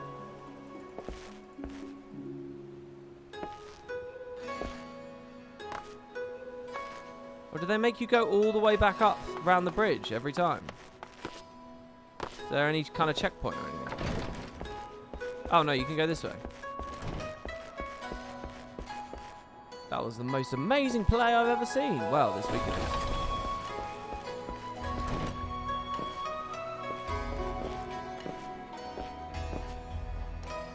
Right. How long do you guys think it will take me?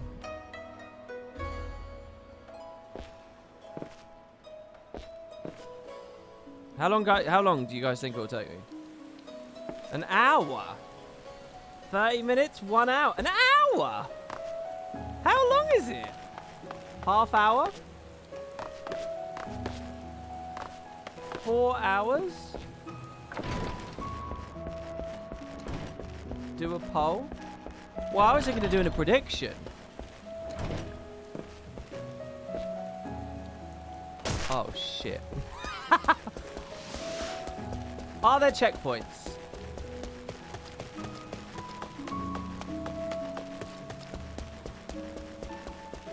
Are there like, when I say a checkpoint, I mean like, am I going to get to plateaus where failure now no longer means the start? It means, you know.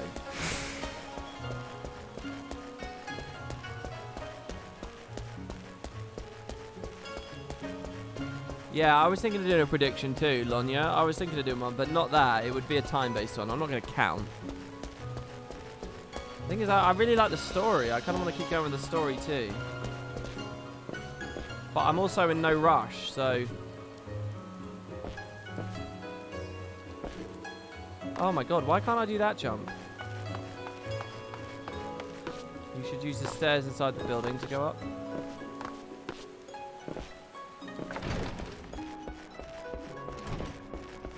Because there's no room under the roof, I'm hitting the roof.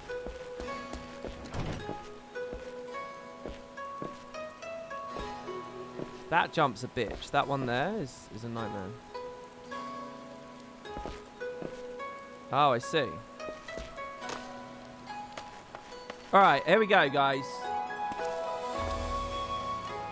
Start prediction. What time is it? It's 10 past. So will I beat it by 22? If I don't, I'll leave.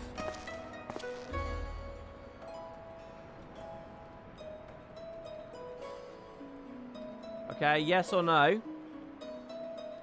You've got 5 minutes to place your bets on this. Will I beat it by like, let's say by like half an hour, right?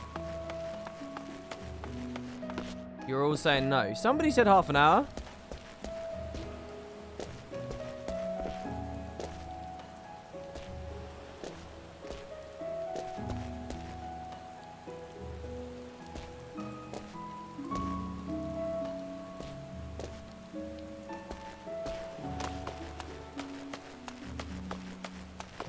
What do I do? I climb this whole tower, yeah?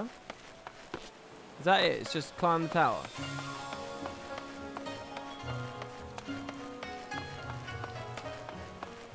If someone said 30 minutes, it was to not offend you. I feel like I'm a good way already, though.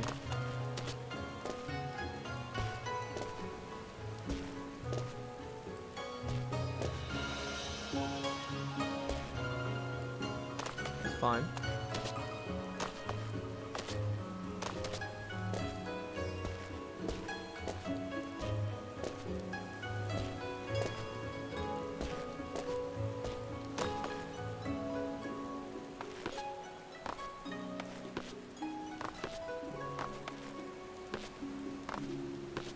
They're not going to kick me back to the start, are they, after this?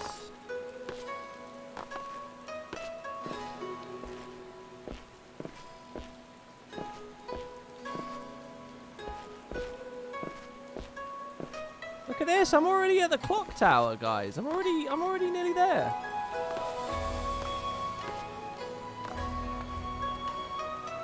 There's no full damage, right?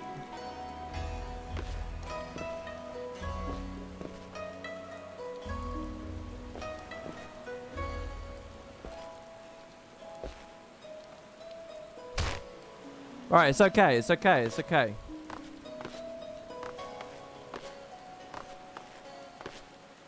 Shit, why can't I get past that?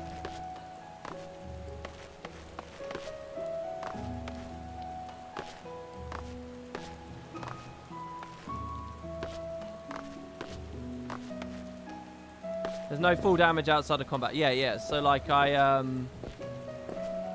can't put myself in combat, right? Combat doesn't mean unsheath.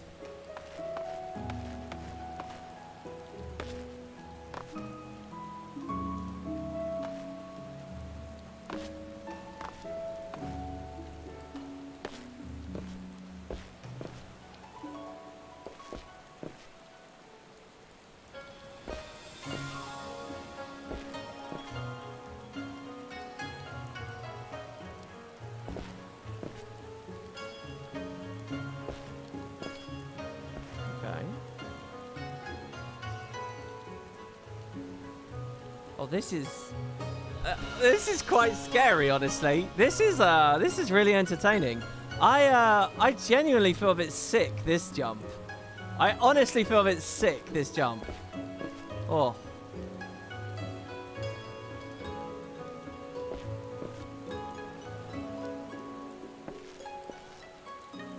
Where do they want me to go, though? Do the flags have collision? Can anyone tell me?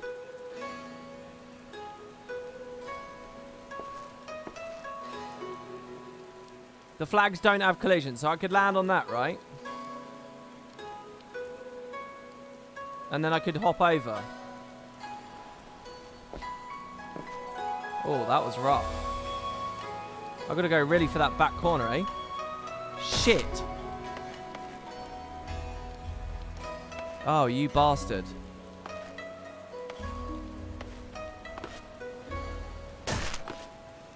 Yeah, you guys can come. This would be good.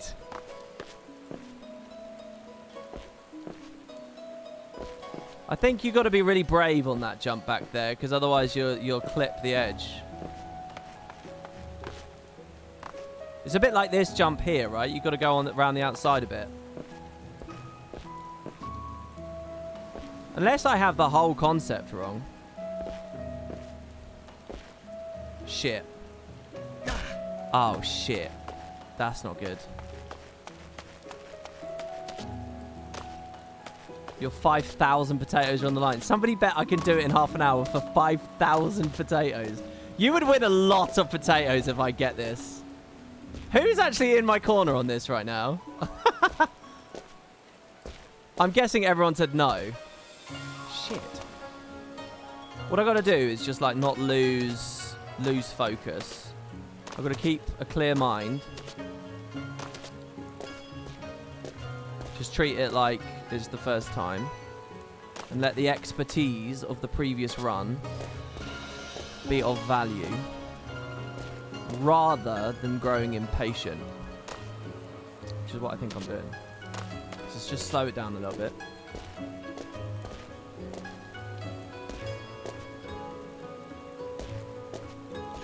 Okay. This is all just busy work. Jesus. Hello? There we go.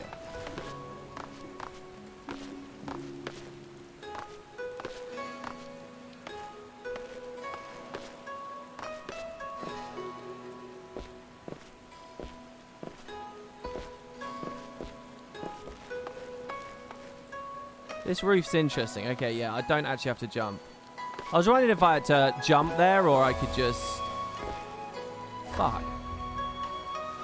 Oh, I can feel it. If you lose it, then you really lose it in this, I think.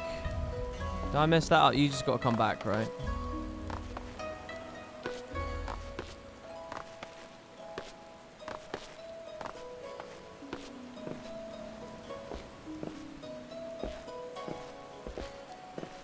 What I mean by that is, like, you get a sense for what is the right amount of momentum. If you mess it up,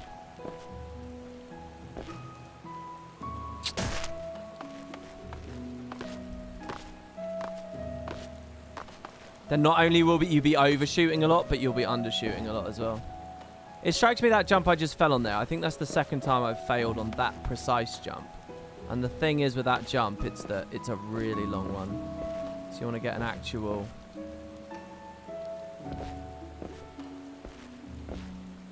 Like that there. I've done that twice now. Ah. Fuck. The thing is, they do like a long jump, and then they want you to do a short jump. And if you've still got like the energy of the previous one sort of in your fingers, you're fucked. It's a delicate touch, that one. Oh.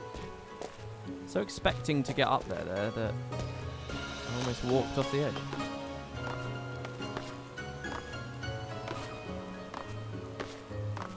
What's interesting as well is obviously the tower collapses to a point up there, right? Like it's getting thinner. So the odds that you fall off dramatically and go a long way down are increasing the higher that I go. Okay, so we're here again. I'm going to angle it slightly more towards the wall this time. There we go.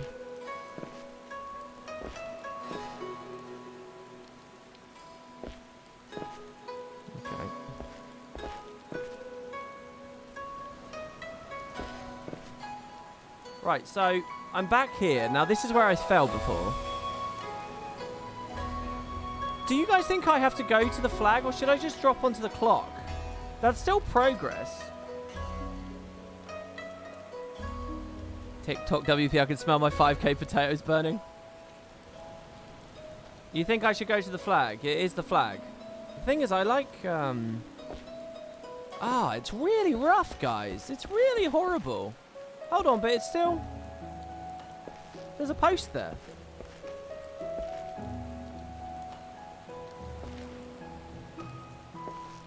So it is across the clock.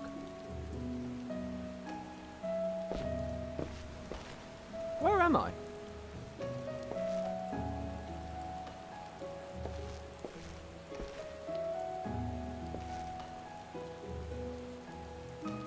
Do I keep going?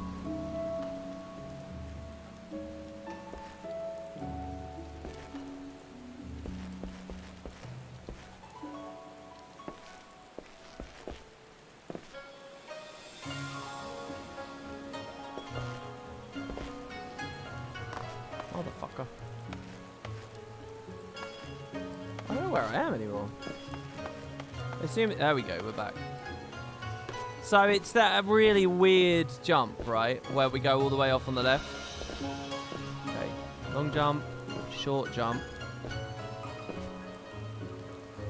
Long jump again. Short jump into the corner. Jump onto that post.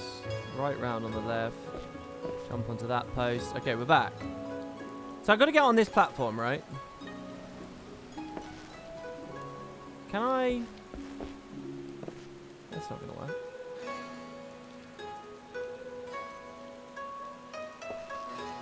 Yeah, jump at the corner next to the flag. Oh, that's what I've been trying. Oh. Made it. Sweet progress. Oh, shit.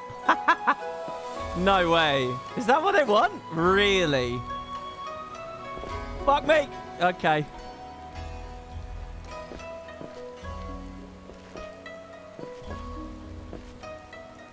Come on, you must want me up that. Yeah.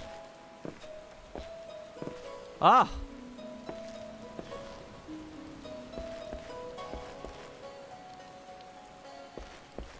Now, I feel like I can't go in there. I feel like going in there is a bad idea. Oh, if that forced me to slip off, I would have been raging. If that was a forced push-off just because I dared to do it this way. Minion showing me the way?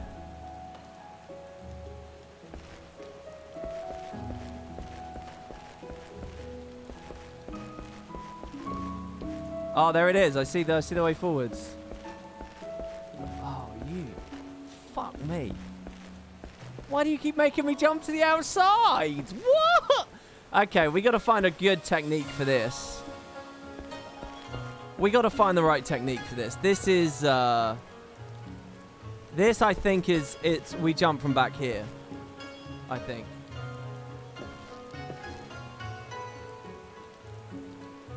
There's a small post you can drop on outside the... Oh, that one down there.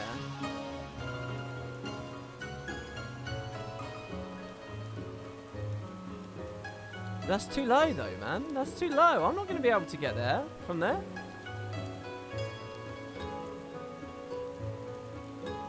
That post is too low. I don't know whether to trust chat anymore because some of them want me to lose. You need to drop down to avoid the post collision. But it's so hard. But then there is the question of why did they implement this if it's for nothing? Are you sure I can't just... I mean... Oh, I'll bump my head, maybe. Maybe that's why? Oh, it is doable.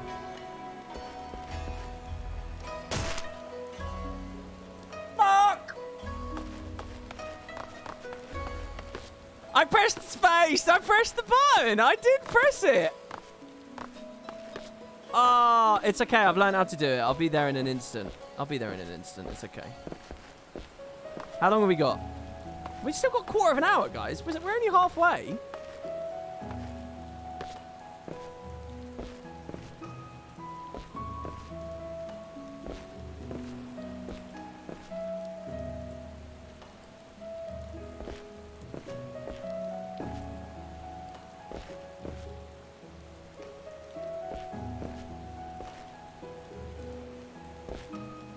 Oh, this is a bitch.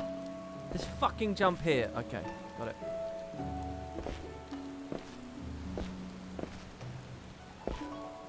Oh, no.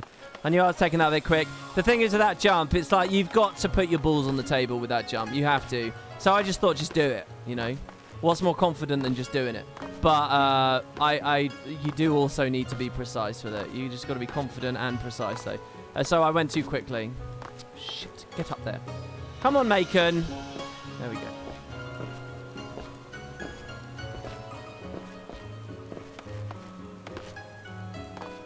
We got time forever, guys.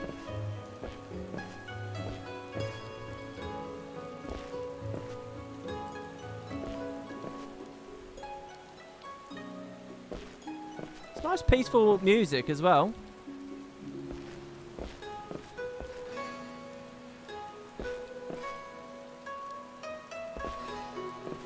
Oh.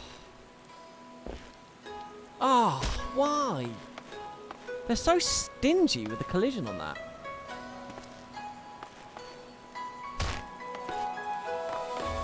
That's like the only really bad jump so far. Of this whole section, that's the only really bad one. Obviously, there's some little snags.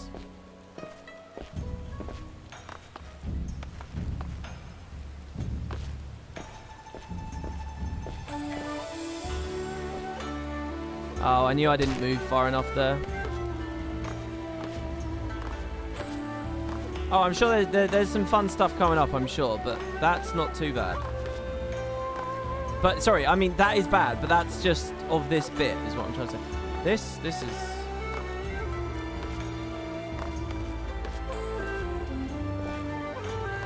Oh, my lord. Oh, my lord.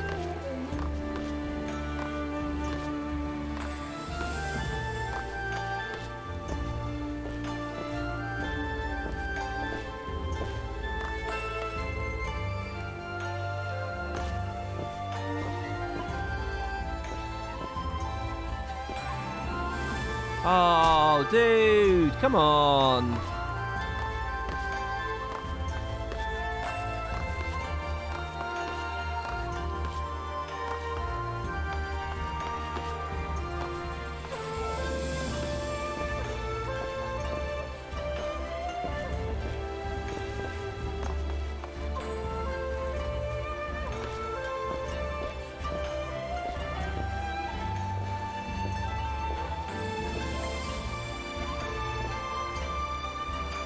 I knew there was something about all of that. I just knew it was like, so I knew it was going to overshoot, so then I undershot it, but it undershot by so much that it just like, I don't know what that was. I could just feel that something was wrong there. Okay, overall, I have to say, I really like this kind of jumping puzzle, this kind of movement in a jumping puzzle, but the fiddliness on like really basic little shit, that I don't like very much. But I think there's more adrenaline in this kind of JP than what you get in Guild Wars. Because it's the whole commitment thing. But this is like insane. Alright, I need to take my hand off the keyboard for a second.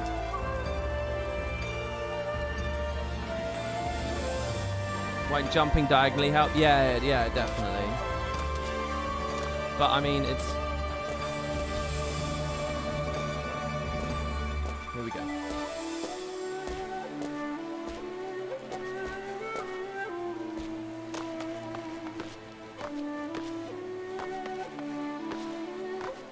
I reckon if you do this for half an hour and then you just chill out and you leave it for a day and then you come back for half an hour another day and then you come back, I reckon you pick it up real quick. That's what we should do. If I don't make it,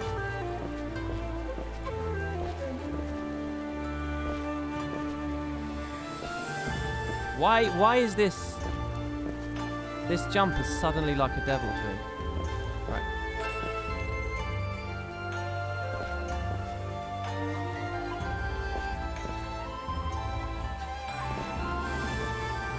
What is this? There we go. Dude, this sounds a lot like some FF12 music. FF102 music. That jump. You know what's happened, right? It's that I fell a minute ago by not pressing spacebar. So now I'm like pressing it early because I'm like, I cannot do that again. And I'm doing it too early.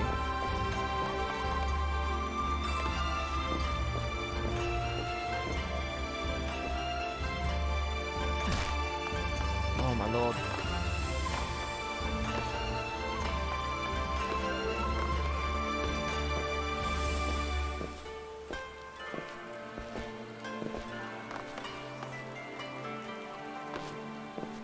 I must remember my training from the world of CSGO jump maps.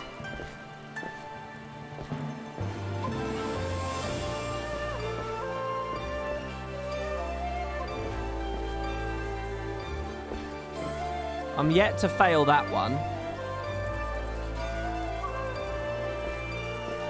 It'll happen.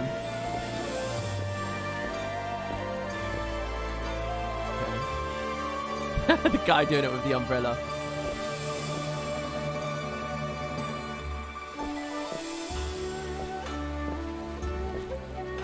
Alright, we're back up. How in... Is he going this way?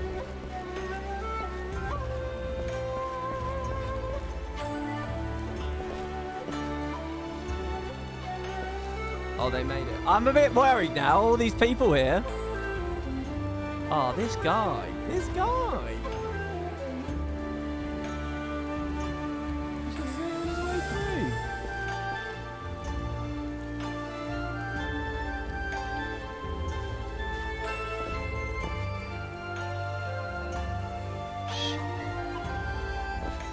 All right, baby.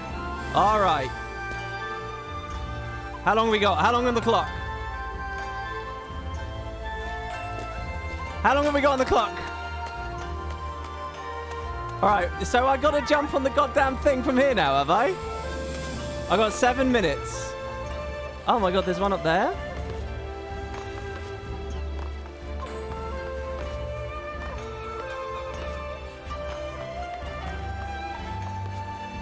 What?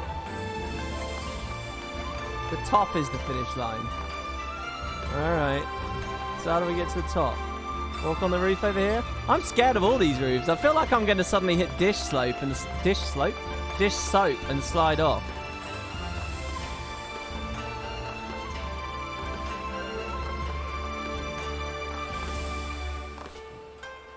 Oh no, I don't want...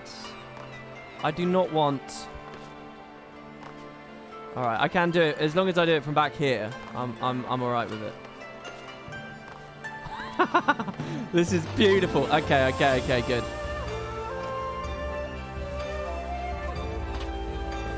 Okay. Huzzah! What's it called? Look out!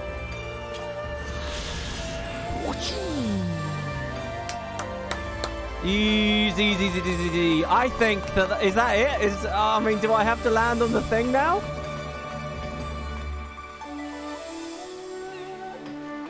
Look out in the distance. Who was it that said that's a 3-hour puzzle? I thought I was only like a third of the way done. All right, guys. So, are we happy for me to say that's a yes on the prediction? Are we happy to say that I'm done with that? Yeah, you guys think that's okay? That was me because I'm trash, lol. Okay, so 66% of the non-believers are about to lose a lot of potatoes. Will I beat it in 30 minutes? The answer is yes. Ding, ding, ding, ding, ding, ding, ding. Congratulations, everybody who guessed with me. All right, I want to land on that little table now, though. New prediction, will you hit the lamp? Well, set it up if you want, Rocco. We can do it. Will I hit the lamp? Do I have to jump to the little thing? Hold on real quick. I'm very invigorated by all that. Let's have a look. Where are you? The Shiokaze Hostelry, a towering tavern, the largest in Kugane, favoured by local merchants and dock workers and foreign visitors alike. Guests can indulge in Far Eastern cuisine made with the freshest seafood while sipping on fine rice wine imported from Koshu, the main island of Hingashu. Okay. So I have to land on the lamppost. But where do I initiate that jump from? It's down there, isn't it? The fastest run on this tower is below 2 minutes. Yeah. I mean, that's very impressive. I don't mean to take anything away from that impressiveness of it. But you do tend to find with stuff like this, the reruns are really quick. It's like if you watch my Guild Wars stream like 3 weeks ago. We were in the Chalice of Tears. It's probably a month ago, actually, now. And it's really not so bad when you go back. It's not what you remember it to be. And that's fine. I think that's what's actually kind of nice about this form of content. So I've got to land on what? It's that, isn't it? Which one is it? I don't know which one it is. Do I go on that post that extends out a bit? The right-hand one. This one here. The one at the corner of the road. Fuck me. Is that really where I've got to go? Do you guys think the post... Whoa, there's a boat moving down there. Oh, that's so cool. Sorry. Do you think I go from the post or the green roof? Yeah. Someone's speaking to me. He says sprint. You got to sprint.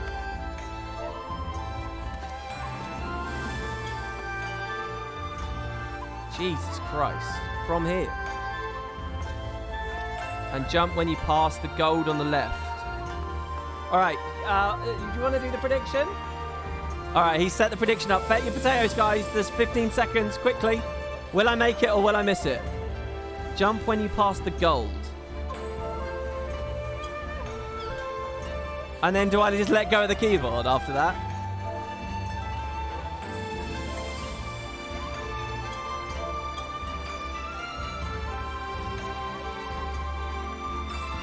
You continue to press forwards. Alright, here we go. Sprint. Oh, shit! Oh, I overshot it.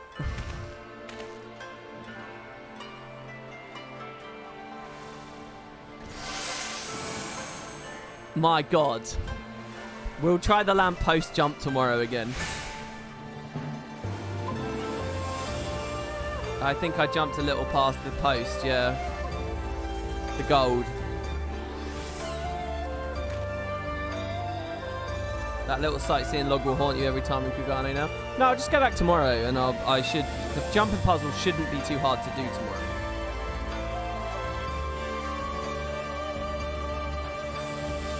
That was cool though.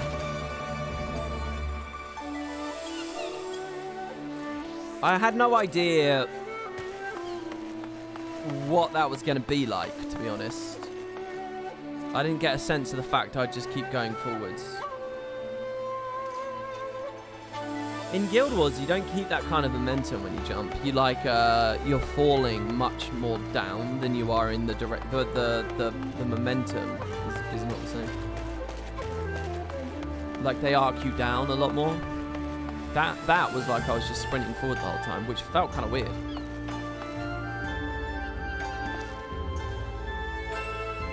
Right. Wow. I'm sure Hancock is bored waiting. There's a lovely tree there. Oh, it's so good. I like this place a lot. Look at the boat over there. Mind you, the tunnel looks a bit PlayStation 1.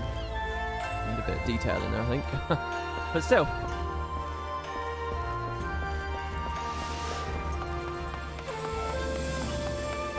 Yeah, did anybody guess yes and then no?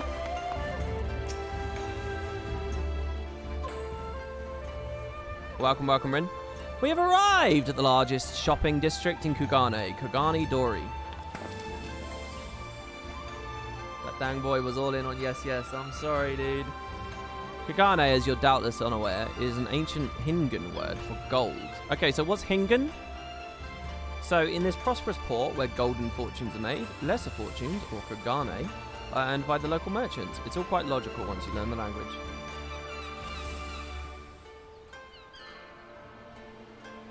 Hahaha, now you begin to speak my language. Oh ho, a kindred spirit. What a pleasure it is to meet a young lady who appreciates the value of hard-won coin.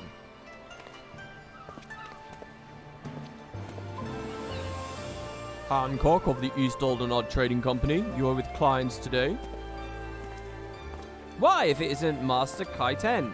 Pray allow me to introduce you to my esteemed guest, but recently come from distant Eorzea. This kind and generous soul supervises all transactions here in Kugane Dori. Your sincerity is ever appreciated. As he says, I am Kaiten of the Hakuchi clan, and it is my honor to serve as an overseer of these markets. As we receive many foreign visitors in Kugane, we accept all manner of currencies.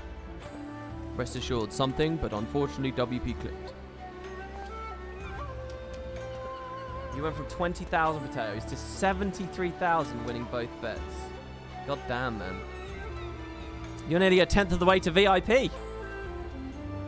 Arms, armor, foodstuffs, potables. Here you will find all of them and more.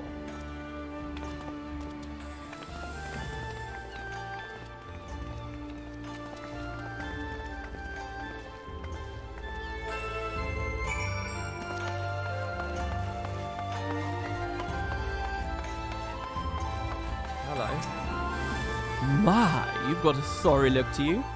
Go on now, you've no business here. I've nothing cheap to sell to the likes of you. Unbelievable.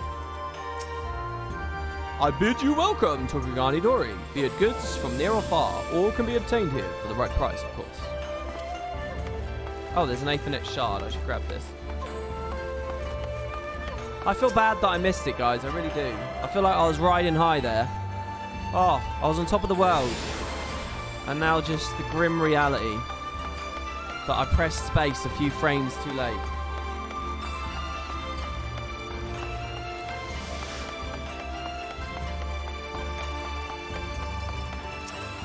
I kind of wanted to talk to Tatari there about what the hell he was going on about. You didn't lose anything with the prediction. For some reason, you can only bet with 0 potatoes. What do you mean? Elite Gamer Dreams humbled. Yeah, we may pause here for a moment. This road leads to the Aijin Gai, the district in which Aijin, or foreigners, are permitted to reside. Oh, lovely. Would this also be where the foreign embassies are found, including that of a certain empire? Precisely. So you see, it would not be at all unusual to cross paths with one of our Garlean cousins here. With this in mind, I would encourage you to choose your words carefully. We would not want any physical altercations, after all, such spats being strictly forbidden. The Saikasugumi punish breaches of the peace quite severely. I have seen foreigners permanently exiled for a single violation, though, to be fair, this is not common. More often than not, they are executed on the spot. What? Cut down? Then and there? You are joking, right? Would that I were, but alas, these samurai are a humorous lot. Why, I recall one instance where a foreign merchant in his cups dared lay hands upon a Hingan aristocrat in front of a Sekasugumi. Who are the Hingan? The samurai. Cut him in half with a single stroke. Ugh, I don't even want to think about that. So, as you see, it would behoove you to behave. Failing that, we may be forced to part ways with one another, or you with yourselves in the manner of the late Teleji Ajaleji.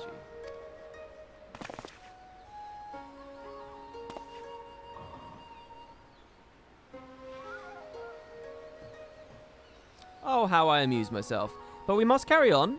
I have yet to show you the Garlean consulate.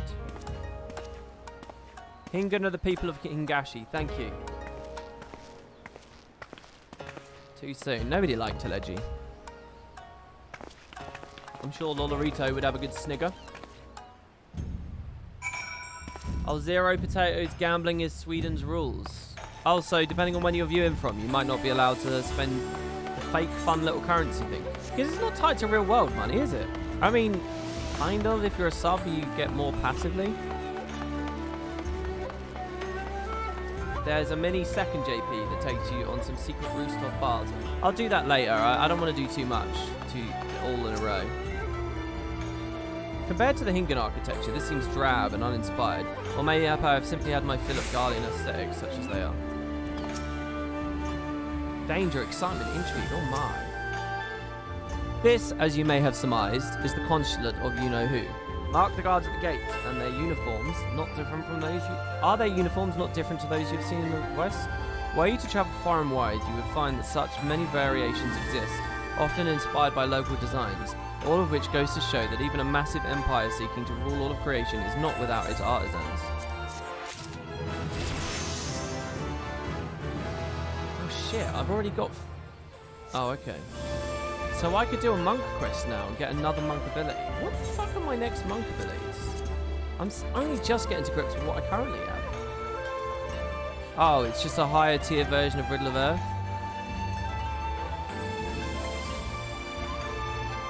Oh no, it's different. They're just effects. Grant Brotherhood. But I don't have Brotherhood. That was a PvP button. And Medicine Brotherhoods are all nearby people. Oh, weird. They can give me chakra. It looks like they didn't really do much. Hold on. All of Stormblood is Riddle of Earth, Riddle of Fire, and Brotherhood.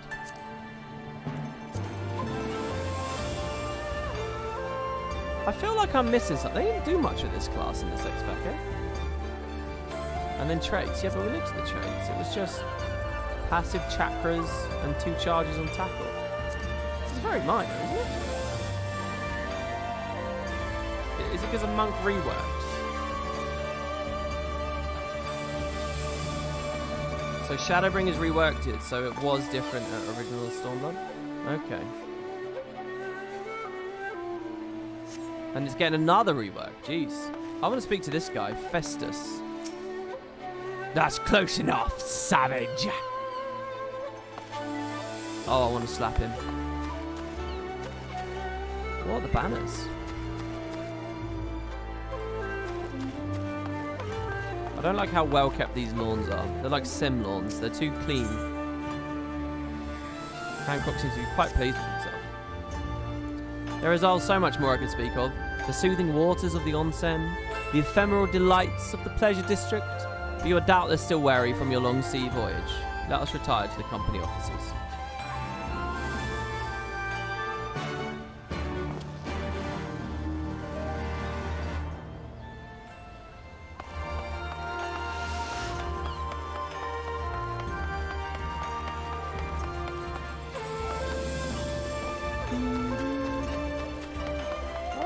Here.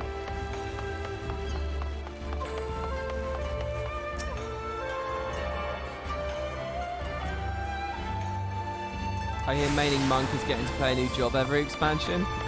Yeah, in a weird way, with the reworks, it's kind of, you know, it's kind of the best. Ah, the unmistakable scent of wealth and power. She's very horny for money. Have you guys noticed that?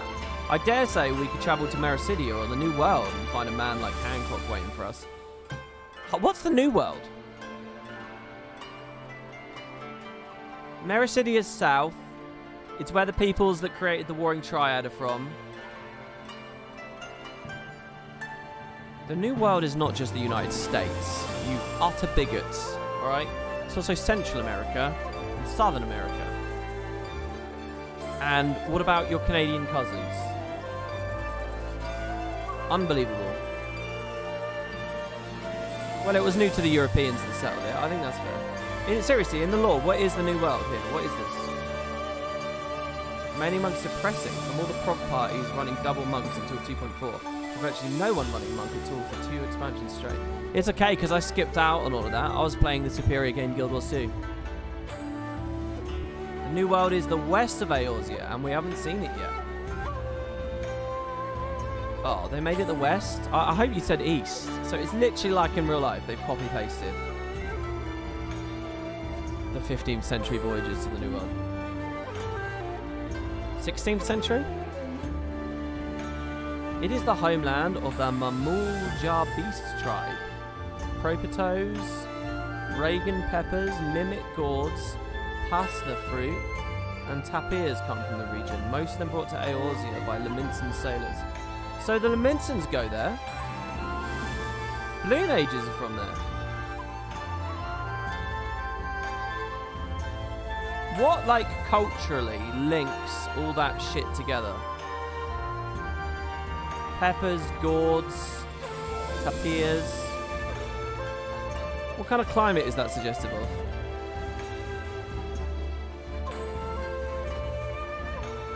Placeholder lore for some future expansion. Meow. Little cat face. Okay. So what's east of the Far East? I get it's a rabbit hole that just keeps going and going. Anything? End of the world? The Far East? The West Indies?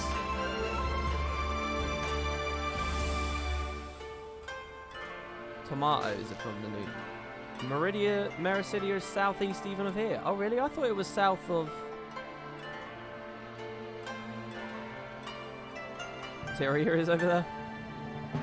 Unfortunately, I do not believe that to be true. So they've never given you a globe, right? This is like Guild Wars 1, there is no globe. And then Guild Wars 2 does globes. At long last, we arrive at our destination. May I present to you our humble officers. We have much to discuss. See, Final Fantasy is doing something I wish Guild Wars did, which is it didn't show a full globe, and it also refers to lore of those other places. Guild Wars does the absolute reverse. It both shows you a globe and never talks about any of the other places, so it feels like the speculation's really ripe in this game, but in that game it's like, well, we can see the land masses, but no one ever says anything ever. I swear, the era after End of Dragons is going to be interesting. We have much to discuss, so I'll refrain from further prattle. Come, right this way.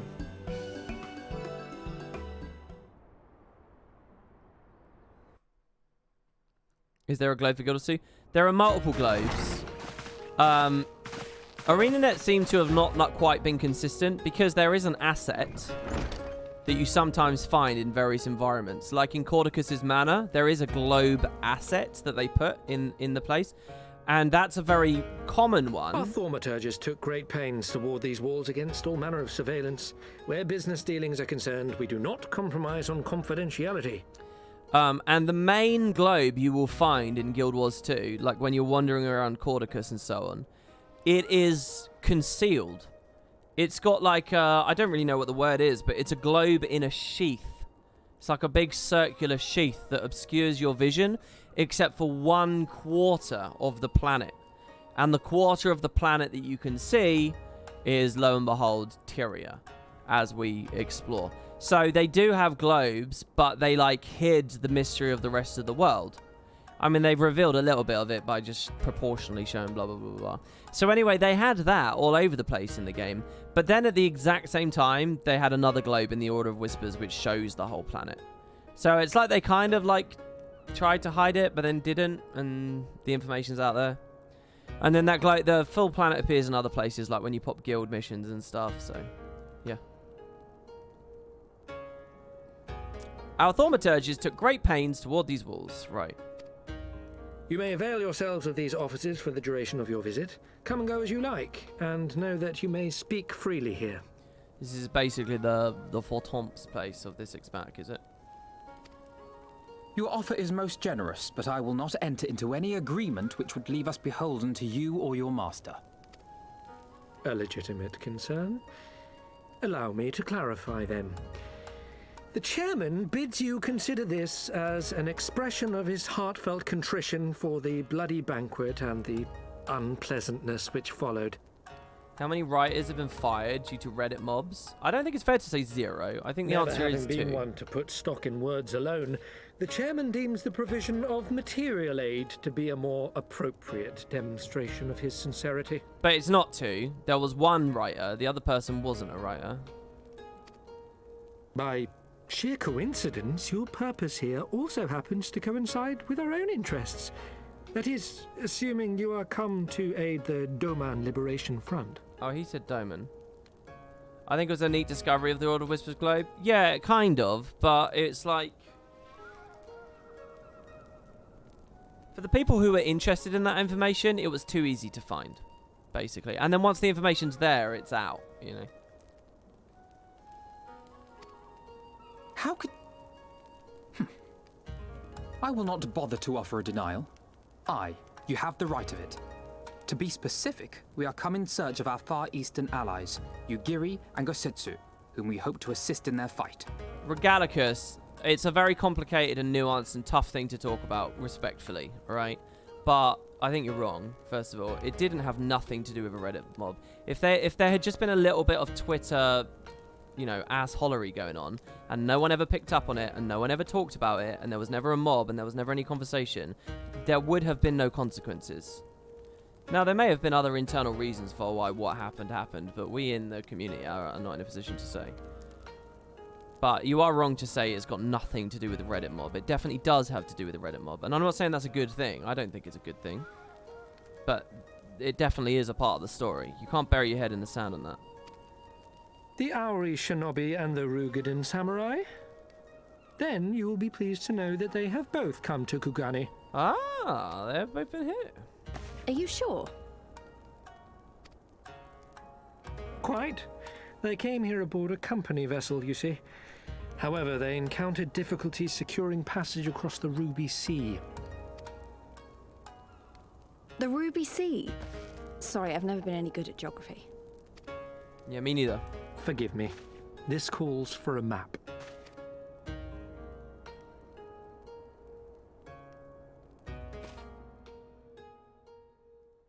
I kind of want to be a Rogadin of this place. These guys all seem cool.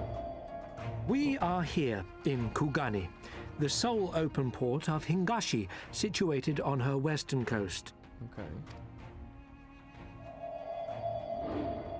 Doma, meanwhile, is here on the eastern coast of Otherd in Yansha. Oh, I didn't realise. I had the impression it was even further to the east. Right, okay, so on the mainland and the Empire is beyond it there. Okay. Therefore, if your friends are to reach Doma, they must first cross the Ruby Sea. Alas, this is easier said than done, as the Ruby Sea does not fall within the dominion of either Hingashi or Doma, being controlled since antiquity by a third party, namely the Confederacy.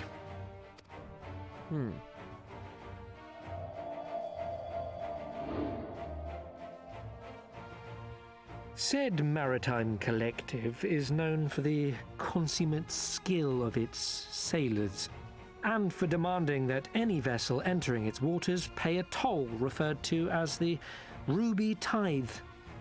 In exchange, the Confederacy's vast fleet guarantees the safety of those who travel within its territory.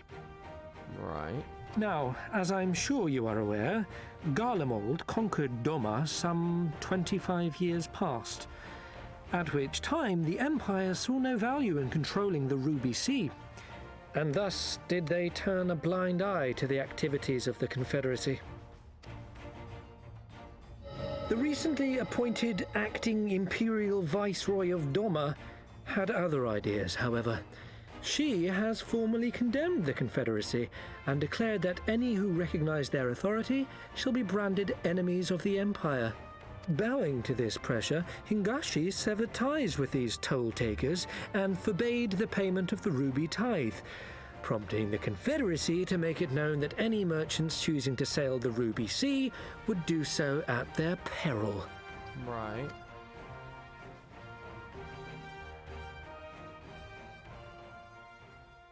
So why is this a problem for us? We're just traveling across it. No wonder they struggled to secure passage to Doma. What captain would risk such a journey given the circumstances? It's not I'm a pond. told your friends were not so easily deterred from their course, but I know not whether their persistence bore fruit. Just pick the right port, right? I say we follow in Yugiri and Gosetsu's footsteps and attempt to secure passage to Doma for ourselves. We will need to cross the sea in any case, and we may learn something of their whereabouts in the process. And should we find that they are still in Kugane, we can make the journey together. Indeed, Alphino. In that case, I have some information which may be of use to you. No quid pro quo, I assure you. The chairman was most insistent that I aid you to the best of my ability. What a creep.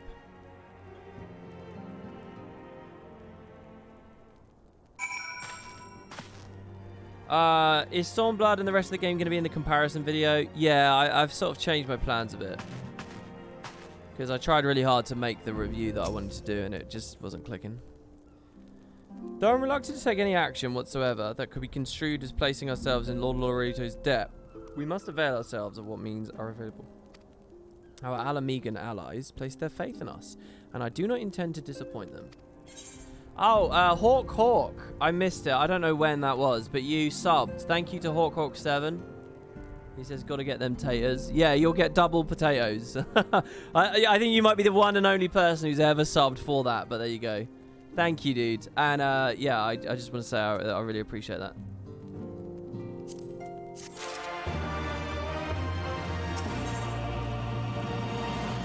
Alphino is a man with a plan.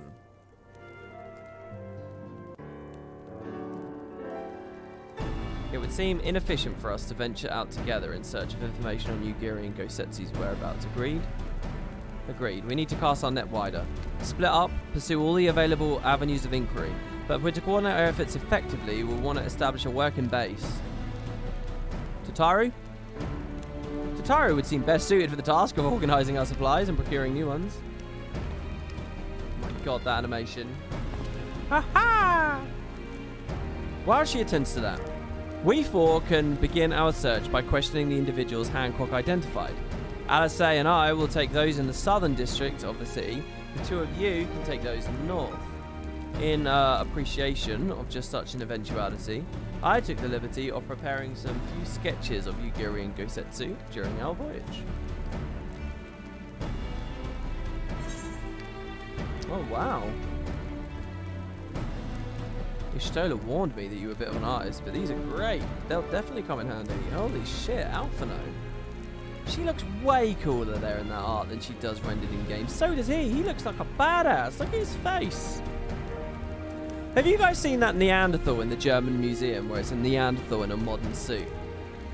It's really, really strange. It's quite a powerful image.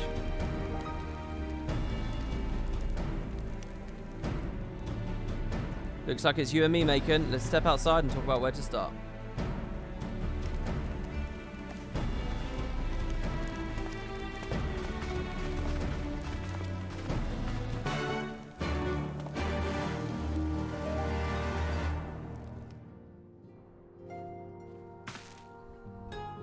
Jesus.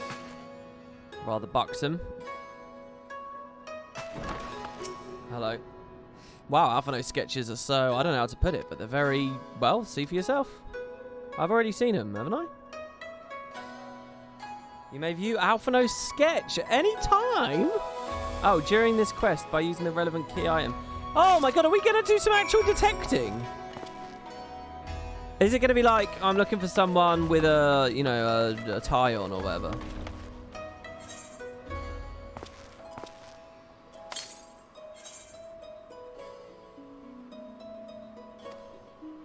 Or am I just going to throw it at people? It's not going to be real, is it? I'm just going to use it near people, aren't I?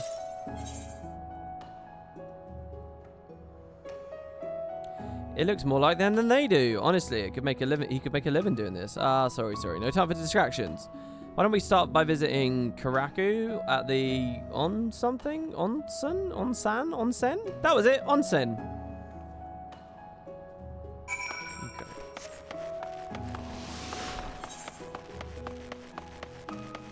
I've been assuming this whole time that there's like an exit to this place, but it's just an island. It's just one city, one island, right? What did WP think of the core content? Yeah, I thought it was awful, man. It's really bad. It's not good. It was a bit of a chore. It's a huge chore. It's a monumental chore. It's not good. It's rubbish.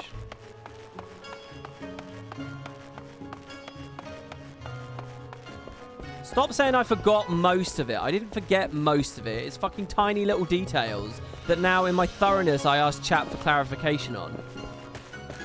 I didn't forget most of it. I would replay it, by the way, if these streams go well and people want to say it. Maybe at some point I could do it again. ARR dungeon is a final detail. No, that's not a tiny. But that's not the gist of what happened there in the fight against Ultimate Weapon. That I remember. The specific details of the names of each character is a different story.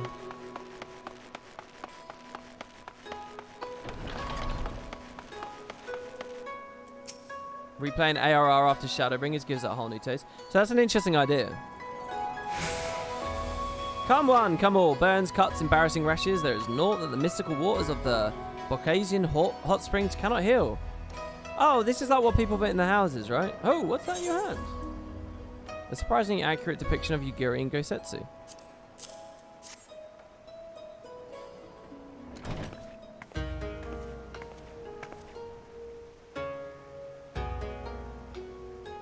You seek this Aurora and this Rogadin, do you? 1,000 apologies, but I cannot help you.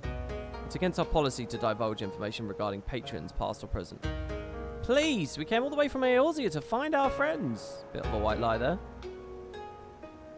We have our reputation to consider, miss. Men and women from all walks of life come here in search of rejuvenation, body and soul. They seek privacy and discretion, and we have ever honoured their wishes. Only the Sekisugumi may demand otherwise. I'm sorry, but there is naught I can do.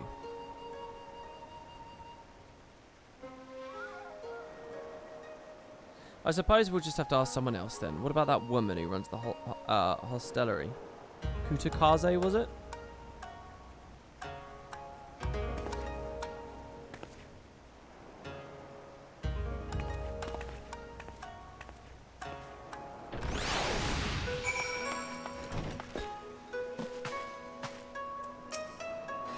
Honored traveler, I bid you welcome to the Bokairo Inn. Do you require accommodations? Retire to a room, as you wish.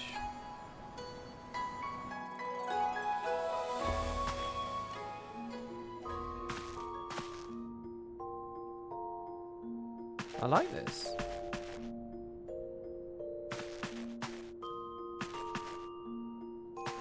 Oh, look, you get a window. Fireflies. This is very much like one of those little virtual environments you get thrown in like VR. You know, like one of your Quest home environments. That touch with the fireflies out there, definitely. Have I been to the inn room in Ishgard? It's so sketchy. Actually, I don't think I did. I don't think I did go in there.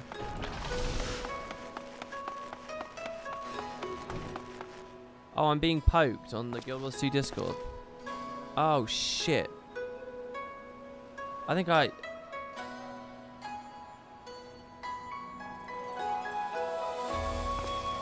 Yeah, shit. Oh my god, it's 5 already. Guys, I'll be back in... at some point soon. Be back soon.